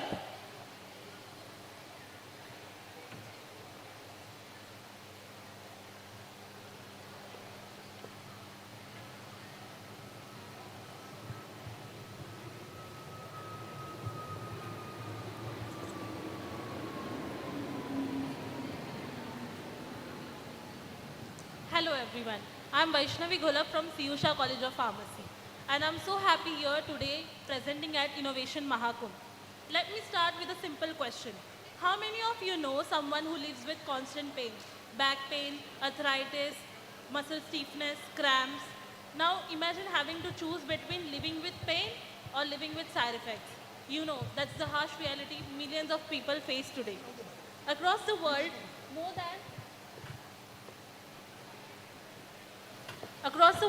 than 350 million arthritis patients rely on painkillers, mainly NSAIDs. But here's the issue. About 1 in 4 suffer from gastric irritation. And long-term use of this can also lead to heart and kidney damage. And because of this risk, patients stop the treatment halfway and cycle of pain continues. So the pain point is clear that people desperately need safe, sustained and side effect for pain relief. That's where Zenuard comes in. Zenuard is a herbal transdermal patch designed for its powerful anti-inflammatory relief. It combines Ayurvedic power of Tulsi, Ashwagandha and Nirgundi delivered using modern transdermal technology, which releases active ingredients directly through skin for sustained and targeted relief. No tablets, no gastric irritations, no systemic side effects. It's non-invasive, eco-friendly and biocompatible. A perfect bridge between Ayurvedic wisdom and pharmaceutical science. Now coming to the business model, India's pain relief market is valued at about 16,000 crores, growing at an 18% CAGR, while herbal segment is rising even faster at 29% CAGR. Our business model is simple yet scalable. Here's what we plan to do. Direct retail and e-commerce sales and B2B collaboration with wellness and pharmacy chains. We'll begin with metro city launches, expand online and grow nationwide with clinical validation and IP protection. As a newcomer, entering in this 16,000 crore market, our goal is realistic yet ambitious to capture just 0.16% of OTC pain relief segment. With strategic partnerships, strong branding and aggressive marketing campaigns, I'm confident Zenuard can achieve this growth within first few years. Today we are seeking rupees 60 lakh in pre-seed funding to validate our formulation, conduct pilot clinical trials and to obtain Ayush regulatory clearance. Your support will take us Zenuard to take from lab to life, bringing safe, herbal and effective pain relief to millions who truly need it. Today, let's make pain relief herbal safe and smart. Thank you.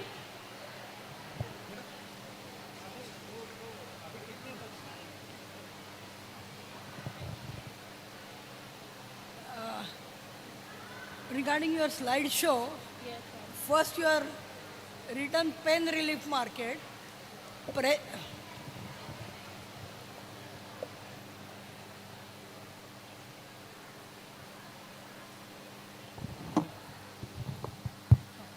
First you are written pain relief market and next you are written herbal pain market. Yes, ma'am. Herbal pain relief you have to write or not herbal pain. Yes, so I am trying to tell you at the start itself in such a place, in the presentation you are not perfect. How can we expect you to make a perfect healthcare product? sorry, ma'am. It was, I guess, Please try to understand that. Have you taken clinical test? No, not yet, ma'am. We need funds for that. Okay. So beta, first do preclinical test, Yes, right? ma'am. 60 to 70 lakh is a big amount Yes. on one single product. Do you expect investor will give you? Sir, as it is OTC expensive product, we expect that if we invest that much amount for making a good product. How much is the possibility to copy your product? How much is the possibility to copy your product? I didn't get the question, sir. Somebody can copy your product? Yes, sir. So in that case, my 60 or 70 lakh will go into, है ना? So better do that particular thing. 60, 70 is a big amount. So make it properly. Have bunches of product in your basket, and then go for startup. है ना? Thank you.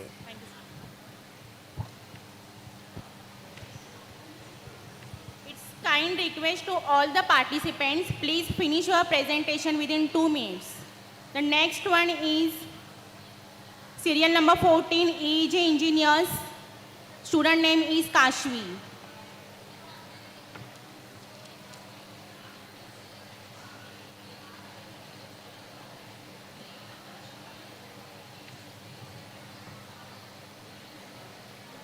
Good afternoon, everyone. Around the world,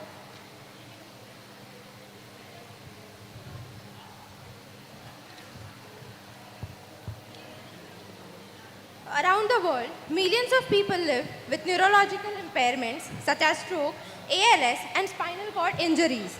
These conditions make it difficult for them to interact with the digital systems. Existing assistive devices are often either too expensive or too complicated to use. Our solution is an EEG-based brain-computer interface that enables direct communication between the brain and a computer or external device. It bypasses peripheral nerves and motor abilities entirely, capturing the brain signals and converting them into digital commands, allowing users to control a computer without using their hands or any part of their body except their brain. Our innovation addresses a massive and a growing opportunities.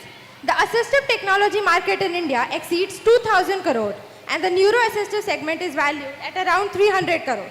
Our business model is B2B, that is business to business, generating revenue through research collaborations, institution kit, and prototype licensing. We aim to sell the price at around 10,000, making it the most affordable neuro-assistive solution in India. With pilot scale adoption, we project 15 to 20 lakh in revenue with around 3 years maintaining lifetime value and the customer acquisition cost, the ratio above 3.5. To scale this impact, we seek funding of about 8 lakhs in pre-seed funding. The funds will be utilized for EEG kit optimization, signal analysis, software development, and clinical validation. We also request incubation support, mentorship in neurotech commercialization, and access to AI labs and guidance for legal and ethical compliance. We are not building a device, we are building a hope, independence in India's future in brain-driven innovation. Thank you.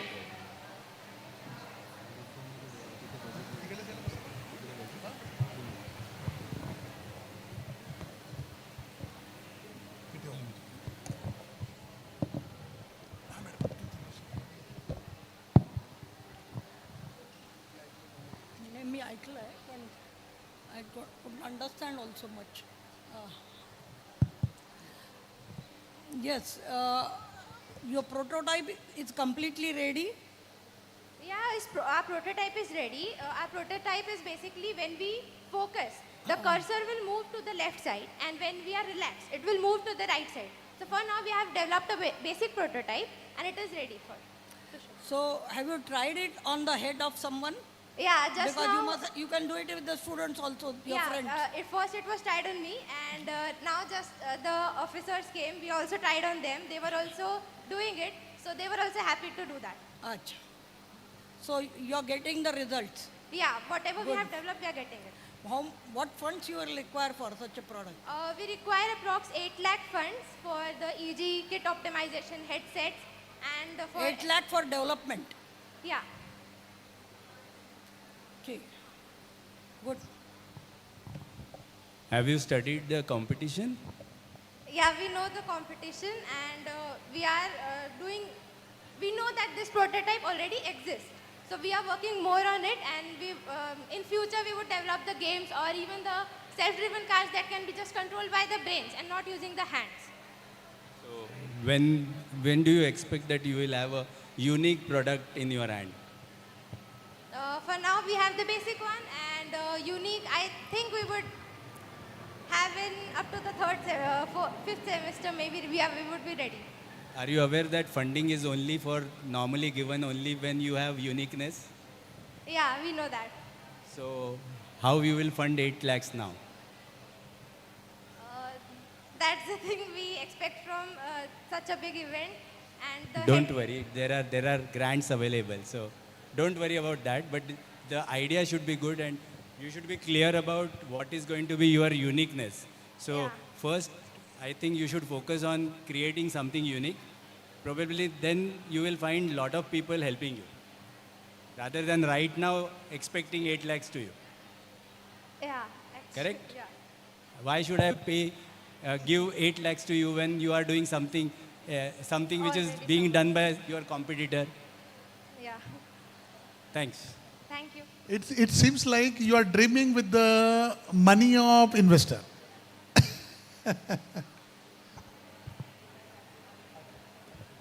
Good.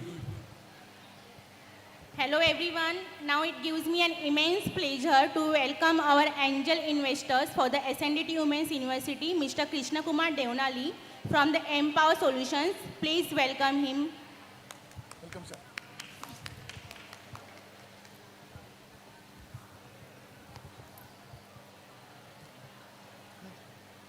Now we continue with the presentations. The next one is serial number 13, Kalawanika. Student name is Devanshi Madbhagat.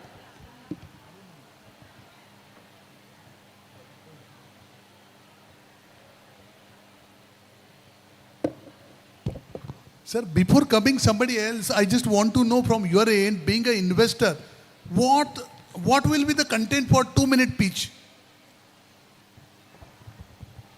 Well, I would like to just understand the story rather than a pitch. So I look for the story in the startup rather than any fancy pitch. So if I connect with the story, you got the things. And you should have a unique product, of course. But I should connect with the founder first, then comes the idea, and then comes the viability of the idea, in that sequence. So that means, my dear student innovator, just want to share one thing with you. You should be a good storyteller. Right? So in a 2-minute span, present your story.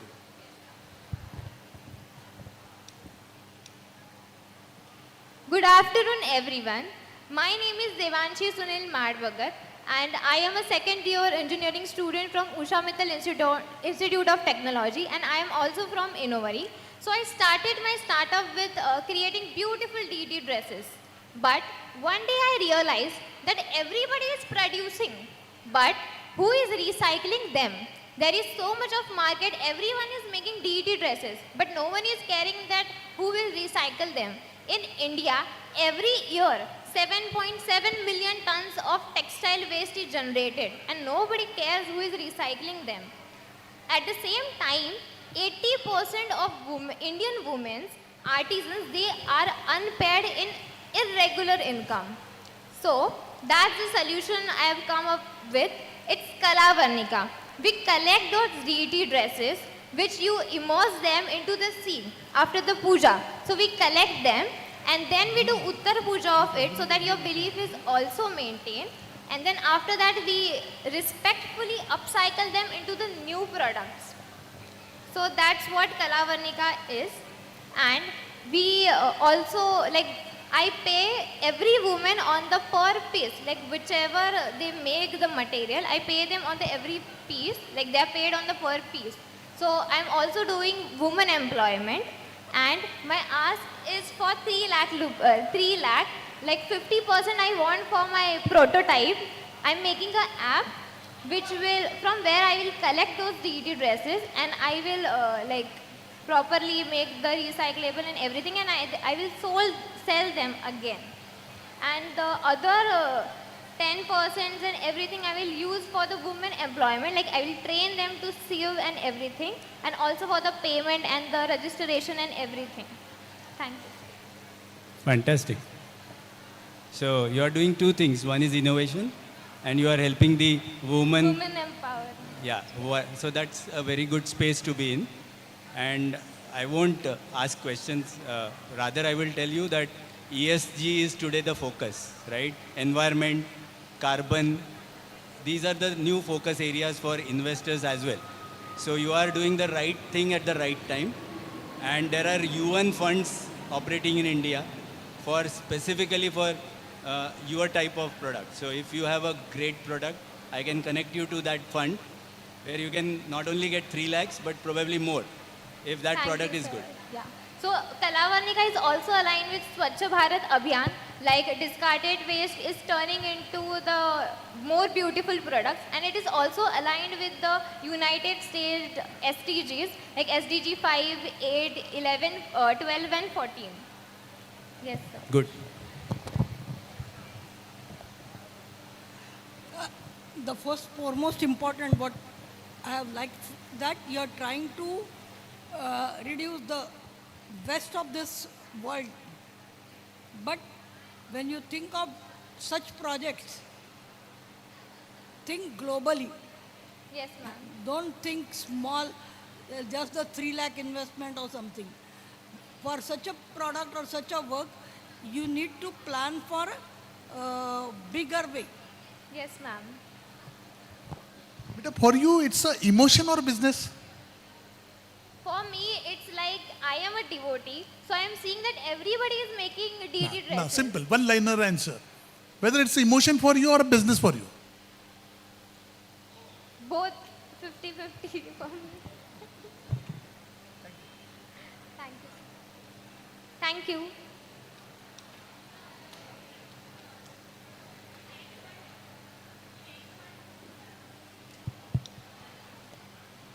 Hello.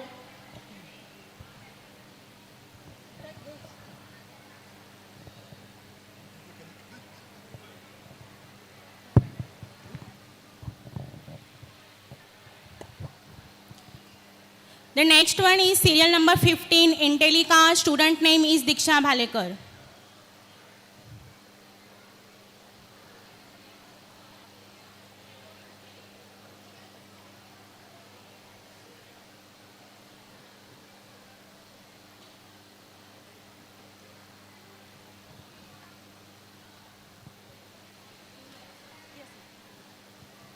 Good afternoon everyone. I am Diksha Bhalekar presenting Intellikar. Intellikar is an AI-powered smart mobility system designed to make driving safer and smarter. India records over 1.5 lakh road accidents every year, with nearly 20% caused by driver drowsiness or unsafe distance.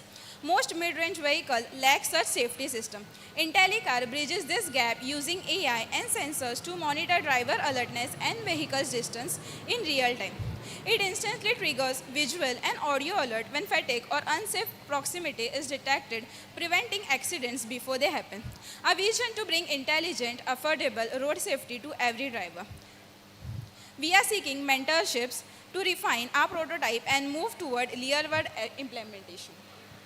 Thank you.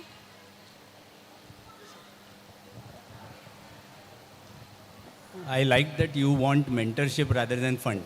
Yes, sir. That's a good approach for any founder, because I always say that founder should build his business first, Yes. and then should look out for the funding. Secondly, have you studied the market? So market is very large in India. We are only dominating the manufacturing unit of India, as like more accident takes place, but the lower vehicles don't have such technology integrated into it. Not from the customer side, from the technology side, I'm asking. So market in the case, like, No, you are talking about the need. yes, sir. Are you aware of already who are the players in the game? So players are Tesla, which is like an fully automated vehicle. Then we have ADAS technology, but it is only available in premium cars, not in the lower budget cars. So you are looking at complete car, or you are going to give them the safety related solution? No, sir, we are giving them only safety solutions. So this is IoT based, right? Yes, sir, B2B business level. Are you aware of the costs that goes with the IoT solution? That's one of the challenges that the Yes, sir. industry is facing, the cost of IoTs. Yes, sir. And again the indigenization. These are the two challenges faced. Yes. So have you worked on that? Have Sir, you thought about it? Yes, sir, we are also working on the like real-time costing into it, and approximately according to our research or like strategy marketing, it is nearly 30 to 40,000 for one marketing product. Not about marketing product. You are again. Like our product. I'm not talking about the marketing. I'm not going in that direction. I'm talking about the product itself. The cost of the product. 30 to 40,000. So, what is the source of the ingredients or whatever components that go? Sir, it will be the, like dash cam or like that situation. We are also using sensors into it. Yeah, I know. But then, are you sourcing it from local market or are they imported? Sir, on this particular, we are having like a deep research into it. So that's why we require some So these are the mentorship. points I want you to, Yes, sir. Guide. put your thought on. Yes, sir. Because that's where mentors will play a role. Yes, sir. But these are the points you should, as a founder, consider, because industry is having the challenge of pricing these products, because most of these IoT-based products are out of the affordability of general people. Unless you touch upon general mass people and solve their problem, it is going to difficult to scale that product or your business. An investor looks for a scalability when it comes to funding. Not about the product. Product you will be able to develop because you have incubators, you have institutions to support you. But when it comes to actual marketing, there the pricing will play a role. And pricing depends on the cost of the product, right? So you have to think about maximum indigenization. We are going for Atmanirbhar, right? So think about that and how you can bring the cost down. Because China is more competitive when it comes to costing. Yes. So that's my input. I normally don't ask questions. Okay, sir. Thank you, sir.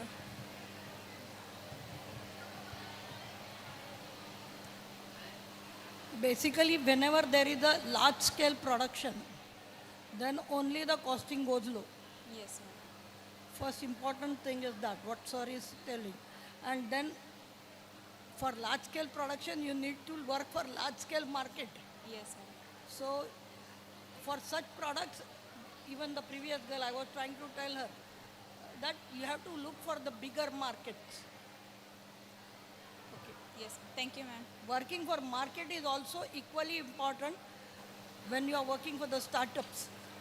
Just innovative idea is not going to help you. Yes, thank you, ma'am. Thank you. Thank you. Thank you, sir.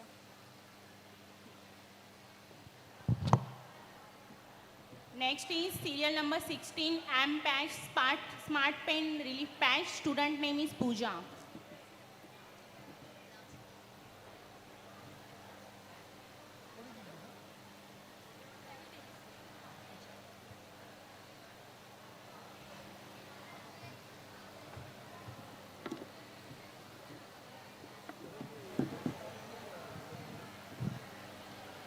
Good afternoon, respected dignitaries. My name is Pooja Khanjode and I am from SRTMU University, Nanded. Today I am here to introducing our innovative product, that is Ampatch or ammonia patch.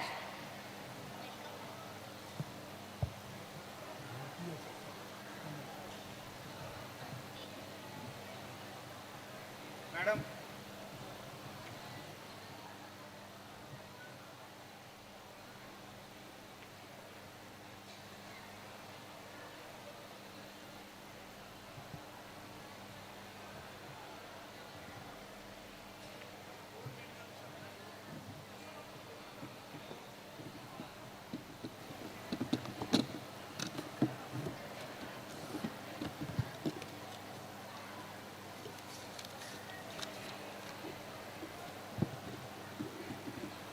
We are pleased to announce the arrival of Honorable Shri Shrikant Bhartiya Ji, member of the Legislative Council and founder of Tarpan. Please greet Sir with a big round of applause.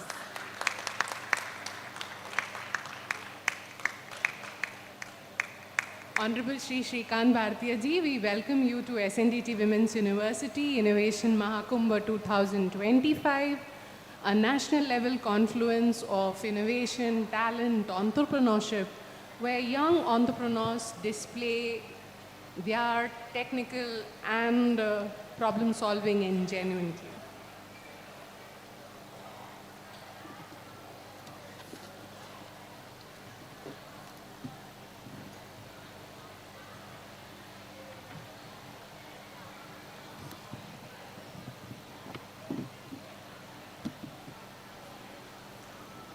Hello.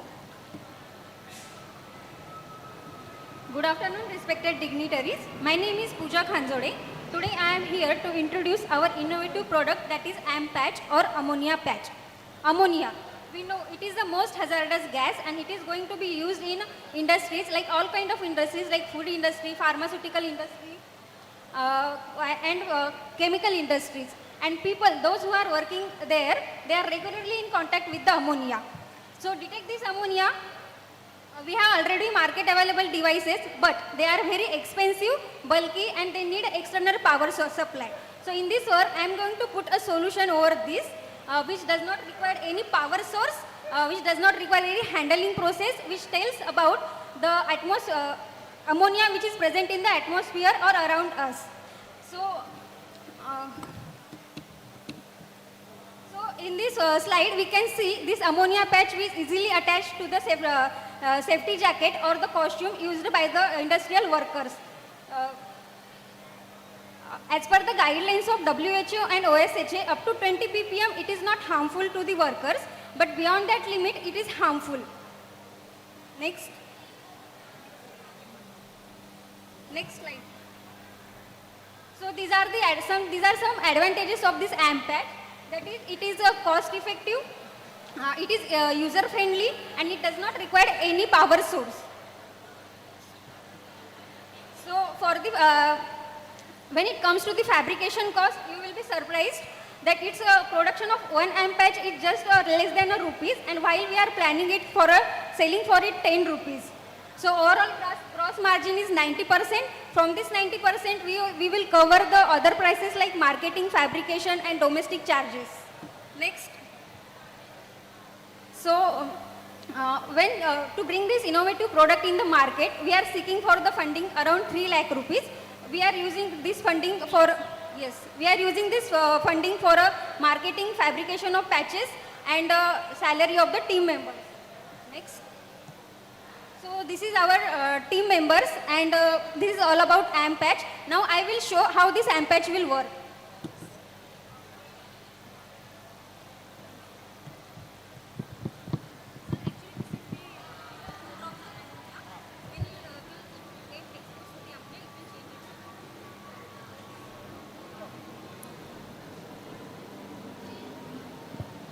So this is all about the Ampatch.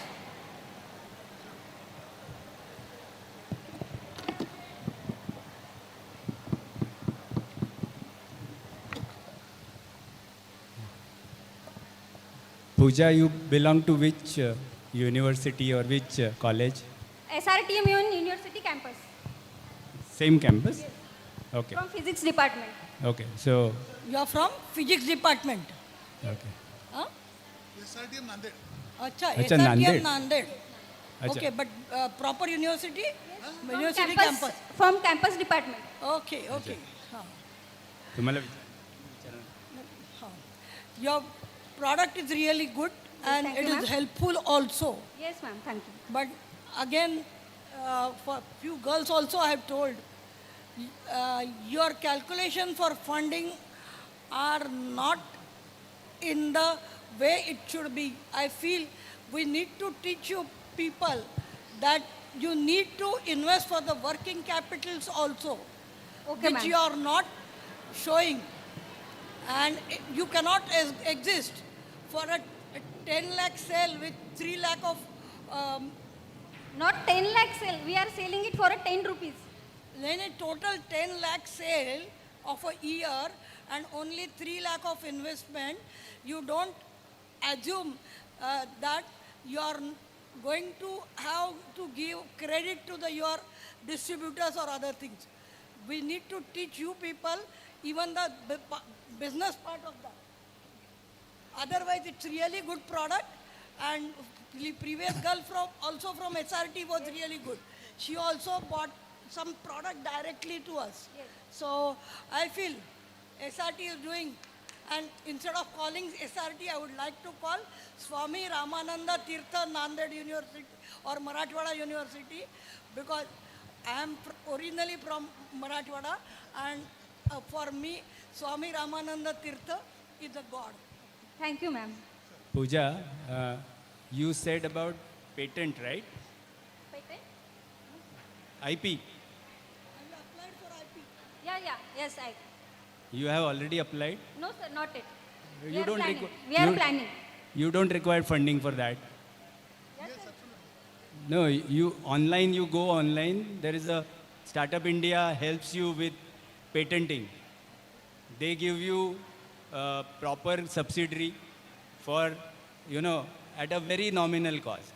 So first of all, if you think that this is a unique product, protect it. Before somebody else claims that this is their product. Okay, sir. So don't wait for 3 lakh rupees to come in your kitty. If you are confident that this is I don't know about whether it is there in the market or not. But Not it, sir, not it. yeah, so you protect it, right? It's a good idea. Please do it. And WISE is there to support you. Okay, sir. Right. Thank you, sir. Beta, you belongs to SRTM University Nanded. You know your university is having incubation center. Have you heard? So have you registered with that incubation center? Why not? So sir is, whatever the sir is telling now, that services is there free of cost. And it's absolutely meant for you only. Right? And then second thing, ma'am is telling you about the amount. पता है बेटा, जब तक तुम तुम्हारे product को 5 star नहीं treat करोगे ना, nobody can treat it like a 5 star. ठीक है ना? So तुम्हारे आस्किंग जो होती है ना, वो तुम्हारे प्रोडक्ट के कैपेबिलिटी शो करती है. 3 लाख बहुत छोटा अमाउंट है. Okay, sir.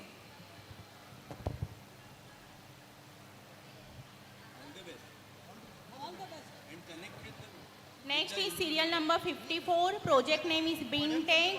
Student name is Rahika Thakur. Collect with the incubator and Please immediately finish your apply for presentation patent. within 2 minutes. Even the other girl asked her. अच्छा, student innovator को बता दूं, मेरे बगल में जो बैठे हुए हैं वो पैसे वाले हैं. We call it as a Kuber in startup ecosystem, जहां पर इन्वेस्टर की हम बात करते हैं. ठीक है. सो अगले 2 मिनट में आप ये समझ के चलो, ऑब्वियसली मैं भी बिजनेस ही कर रहा हूँ, बिकॉज मेरे यूनिवर्सिटी में जितना ज़्यादा फंडिंग इन्वेस्टर आएगा उतना बेटर मेरा भी मार्कशीट बनेगा ना. It looks like to that. So what I expect from the student innovator point of view, 2 minute के अंदर सर को कन्विंस करने का प्रयास करो, so that you will get something right from this platform only. Okay, sir. Okay, so good afternoon to all the entrepreneurs, stakeholders, and innovators. My name is Huma Sheikh. I am from SNDT Women's University from campus Chandrapur. So I represent Binte Group. So our group consists of solar-powered smart AI bin with odor remover, self-cleaning, composting and auto-lid. यहाँ पर आपको एक picture दिख रही है. ये picture ही सब कुछ कहलाती है. करंट कम्युनिटीज़, जैसे कम्युनिटीज़ में स्पिल आउट हो रहा है, कचरा ओवरफ्लो होकर गिर जाता है. फिर हाईली मैनुअल, जो कचरा उठाने वाले लोग होते हैं उन्हें हाइजीन मेंटेन नहीं होती और टाइम कंज्यूमिंग भी हो जाता है. फिर उसके बाद में ट्रैकिंग, जैसे कि कचरा फिल आउट हो जाता है, फिल ओवर होकर गिर जाता है, तो उसका कोई सिस्टम नहीं है, उठाने का कोई सिस्टम नहीं है उसको. फिर अनहाइजीन होते हैं, डिसीजेस फैलते हैं. फिर उसके बाद में लेबर कॉस्ट बढ़ जाता है, मैन पावर बढ़ जाता है. फिर उसके बाद में सिटीजनशिप और सैनिटाइजर वर्कर को भी बहुत दिक्कत जाती है. तो ये प्रॉब्लम कौन कौन लोग फेस कर रहे हैं? पहले तो अर्बन मासेस और सैनिटाइजर वर्कर, और फिर environment, municipal corporation, business, citizen health. तो यहाँ पे जो दूसरी पिक्चर दिखाती है, यहाँ पे जो पिक्चर है ये एक रेफरेंस पिक्चर है. ये रेफरेंस पिक्चर हमारा स्मार्ट फ्यूचर एआई बिन हो सकता है.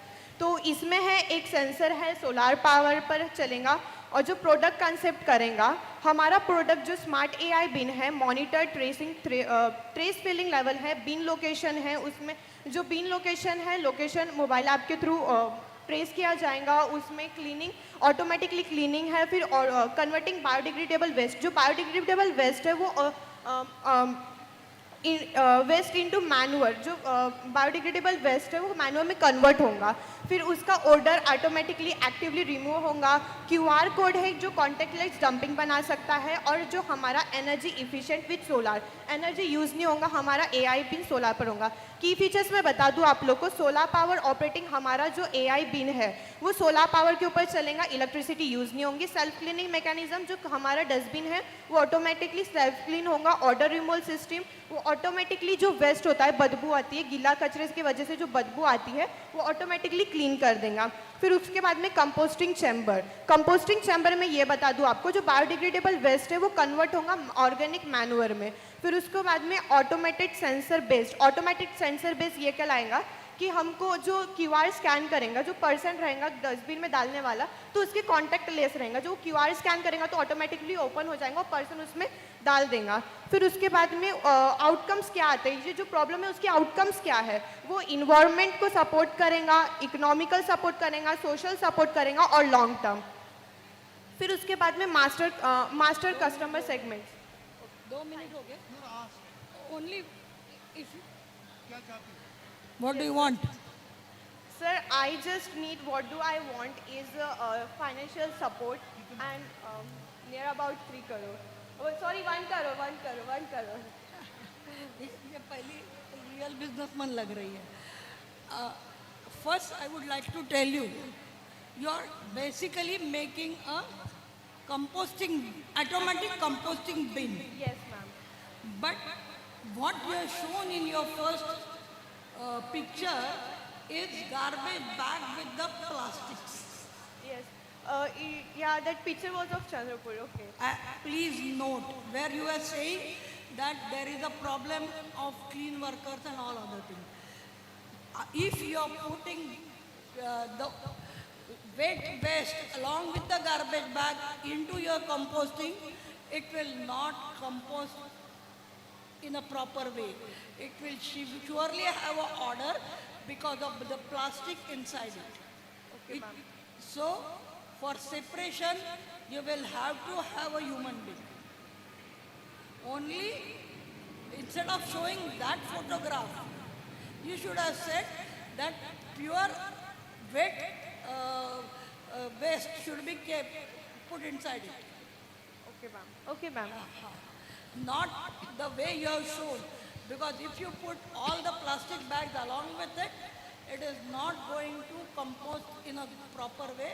It will have 100% a bad odor and everything. Okay. Even if you have a temperature control thing. Okay, fine.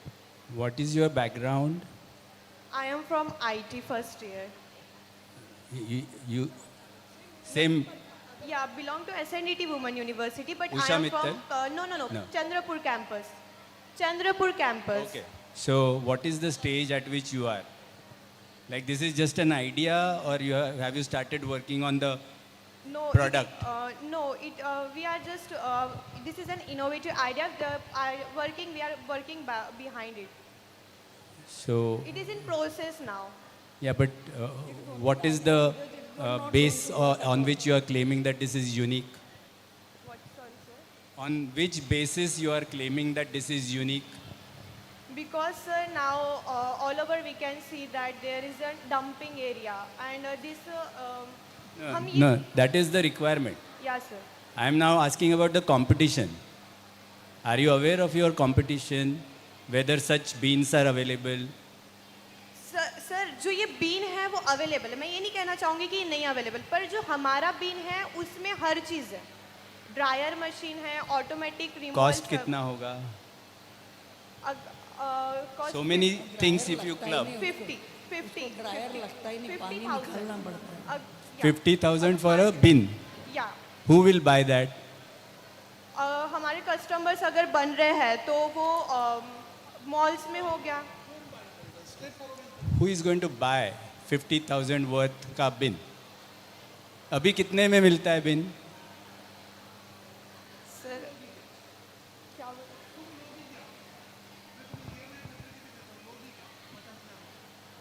Sir मैं माइक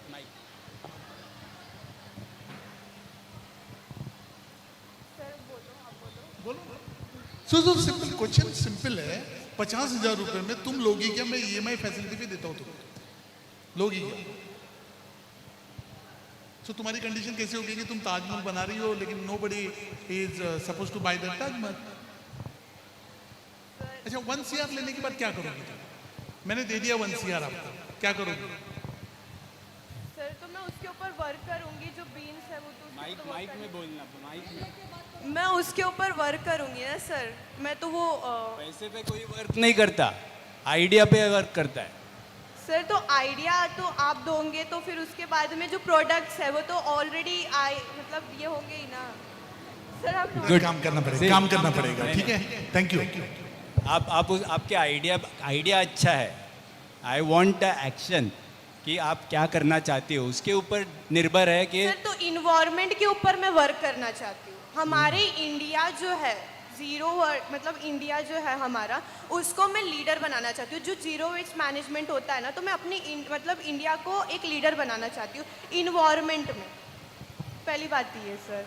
आपका क्या बोलते हैं, आपकी इच्छा अच्छी है, आपको स्टडी करने पड़ेगा कि कौन आपका प्रोडक्ट बाय करेगा, वो कितने में बाय करेगा, उसको रिवर्स इंजीनियर करो और आपका इनोवेशन पे काम करो। अच्छा आइडिया है, पर आपको वो बेचना भी चाहिए ना, किसी ने लेना चाहिए।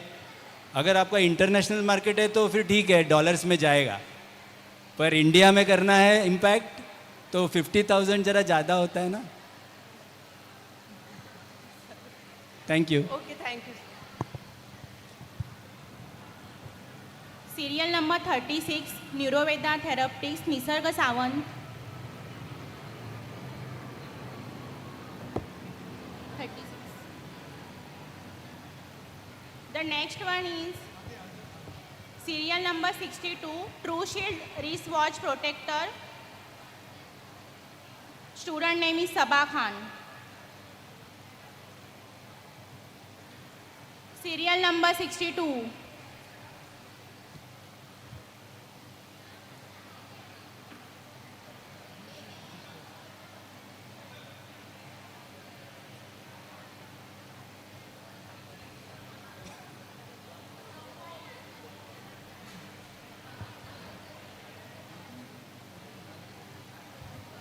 Good afternoon everyone. My name is Sakshi Punekar and I am from SNDT University Chandrapur campus, and I would like to introduce my product Trueshield.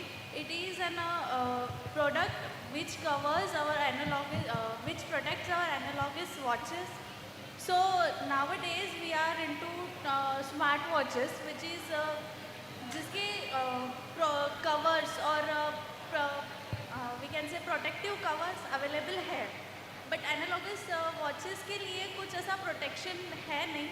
सो हमने एक प्रोडक्ट डेवलप किया है या फिर हमने एक इनोवेशन की तरह लिया है कि सिलिकॉन कवर्स उसमें हम देंगे जो हमारे एनालॉगस और सिंपल वॉचेस को कवर करेगा मॉइस्चर से, डैमेजेस से, स्क्रैचेस से। So this is our product कि हम जनरली एनालॉगस वॉचेस और सिंपल वॉचेस सब यूज़ करते हैं और सडनली रेन होती है या फिर कहीं पे हम जाते हैं तो वाटर फ्लैशेस हो जाते हैं और डैमेजेस हो जाते हैं, तो जिसकी वजह से हमारी वॉच ख़राब हो सकती है। और ये एक अच्छा मतलब प्रोडक्ट है जो हमारे वॉचेस को सेफ रखेगा डैमेजेस से और वाटर डैमेजेस से और बाकी स्क्रैचेस से। सो हमारी प्रॉब्लम हम ये है कि वो ख़राब हो रही है, जो मशीनरीज़ है अंदर की वो ख़राब होती है, जो मेटल जो रहता है वो भी ख़राब हो जाता है वाटर की वजह से, वाटर डैमेज की वजह से। ओके, सो हमारा ये है कि प्रोडक्ट बहुत ज़्यादा कॉस्टिंग नहीं है, हम मिडिल क्लास लोगों के लिए ये बना रहे हैं।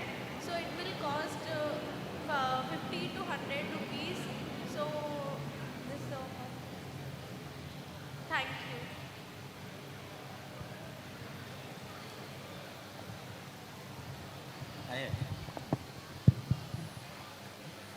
तुझं नाव काय म्हणालीस? साक्षी, ह्या जेन्युइन रिक्वायरमेंट असे वाटते का तुला? ही जेन्युइन रिक्वायरमेंट सर, जर आपण मिडिल क्लास आणि जे माईकमध्ये बघितलं कुठले डिलिव्हरी बॉईज झालेत किंवा जे बाईकनी ट्रॅव्हल करतात किंवा सडनली कुठल्या एरियात असे असतात जिथं पाऊस येतं किंवा आपण नॉर्मली यूज करत आहोत वॉच आणि आपण बसनी ट्रॅव्हल करत आहोत किंवा आपण क्लमझी टाईप कोणी जर असेल आपल्या हातातून वॉच पडेल तर ती डॅमेज होऊ शकते आणि पाणी जर आला तर आपली वॉच खराब होते. सो मला वाटते की हे जेन्युइन आहे आणि रिसर्च करण्याचीच गरज आहे. आणि मोबाईलच्या बाबतीत आपण किती हे असतो काळजी घेतो. मोबाईल त्याच्यापेक्षा कॉस्टली येतो ना. आपण कितींदा पाडतो, कितींदा क्रॅक जाते आणि तुम्ही परत परत चेंज करता ना. नाही करत. मग जेन्युइन आहे काही रिक्वायरमेंट नाही. आयडिया चांगल्या असणं हे आहे पण त्याला स्केल करायला ना ते विकावं लागतं. तर जी आयडिया विकता येते त्या आयडियावर काम करायचं. तर तुझं आता बॅकग्राऊंड काय आहे. तुझ्या इंजिनिअरिंगमध्ये कुठले सब्जेक्ट आवडतात. सिव्हिल झालं होतं सर माझं. ॲक्च्युली माझं सिव्हिल झालं आहे पॉलिटेक्निक. सिव्हिल. हां तर मी इंटेरियर डिपार्टमेंटची स्टुडंट आहे. अगं सिव्हिलमध्ये भरपूर प्रॉब्लेम्स आहेत तिकडे सॉल्व कर ना. कवर्स कशाला बनवते. सिव्हिललाच भरपूर प्रॉब्लेम्स आहेत आणि भरपूर इनोव्हेशन IIT चेन्नईमध्ये होतं आहे. So think about some problems related to your field and your strengths आणि तुला जेन्युइनली चांगल्या आयडियाज येतील असं मला वाटतं. थँक्यू. मला सरांच्या याच्यात एक ॲडिशन करायची आहे. म्हणजे आता माझ्यासारख्या वयाच्या लोकांनी घड्याळावरच पहिल्यांदा आम्ही जन्माला आलो कारण आमच्याकडे काय म्हणजे झेरॉक्ससुद्धा नव्हतं त्या काळात जन्मलेले लोक. त्यामुळे तुमच्यापैकी किती लोक घड्याळ घालतात ते आधी विचार. त्याच्यानंतर सर म्हणतात त्याची गरज आहे का. पण आधी घड्याळच घालत नाही तर घड्याळाच्या वरती काहीतरी लावायची गरज आहे का. कारण रोज येतं ते की स्मार्टफोन आहे डिजिटल वॉच तर त्यातलं पहिलं घड्याळ घाललंय. सो गरज नसलेल्या गोष्टी बनवू नका. आणि मला सरांनी प्रश्न विचारला तोही महत्त्वाचा वाटतो. सिव्हिलमध्ये असंख्य प्रॉब्लेम्स आहेत त्याच्यावर विचार करा.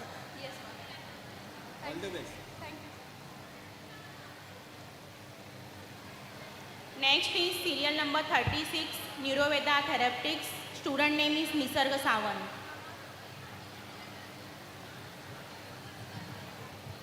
Good evening everyone, myself Nisarga Sawant. So talking about my problem statement, we have actually developed a nasal nano formulation of an antipsychotic drug which is used for treating schizophrenia. So schizophrenia is a mental disorder in which people hallucinate, they have delusions, there is thought problems, they have low confidence levels, so suicidal tendency is more in younger population. So iloperidone is one of the drugs which is used for managing this condition. Iloperidone tablet formulation is already available in the market, but it has low viability and also the onset of action is very slow. So injectables for antipsychotics is also available, but it is very invasive technique and also the cost involved in dispensing this formulation is high. So what we thought is that why not change the type of formulation as well as route of administration. So instead of giving it through our oral route, we can target nasal route because nasal route will have a direct access to the brain because brain is one of the site where we want the action of our drug. So we have developed a nasal formulation of an iloperidone. So this nasal formulation will have a targeted effect and also it is non-invasive, like there is no injectable kind of thing which will cause problem or site of injection, pain at the site of injection, and also it is patient friendly and also it is easily accessible to the caregiver. If the patient is unconscious, even caregivers can give the injections in the nasal route. So the total schizophrenia market size is actually 800 crores, which is supposed to rise to about 12.29 billion. And also the iloperidone itself, the drug market size is about 1.2 billion, which is supposed to rise to about 2.3 billion. If we invest in this particular formulation, where the frequency of dosing is reduced as well as the strength of the dose which is administered is also reduced. Why strength of the dose is important? Because if we take the drug at a higher strength, it will give a lots of side effect. So if you reduce the frequency, if a patient is given 2 times, if that frequency is reduced to 1 time, and also the dose which is to be instilled is 0.25, just a 1 drop of nasal. So the cost involved in overall formulation is about 70. If we sell it to 200, it makes a great profit. So this is our overall business model, which we propose to sell the 5 ml formulation for about 200 rupees. And within 3 years, we can expect a profit out of it.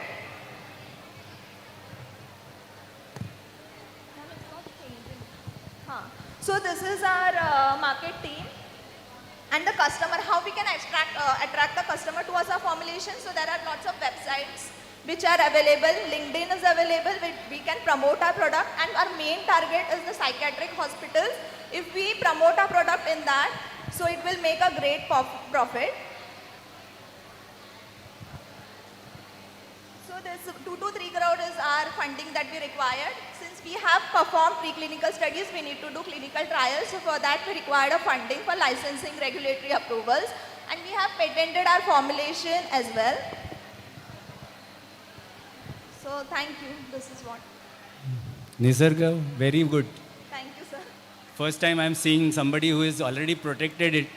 You are a pharma. Yes, sir. I am from pharma And you background. work on the molecular level? Yeah, sir, we have done preclinical studies of this formulation on rats, male vista rats. We have done kinetic studies as well as dynamic studies, wherein we actually have instilled schizophrenia kind of condition in rats, and we have checked whether that symptoms is reduced by giving that formulation. So you have already checked Yes, on rats? Rats, yes. How many people, how many co-founders are there?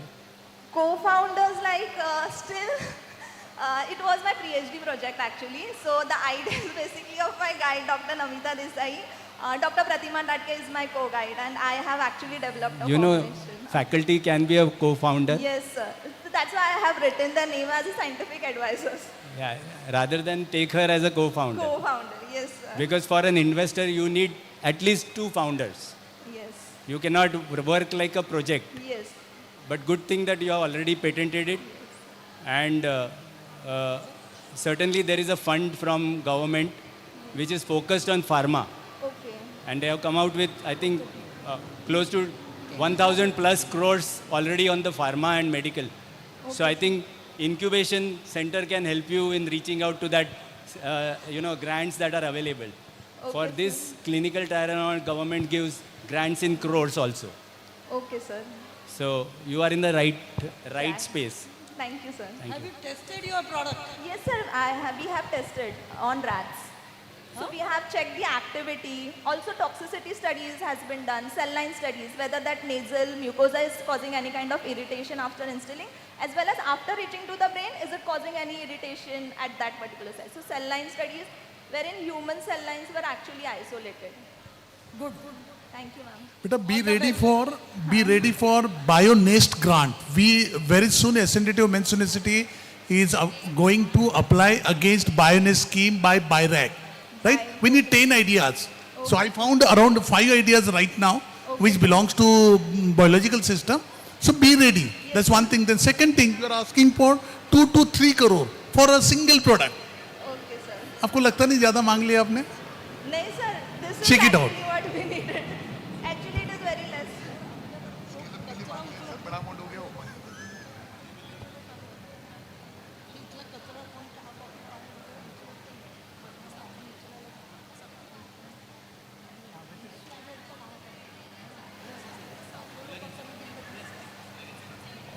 Now we are having a break from the presentations, but the program is continuing. So I request the next team to come over here and start the program.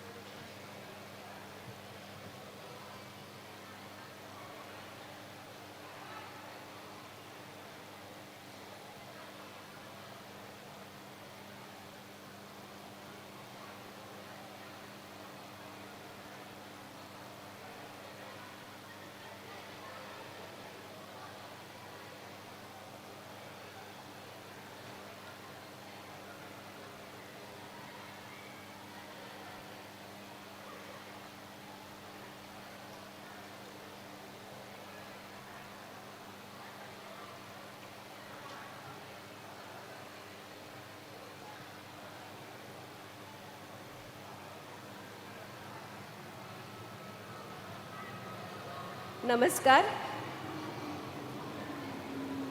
सूचना आहे सगळ्या मंडळींनी स्थानापन्न व्हावं. समारोपीय कार्यक्रमाला आता सुरुवात होत आहे.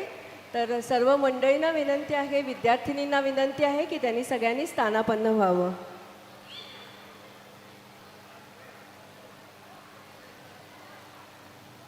मी मान्यवरांना व्यासपीठावर येण्याची विनंती करते. आपले प्रमुख अतिथी आहेत श्रीकांत भारतीय सर. आपले MLC आहेत ते, तर त्यांनी व्यासपीठावर यावं. आपल्या कुलगुरू madam professor doctor Ujjwala Chakradeo madam, त्यांनी व्यासपीठावर यावं.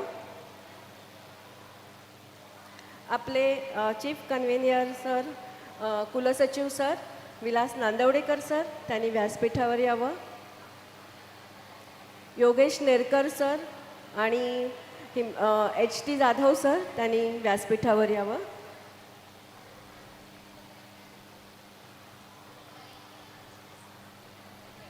स्थानापन्न व्हा.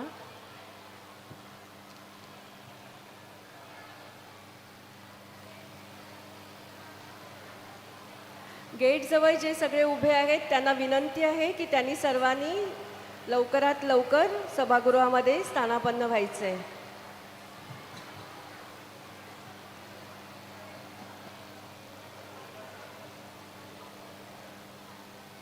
समारोपीय कार्यक्रम सुरू होत आहे.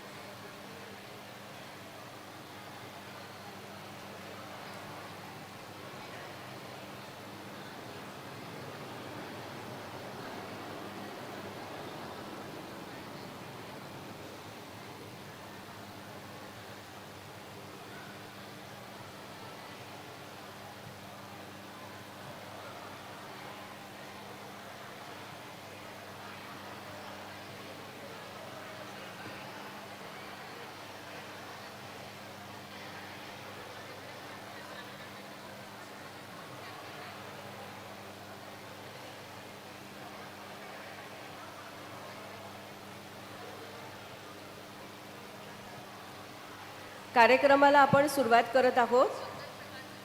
सर्वप्रथम आपण श्रीकांत भारतीय सरांचा सत्कार करत आहोत.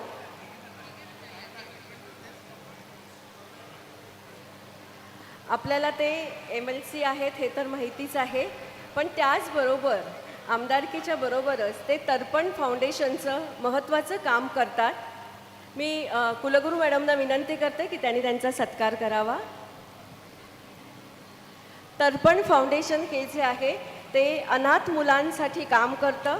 म्हणजे लहानपणापासून 18 वर्षापर्यंत तर आहेच, पण 18 वर्ष पूर्ण झाल्यानंतरसुद्धा त्यांना रोजगार उपलब्ध करून देण्यासाठी तर्पण फाउंडेशनचे म्हणजे सर्व आहेत त्याचे सर त्यासाठी महत्त्वाची कामगिरी करत आहेत.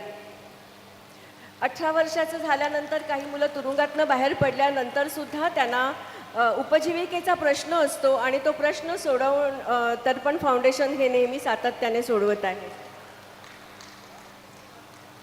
धन्यवाद. सरांना थोडं काही महत्त्वाच्या कामासाठी जायचं आहे, त्याच्यामुळे सरांना मी विनंती करते की त्यांनी आपले विचार व्यक्त करावेत.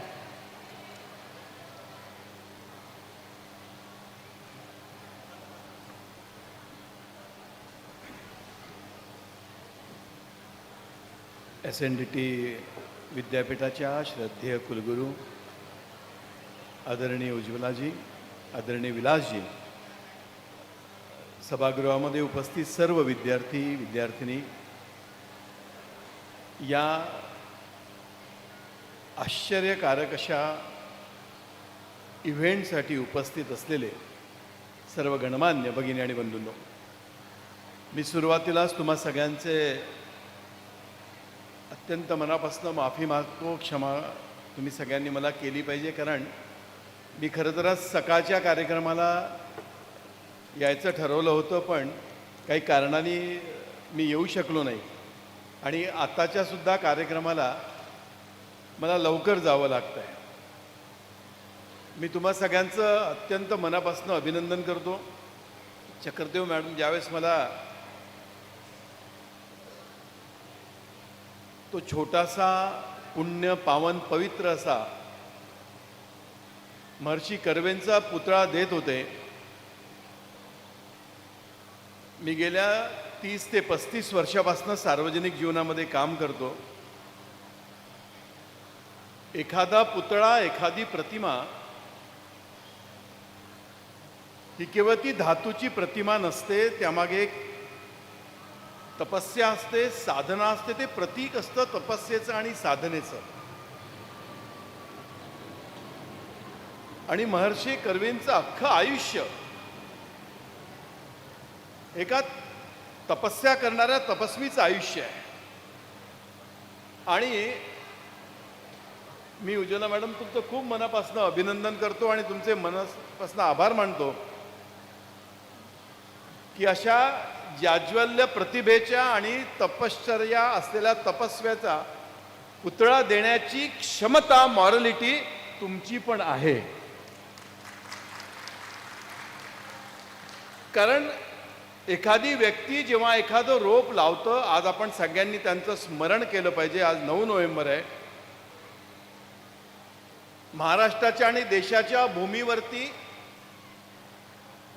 वेगवेगळ्या क्षेत्रात असे खूप माणसं होऊन गेले की त्यांनी काहीतरी साधना करून भविष्याचा वेध घेऊन काही बीज रोवली होती. पण अशा कित्येक संस्था आहेत, कित्येक संघटना आहेत, कित्येक इन्स्टिट्यूट आहेत की ज्या काळाच्या प्रवाहामध्ये हे बी कशासाठी रोवलं होतं हे विसरून गेले. पण फार कमी संस्था दुर्दैवाने अशा आहेत की ज्या तपश्चर्या करणाऱ्या तपस्वी माणसांनी ज्या कमिटमेंटनी ते बी रोवलं होतं, तसं कमिटमेंट भविष्याचा वेध घेत अजूनही कायम ठेवलं आहे. त्याच्यामध्ये SNDT युनिव्हर्सिटी आहे. श्रद्धेय कर्वेजींनी जे रोप लावलं, वाढलं, मोठं झालं, पण काळाच्या अनुरूप त्याच्यामध्ये योग्य बदल करत, पण त्या इन्स्टिट्यूटचा प्राण कायम ठेवत असा जो प्रयोग SNDTच्या माध्यमातून सुरू आहे. मी SNDT परिवाराचं खूप मनापासून अभिनंदन करतो आणि त्यांना शुभेच्छा देतो. मी या प्रांगणामध्ये आज ज्यावेळेस आलो त्यावेळेस मी विलासजींनाही असं म्हटलं आणि मॅडमलाही म्हटलं की मी केवळ शेवटच्या कार्यक्रमात 10 मिनिटं बोलून लगेच परत जाणार नाही. बोलण्यापेक्षा माझा जास्त इंटरेस्ट इथे ज्या लोकांनी सृजनाची अभिव्यक्ती केली, प्रकटीकरण केलं, त्या मुलींना भेटण्यामध्ये आहे. आणि मी तुम्हाला अत्यंत आनंदाने सांगेन की महाराष्ट्राचे लाडके मुख्यमंत्री, विजनरी नेते ज्यावेळेस आज सकाळी या कार्यक्रमाला येऊन गेले आणि बाहेर पडल्यानंतर मी एका राजकीय विषयासाठी त्यांना फोन केला, तर त्यांचं पहिलं वाक्य आहे की श्रीकांत तू आज सकाळी यायला पाहिजे होतं, मी एका ग्रेसफुल कार्यक्रमातनं बाहेर पडलेलो आहे. मी नेहमी असं समजतो की देवेंद्र फडणवीस नावाचं इन्स्ट्रुमेंट इतकं गजब आहे की ते फुकट कोणाला सर्टिफिकेट देत नाही. हो, ज्याच्या परकावर खरा असा माणूस आहे. त्यांचा स्वतःचा अभ्यास आहे, त्यांना स्वतःला एक दृष्टी आहे आणि त्या प्रतिक्रियेच्या आधारावर मी पहिल्या नंबरच्या स्टॉलपासून तर 110 नंबरच्या स्टॉलपर्यंत अर्धा तास फिरलो. खरंच खूप मुलींचं कौतुक आहे, खूप कौतुक आहे. म्हणजे मोहापासूनचं बिस्किट इथपासून तर फायनान्सच्या ॲपपर्यंत आणि पार्किंग्सच्या इन्व्हेन्शनपासून तर मी तिथे बघून आलो की छोट्याशा गोष्टीपासनं रुचकर खाण्याचे विषय कसे तयार केले जातात. म्हणजे भारतामध्ये असं म्हणतात की सृजनाला स्काय इज द लिमिट. प्रचंड मोठं आकाश आहे. आणि मला आठवतं मी 5-6 वर्षापूर्वी लंडनला ज्यावेळेस गेलो त्यावेळेस इस्कॉनचे एक संन्यासी मला मिळाले. त्यांनी मला असं सांगितलं की जगाच्या पाठीवर सगळ्यात जास्त पॉवरफुल क्रिएटिव्हिटीचे, सृजनाचे प्रज्ञाचक्षू कोणाचे स्ट्रॉंग आहे तर ते भारतातल्या माणसाचे आहे. तुमचा आणि आमचा DNA हा सृजनाचा DNA आहे, हा निर्माणाचा DNA आहे. पिढ्यानपिढ्या, वर्षानुवर्ष नवं काहीतरी केलं पाहिजे, वेगळं काहीतरी केलं पाहिजे, काहीतरी निर्माण केलं पाहिजे, याचा DNA हा भारतातल्या माणसाचा आहे. मला तुम्हाला सांगू की सांगू नाही या द्विधेमध्ये आहे, पण मी सांगतोच. मी राजकारणात आहे. मी जेव्हा जेव्हा माझ्या राजकीय पक्षाच्या ऑफिसमध्ये बसतो आणि माझ्या NGOच्या ऑफिसमध्ये बसतो, मी दिवसातून जर मला 100 माणसं भेटले तर त्यातले 25 माणसं असे असतात की श्रीकांत भाऊ एक आयडिया आहे, भाऊ एक आयडिया आहे. तुम्ही अख्ख्या महाराष्ट्रात कुठे फिरा, छोट्यातल्या छोट्या गावामध्ये सुद्धा एखादा गावातला मुलगा कानात येऊन सांगतो भाऊ एक आयडिया आहे. म्हणजे मॅडम तुम्हाला एक माझ्या आयुष्यातला प्रसंग सांगतो, मी कधी विसरू शकत नाही. मी अंबेजोगाईला एका सहकारी पतसंस्थेच्या उद्घाटनाला गेलो. राजकीय कार्यकर्ता आहे त्यामुळे त्या पद्धतीचं स्वागत सत्कार सगळं आटोपलं, उद्घाटन झालं. मी गाडीमध्ये बसत नाही तर एक 26-27 वर्षाचा ग्रामीण मुलगा जो त्या बँकेमध्ये क्लर्क म्हणून काम करत होता, तो माझ्या कानाशी येऊन म्हणाला की भाऊ एक आयडिया सांगायची आहे. मी म्हटलं बाबा एवढ्या धावपळीत कुठली आयडिया सांगतो, बरं काय आहे? तो म्हटलं नाही मला वेळ पाहिजे. म्हटलं कोणाला सांगायचं आहे? तो म्हणे निर्मला सीतारामनला. निर्मला सीतारामनला सांगण्या एवढी याची आयडिया कुठली आहे? तर मलाही उत्सुकता वाटली. मी पुढच्या कार्यक्रमाला जाण्याच्या पूर्वी त्याला गाडीमध्ये बसवलं. मी म्हणलं बोल बाबा, देशाच्या अर्थमंत्र्याला आयडिया सांगतोय, काय आयडिया आहे? तो म्हणले साहेब जर तुम्हाला हा आर्थिक भ्रष्टाचार थांबवायचा असेल ना तर नोट जेव्हा छापल्या जाते तेव्हा त्या नोटेवर त्याची एक्सपायरी डेट छापा बस. म्हणले मेडिकलची एक्सपायरी डेट आहे साहेब पण नोटीची एक्सपायरी डेट नाही. आता बघा मॅडम, सांगणारा माणूस अंबेजोगाईतला एक छोटासा माणूस आहे. मित्रो, भारताचा DNA हा सृजनाचा DNA आहे, हा निर्माणाचा DNA आहे. पण त्या निर्माणाच्या प्रज्ञाचक्षुला प्रकट करण्याची संधी मिळावी लागते. आणि मी चक्रदेव मॅडमचं मनापासून अभिनंदन करतो की तुम्हा सगळ्यांना त्याची संधी त्यांनी उपलब्ध करून दिली. पण मला एक तुम्हाला विनंती पण करायची आहे. सृजनाची संधी ही प्रकटीकरणासाठी असते, पण भारताच्या सामान्य माणसाच्या DNAची एक स्ट्रेंथ जशी सृजनाची आहे तसा त्याचं एक लिमिटेशन पण आहे. ते जे सृजन आयुष्यभर करण्यासाठीचं जे पॅशन लागतं ना तिथं आपला प्रॉब्लेम आहे. मी पहिल्या स्टॉलपासून कंटिन्यू विचारत गेलो की तुम्ही निर्माण तर केलंय पण त्याचं ब्रँडिंग कसं करणार, त्याचं मार्केटिंग कसं करणार, त्याचा पेटेंट केला का नाही. मित्रो, मला तुम्हा सगळ्यांना एक आव्हान करायचं आहे. ज्या ज्या लोकांनी स्टॉल लावलं त्या सगळ्यांना माझी हात जोडून नम्र विनंती आहे. मी ज्या ज्या मुलींना भेटलो कोणाचंच वय 50चं नाही आहे. 22, 23, 24, 25, 26 या वयातल्या तुम्ही लेकी आहात. 9 नोव्हेंबर आहे. महर्षी कर्मजींना स्मरण करणारा दिवस आहे. सृजन झालंय. प्रश्न दोन गोष्टीचा आहे. एक कमिटमेंट आणि दुसरं कॅरेक्टर. तुम्ही चांगलं नवीन निर्माण केलं. मला पूर्ण खात्री आहे कित्येक मार्केटचे लोक याच्यापुढे तुम्हाला येऊन भेटणार आहे. मी मॅडमला आता म्हटलं की पार्किन्सनवर ज्या माझ्या लेकीनी इनोव्हेटिव्ह प्रयोग केलाय ती ज्या क्षणी मार्केटमध्ये येईल ना अख्ख्या फार्मा कंपनी वेड्यासारख्या तिच्या मागे लागणार आहे. लिहून घ्या तुम्ही. पण जे निर्माण केलंय ते सामान्यांपर्यंत गेलं पाहिजे यासाठी कमिटमेंट लागणार आहे. त्याची जास्त आवश्यकता आहे. आणि जे सृजन तुम्ही सगळ्यांनी निर्माण केलंय ते लॉंग रन गेलं पाहिजे यासाठी कॅरेक्टर लागणार आहे. सगळ्या मुलींना मी मनापासून आव्हान करणार आहे की चांगली संधी आहे ही 26व्या वर्षी 22व्या वर्षी 23व्या वर्षी तुम्हाला मिळालं आहे. पण पुढचे 40 वर्ष हातामध्ये आहेत. या 40 वर्षाच्या कालावधीमध्ये तुम्ही जे निर्माण केलंय ते समाजातल्या गोर गरीब दीन दलित शोषित पीडित तळागाळातल्या शेवटच्या माणसापर्यंत कसं जाऊ शकेल यासाठी कमिटमेंट लागणार आहे. यासाठी कॅरेक्टर लागणार आहे.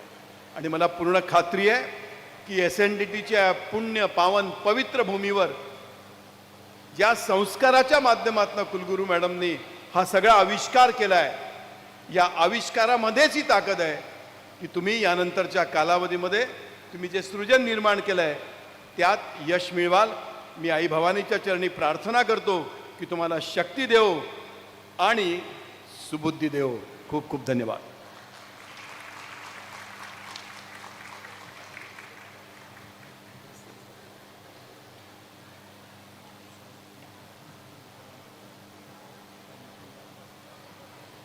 धन्यवाद sir.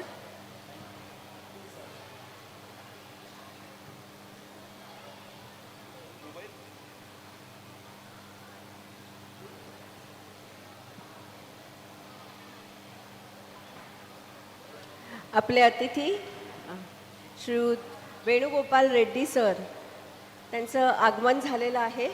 Additional chief secretary department of higher and technical education government of Maharashtra सरांचं स्वागत करते आणि सरांचा सत्कार करण्यासाठी आपल्या कुलगुरू मॅडमना विनंती करते.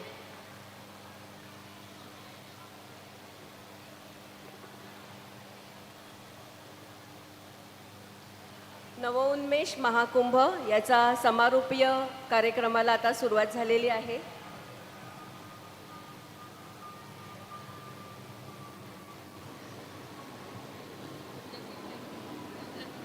सरांचा आपण शाल श्रीफळ देऊन आपल्या प्रथेप्रमाणे सत्कार करत आहोत. लुकिंग बॅक हे आपल्या महर्षींचं पुस्तक जे आपण त्यांना भेट देत आहोत आणि महर्षींचा अर्धपुतळा आपण त्यांना भेट देत आहोत.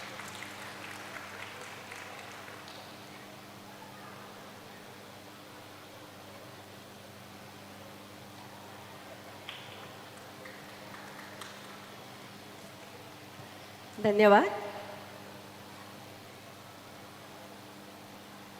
समारोपीय कार्यक्रमामध्ये आपल्या सर्वांचं स्वागत आहे.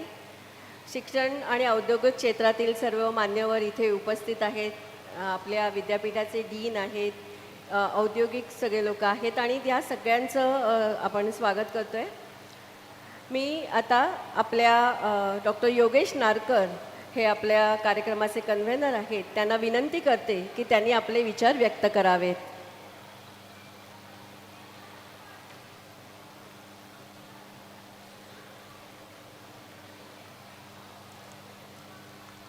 Respected Honorable Sri Venugopal Reddy, Secretary Higher and Technical Education, Honorable Vice Chancellor Madam, Professor Ujjwala Chakradev, Professor Vilas Nandavdekar, Chief Convener, and Professor S.T. Jadhav, Convener of Innovation Mahakumbha.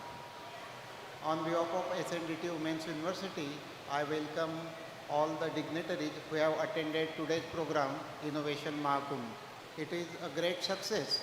Since last 6 months, we were putting efforts for success of this program.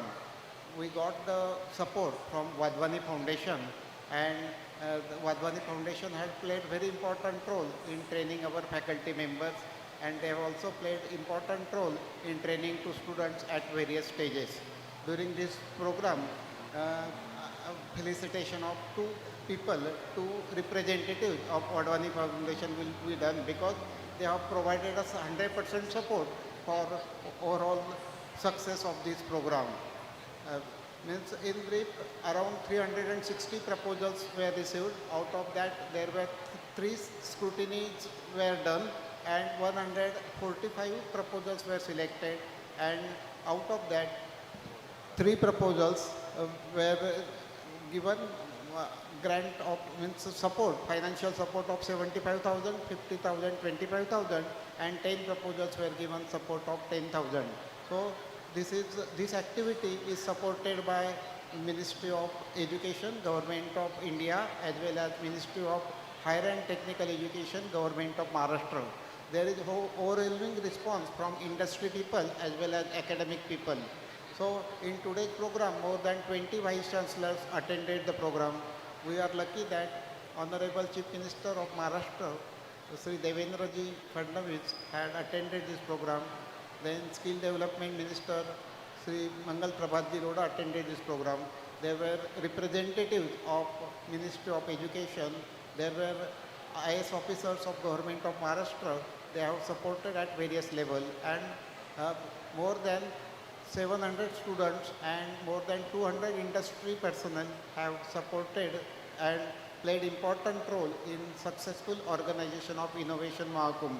For this activity, we received support from faculty members of various conducted institutions, various departments of SNDTWU Women's University.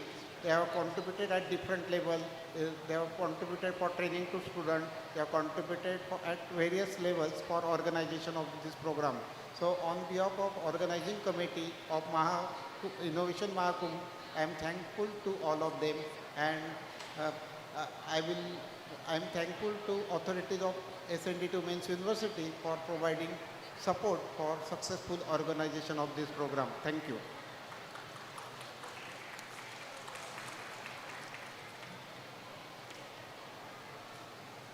धन्यवाद sir. आज आपण दिवसभर महत्त्वपूर्ण आपल्या काही कार्यक्रम करतोय, घटना आहेतच, तर त्या घटनांचा सगळा सारांश रूपाने आज धांडोळा ज्याला आपण म्हणतो तो आपले मुख्य कन्व्हेनर जे आहेत, आपले कुलसचिव sir doctor Vilas Nandwadekar sir हे घेणार आहेत. मी त्यांना विनंती करते की त्यांनी आपले विचार व्यक्त करावे.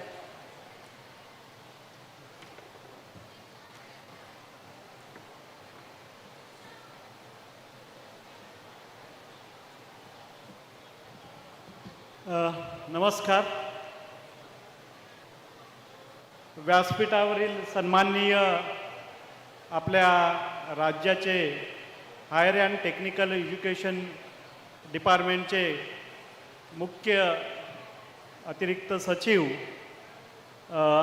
रेड्डी सर, त्याचबरोबर ज्यांनी या पूर्ण कार्यक्रमाचं धुरा सांभाळली आणि आम्हाला वेळोवेळी मार्गदर्शन केले, ते आपल्या विद्यापीठाच्या लाडक्या कुलगुरू मॅडम डॉक्टर उज्ज्वला चक्रदेव, ज्यांच्या सहकार्यातून प्रयत्नातून प्रत्येक गोष्टीत मार्गदर्शन मिळत होतं, ते दोन्ही convener Jadhav sir, Nerkar sir, त्याचबरोबर आमच्या अधिकार मंडळाचे सर्व सन्माननीय सदस्य, विद्यापीठाचे स्टॅट्युटरी ऑफिसर, इंडस्ट्रियलिस्ट, कॉर्पोरेट्स, त्याचबरोबर इन्व्हेस्टर्स, या ठिकाणी उपस्थित असलेले सर्व पत्रकार बंधू भगिनी, त्याचबरोबर या इनोव्हेशन महाकुंभ 2025मध्ये जे विद्यार्थिनींनी सहभाग घेतला ते सर्व विद्यार्थिनी, शिक्षक, शिक्षकेतर कर्मचारी, विविध स्तरातून आलेले सर्व घटक, या सर्वांनाच माझा विद्यापीठाच्या वतीने नमस्कार. या ठिकाणी मला या सांगता समारोहामध्ये आनंद होत आहे की सांगायला वाटतं की जी समरी, जी आउटलाईन द्यायची आहे या कार्यक्रमाची दिवसभराच्या, ती या ठिकाणी मला सादर करण्याची संधी दिली, त्याबद्दल प्रथमतः मी माननीय कुलगुरू व सर्व विद्यापीठाचे अधिकारी यांचे धन्यवाद देतो. या ठिकाणी मी सांगू इच्छितो की हा इव्हेंट इनोव्हेशन महाकुंभ 2025 185 दिवसापूर्वी मॅडम व्हाईस चान्सलर यांच्या विजनमधून सुरुवात झाली.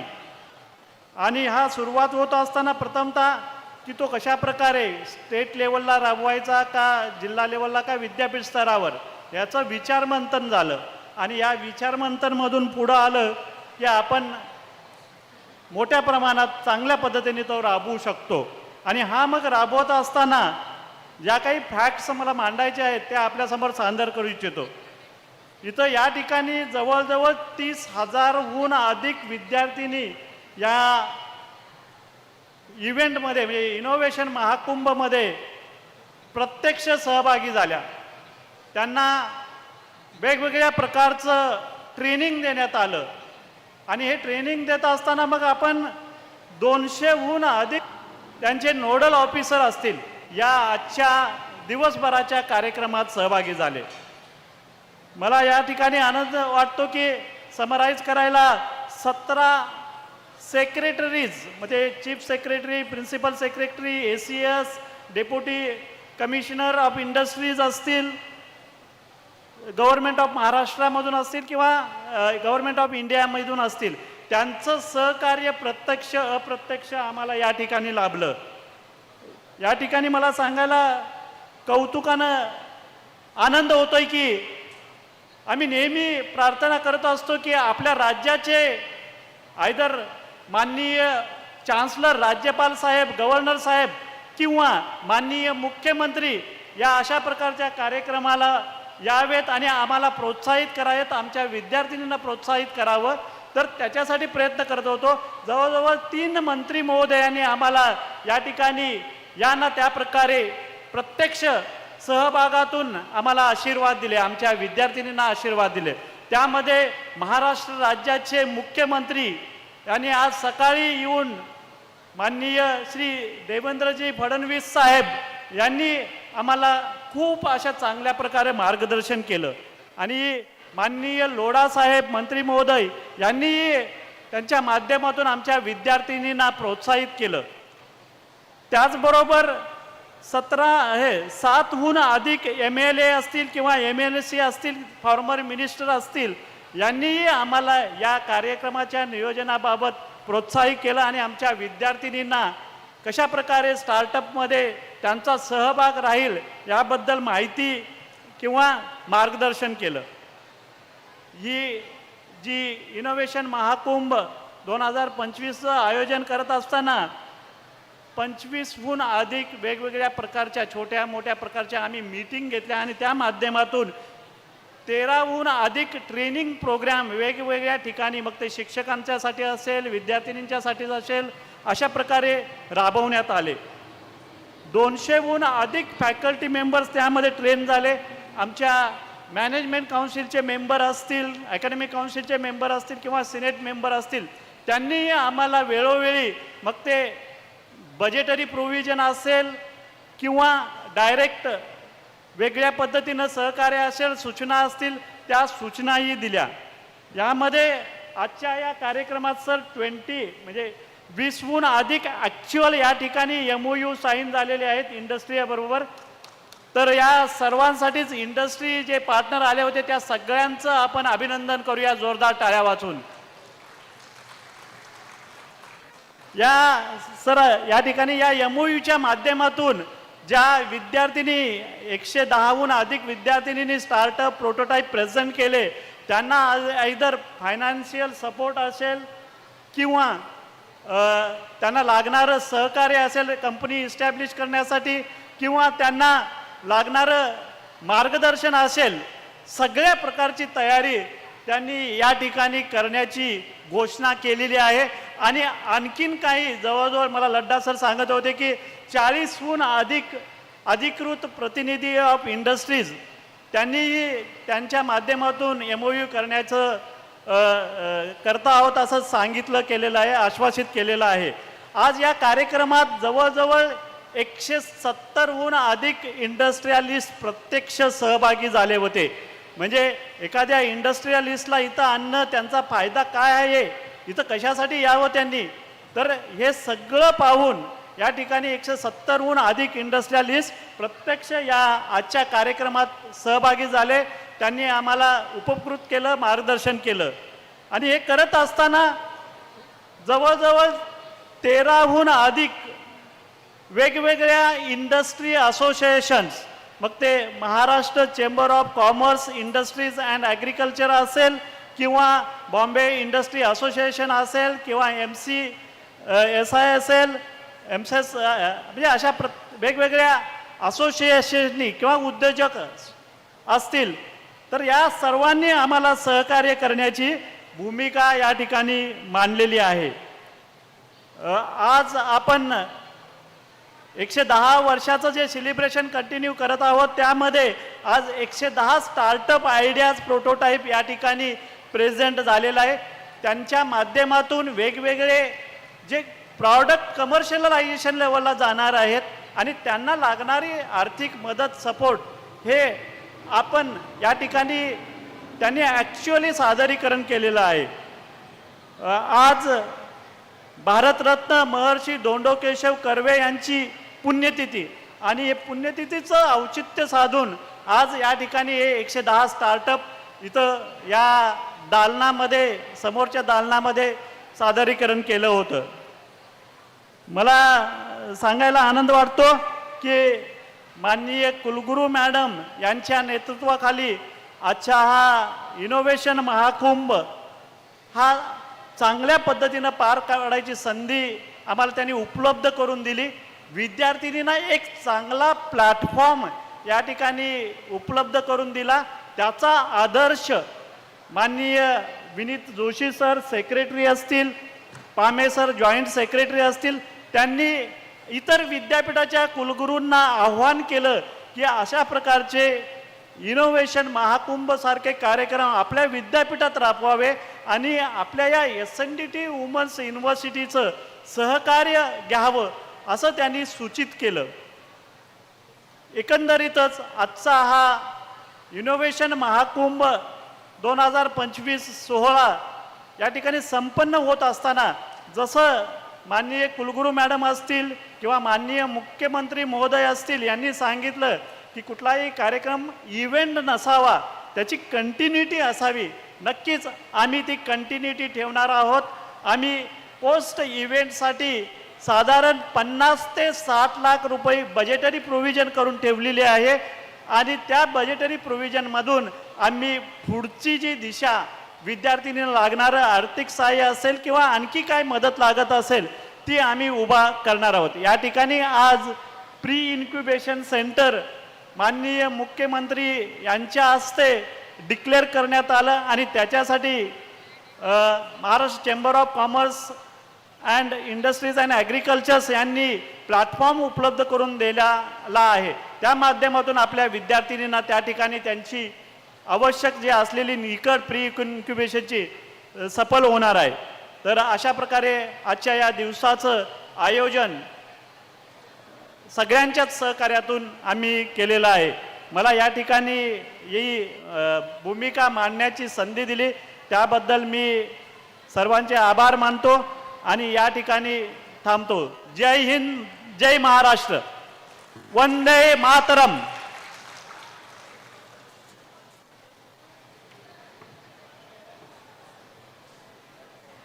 धन्यवाद सर. आता आपण काही विद्यार्थिनींचा सत्कार करणार आहोत. आपल्याला सगळ्यांना ज्ञात आहेच की जेव्हा 360 प्रपोजल्स यासाठी आली होती आणि त्यातली 110 प्रपोजलची निवड करण्यात आली होती, त्यातले आपण प्रथम, द्वितीय आणि तृतीय पारितोषिक सकाळी मुख्यमंत्र्यांच्या हस्ते सगळ्या विद्यार्थिनींना, त्या तिघींना दिलेलं आहे. अजून 10 उत्तेजनार्थ पारितोषिकं आपण देत आहोत. मी त्या विद्यार्थिनींना विनंती करते आणि सन्माननीय व्यासपीठावरील मान्यवरांना विनंती करते की त्यांनी त्यांचा प्रशस्तीपत्रक देऊन सन्मान करावा. विद्यार्थिनींची नावं घेते. उर्वी नार्वेकर, उर्वी नार्वेकर,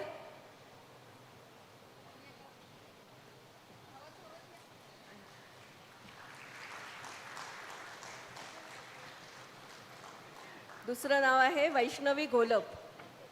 प्रथम उर्वी नार्वेकर,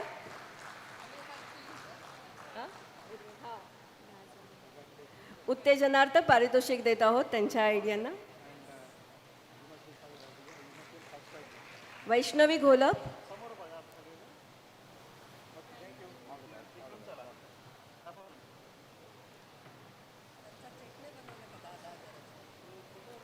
क्रेशा शर्मा,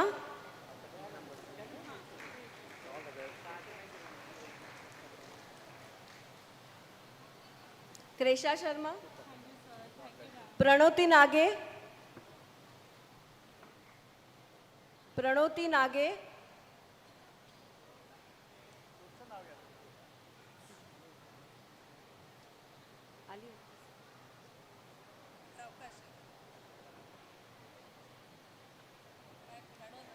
प्रणोती, पूर्वा जाधव, पूर्वा जाधव,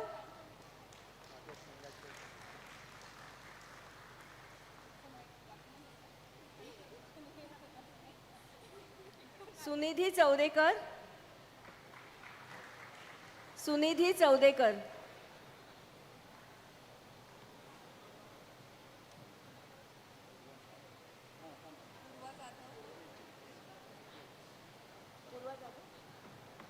पूर्वा जाधव,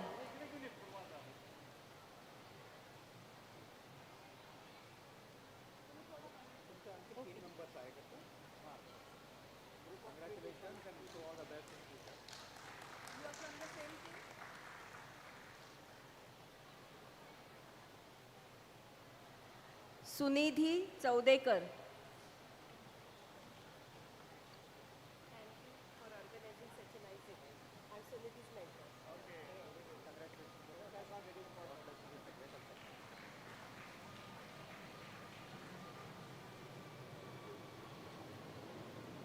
राखी गौड,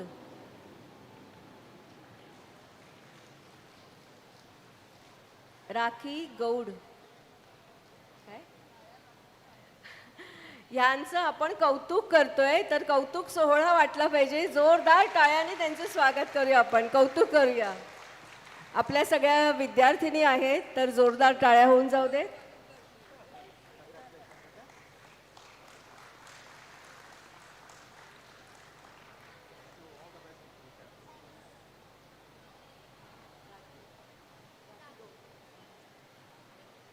देवांशी मदभगत,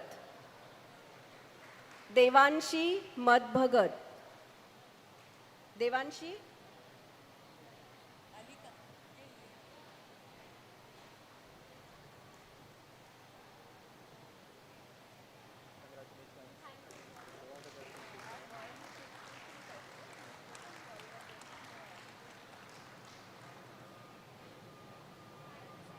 आणि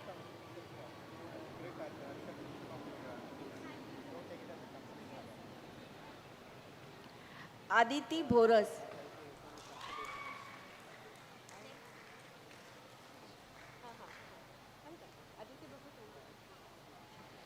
आदिती भगत,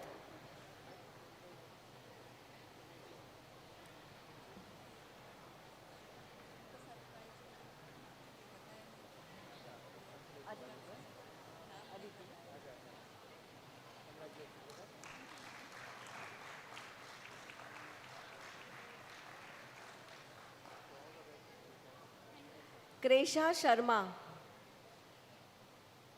क्रेशा शर्मा,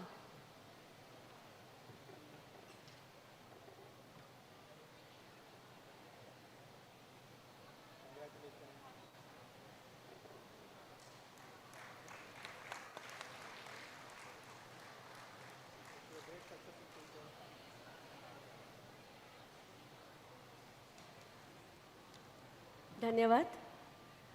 अजून एक सत्कार आहे. वाधवानी फाउंडेशनच्या 2 जणांचा आपण सत्कार करतोय. मिस्टर हरदीप सिंग, त्यांनी स्टेजवर यावं. आपल्या या कार्यक्रमासाठी त्यांनी खूप परिश्रम घेतलेले आहेत. मिस्टर हरदीप सिंग आणि मिस्टर अजय. हरदीप सिंग,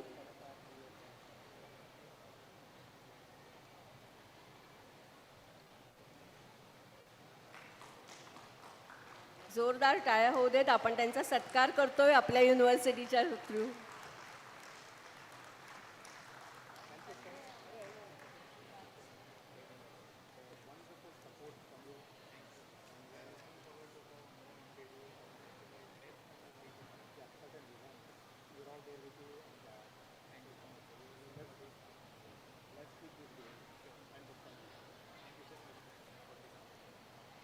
नाही ती नाहीये म्हणे.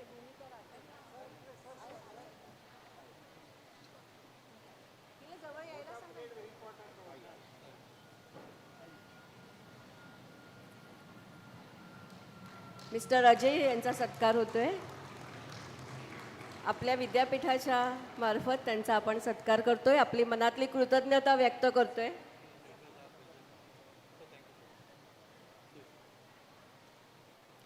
एकच मिनिट मॅडम.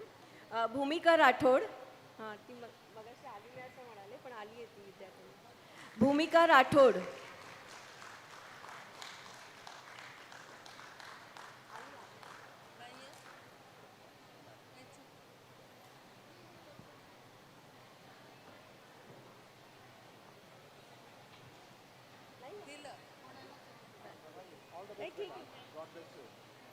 तिचा एक छान फोटो आपण काढूया. तिला ती मेमरी राहील. तिचं सर्टिफिकेट आत्ता म्हणजे मला इथे नाही आहे म्हणून सांगितलं, पण तिला 10वं उत्तेजनार्थ पारितोषिक तिला आहे. तिच्यासाठी जरा जोरदार टाळ्या वाजवा.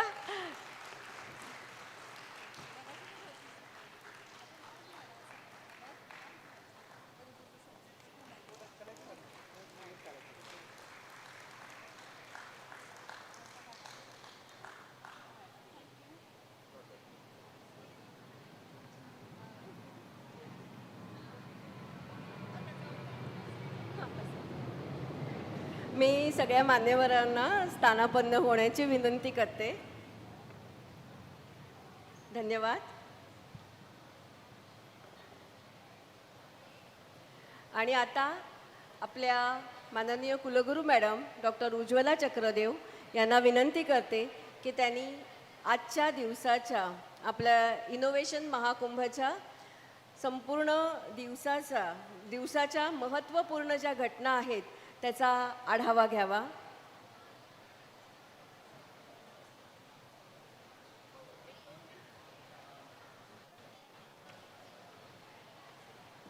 सगळ्यांना नमस्कार. आणि आढावा ऑलरेडी झालेला आहे, त्यामुळे मी पुन्हा आढावा घेणार नाही आहे.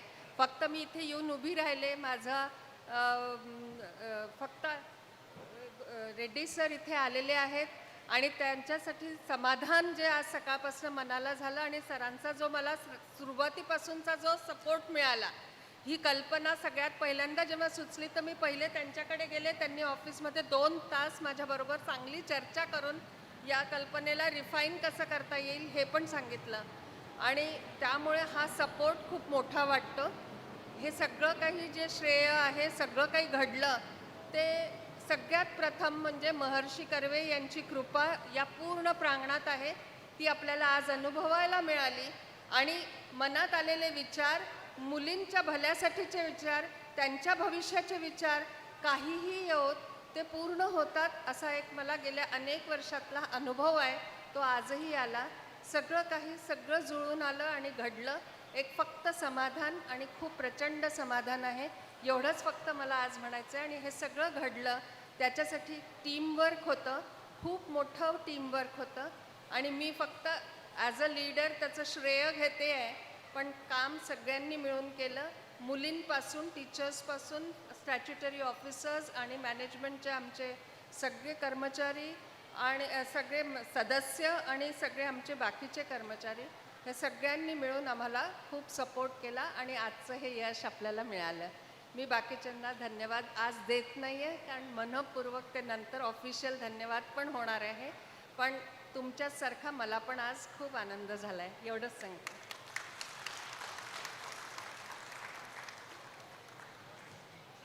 धन्यवाद मॅडम.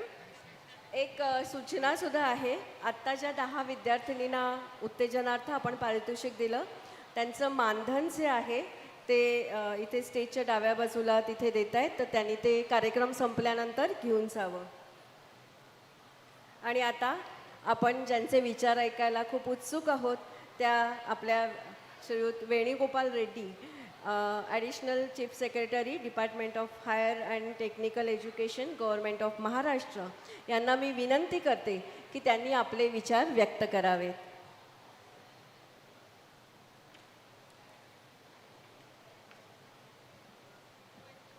सर्वांना नमस्कार.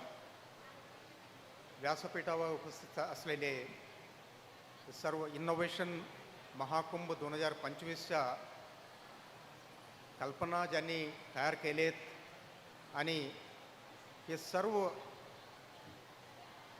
कार्यक्रम जे आहे ते अगदी यशस्वी पद्धतीने पार पाडण्यामध्ये अत्यंत इफेक्टिव्ह असं प्रकारचं लीडरशिप दिलेली माननीय कुलगुरू श्रीमती उज्ज्वला चक्रदेव मॅडम, सन्माननीय व्यासपीठ आणि इथं उपस्थित असलेले सर्व सन्माननीय फॅकल्टीज, विद्यार्थी आणि सर्व अधिकारी कर्मचारी बंधूंनो भगिनींनो, व्हॅलिडिटी सेशन म्हटल्यानंतर सर्वांनी वाइंड अप मोडमध्ये असतात आणि असं वाइंड अप मोडमध्ये मी आपला काय जास्त वेळ घेणार नाही. मी कारण म्हणजे आज म्हणजे ही इनोव्हेशन महाकुंभच्या जे अचिव्हमेंट्स आहेत ते समजून घेण्यासाठी मी आज इथं उपस्थित आहे. चक्रदेव मॅडम यांनी सविस्तर मला सांगितलेत की म्हणजे किती मोठा उपलब्धी ह्याच्या माध्यमातून मिळालेली आहे आपल्याला. मी त्याच्या बाबतीत मी चक्रदेव मॅडम आणि त्यांच्या सर्व सहकारी फॅकल्टीज जे आहेत किंवा अधिकारी कर्मचारी ज्यांनी या कार्यक्रमामध्ये काम केलेत त्यांना मनापासून धन्यवाद देतो आणि अभिनंदन करतो. फक्त 1-2 विचार मला या निमित्ताने मांडायचे आहे, तेवढं बोलून मी आजचं माझं भाषण संपवतो. हे इनोव्हेशन महाकुंभ जे आहे ह्याच्या माध्यमातून आपल्याला एक उत्कृष्ट अशा प्रकारचे एक्सपिरियन्स मिळालेली आहे की इंडस्ट्रीबरोबर कोलॅबोरेशनमध्ये आपला फॅकल्टीजना कसं ट्रेन करता येईल, इनोव्हेशन्स किंवा स्टार्टअप किंवा इन्क्युबेशन आयडियाज जनरेट करणे किंवा आयडियाज इन्क्युबेट करणे याच्यामध्ये. आता हे एक सुरुवात आहे. हे सुरुवात जे आहे त्याला एक आपल्याला परमनंट प्लॅटफॉर्म एक तयार करावं लागतील. ते प्लॅटफॉर्म करण्यासाठी काय करावं लागतील या एक्सपिरियन्सेसमधून आपल्याला शिकून घ्यावा लागतील. हा एक महत्त्वाचा विषय आहे. आणि दुसरं जे आहे ही प्लॅटफॉर्म जे तयार करणार आहे त्याच्या माध्यमातून सर्व विद्यार्थ्यांना आता कॉलेजमध्ये शिकत असताना विद्यार्थ्यांनी इनोव्हेशन आयडियाज तयार करणे म्हणजे एक प्रकारचा ॲडव्हेंचर आहे. कारण जे कोणत्याही बाबी त्यांनी सिलेक्ट करणार आहे त्यामध्ये मार्केटमधलीची स्थिती काय आहे, रिसर्चमधलीची स्थिती काय आहे आणि त्यामध्ये एक्सपर्ट्स जे काम करत आहेत त्याच्या बाबतीत समजून घेणे एक प्रकारच्या म्हणजे खूप रिसर्च करून समजून घ्यावं लागणाऱ्या गोष्टी आहे.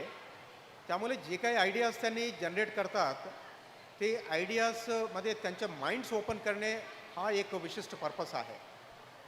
त्याच्यामधून इमिडिएटली कमर्शियल किंवा स्टार्टअप्स तयार होतील असं प्रकारच्या अपेक्षा बाळगणे म्हणजे कदाचित शक्य होणार नाही. त्यामध्ये आपल्याला ऑब्जेक्टिव्ह असं ठेवावं लागतील की विद्यार्थ्यांच्या विचार करण्याची क्षमता वाढवणे एक अत्यंत महत्त्वाचं त्याच्यामधलीचं उद्दिष्ट आहे.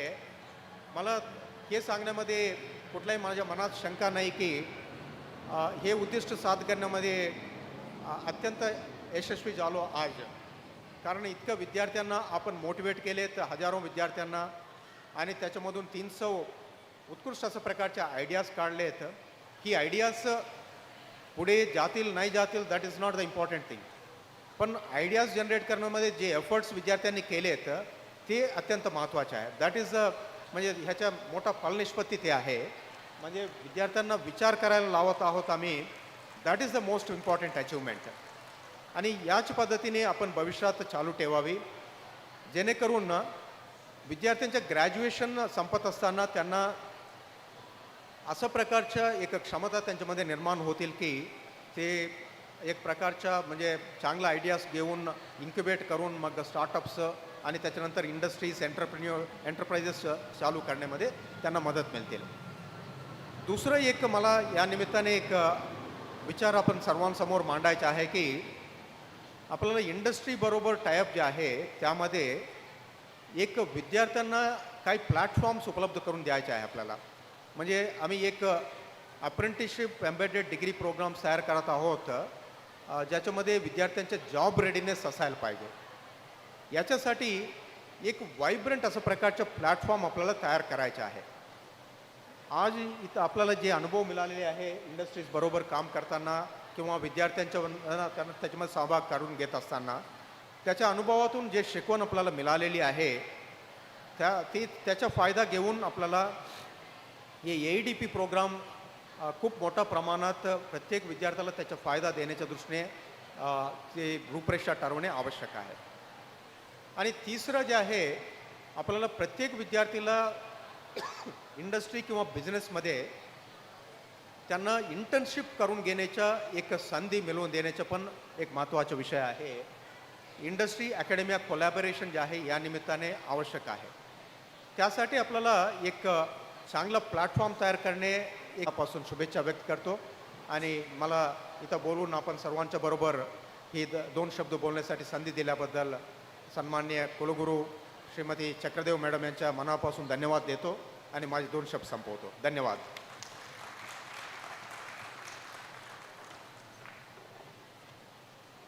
धन्यवाद सर. मी आता रेड्डी सरांना सर विनंती करते की ह्या कार्यक्रमासाठी म्हणजे महाकुंभासाठी सगळ्यांनी मेहनत घेतलेली असली तरी आमचा लीडर जो आहे, आमचे कुटुंब प्रमुख जे आहेत, आमच्या मॅडम, त्यांचा आपण सत्कार करावा. नाही मॅडम प्लीज.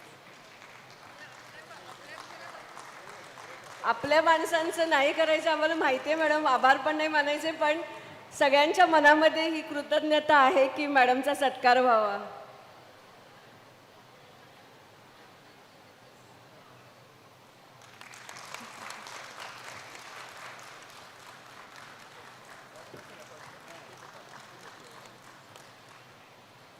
आपले चीफ कन्व्हेनियर, आपले कुलसचिव विलास सर, त्यांचाही सत्कार आपण इथे करूया.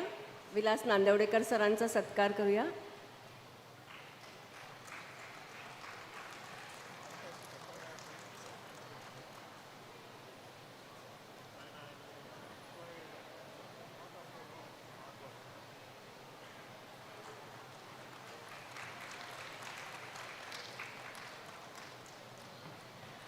आणि योगेश नेरकर सर, त्यांचाही सत्कार करतोय आपण. आपले कन्व्हेनर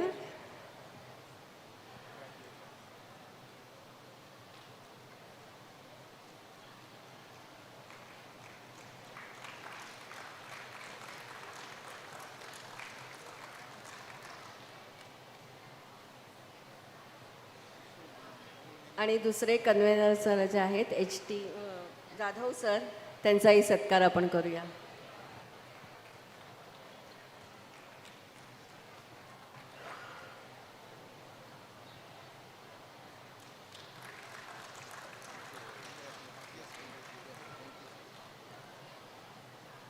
धन्यवाद सर. आपण स्थानापन्न व्हावं. थँक्यू. आणि आता अगदी कार्यक्रमाचा शेवटचा भाग, आपल्या मनातील कृतज्ञता व्यक्त करायला HT जाधव सर इथे येतील. त्याच्यानंतर राष्ट्रगीत होईल आणि मग कार्यक्रमाची सांगता होईल. Thank you, madam. Dignitaries on the dais and off the dais. At the outset, I congratulate all the winners of this Innovation Mahakumbh 2025 and big claps for them. It is my privilege to offer vote of thanks for this valedictory function of Innovation 2025. I would like to express my heartfelt gratitude to Srikant Bhartiya Sir MLC for attending this valedictory function and gracing this function.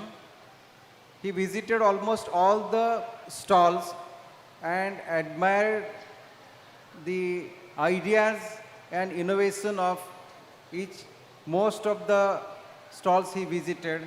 So I thank to him, and his guidance is very useful and a lot to the university. Again, I thank to him. I thank on the behalf of SNDT Women's University to Sir Sri B. Venugopal Reddy Sir, Additional Chief Secretary, Department of Higher Education, Higher and Technical Education, Government of India. Sir, despite your busy schedule, you attended this function and we are very much thankful to you. Your concept of having innovation related things in our academics are important guidelines and we are implementing it. And as you mentioned, sir, that some kind of platform, online platform need to be there so that the EADP programs can take a better shape. Our university has been offering AEDP programs in 3 conducted colleges, and it is my pleasure to inform that we have signed MOU with Maharashtra Chamber of Commerce, Agricultural Industry, where this platform is available. So I once again thank you, sir, for your gracious presence and guidance.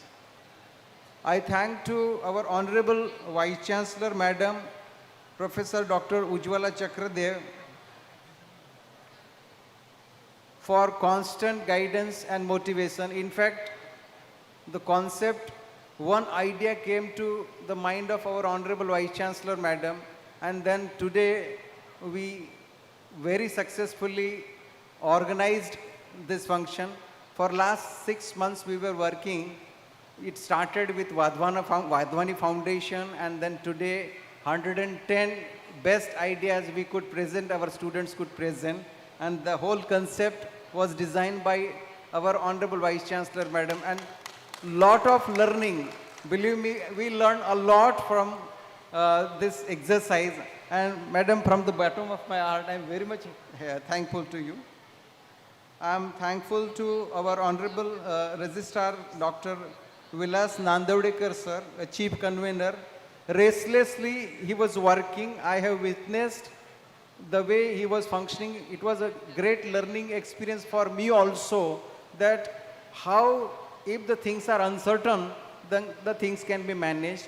So I thank you, sir. I thank to Nerkar sir, my colleague. We were working together, and sir was there throughout this particular event for last 6 months in our team. I would like to extend thanks to PM Usha team, Ministry of Education especially, for all the financial support they extended, and because of which we could successfully organize this event. I am also thankful on the behalf of SNDT Women's University to all the statutory officers, HODs, deans, directors, and faculty members for making this event very successful. And finally, yes, last but not the least, our student innovators, pre-incubatees, without which it was it was impossible to have such a wonderful event which we all witnessed today with a grand success. So I thank once again to one and all. Thank you.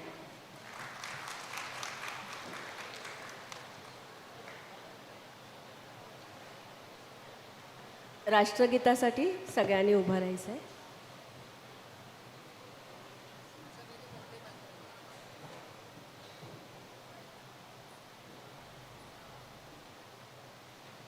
जनगण मन अधिनायक जय हे भारत भाग्य विधाता, पंजाब सिंध गुजरात मराठा द्राविड उत्कल वंग, विंध्य हिमाचल यमुना गंगा उच्चल जलधि तरंग, तव शुभ नामे जागे, तव शुभ आशीष मागे, गाये तव जय गाथा, जनगण मंगलदायक जय हे भारत भाग्य विधाता, जय हे जय हे जय हे जय जय जय जय हे.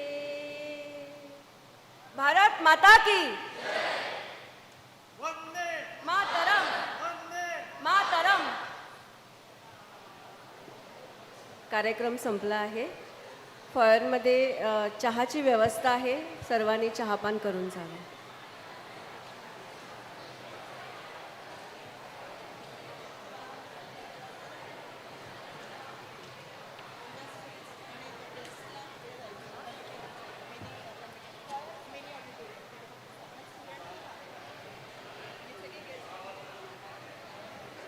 विद्यार्थिनींसाठी बाहेर चहा आहे आणि सगळ्या मान्यवरांसाठी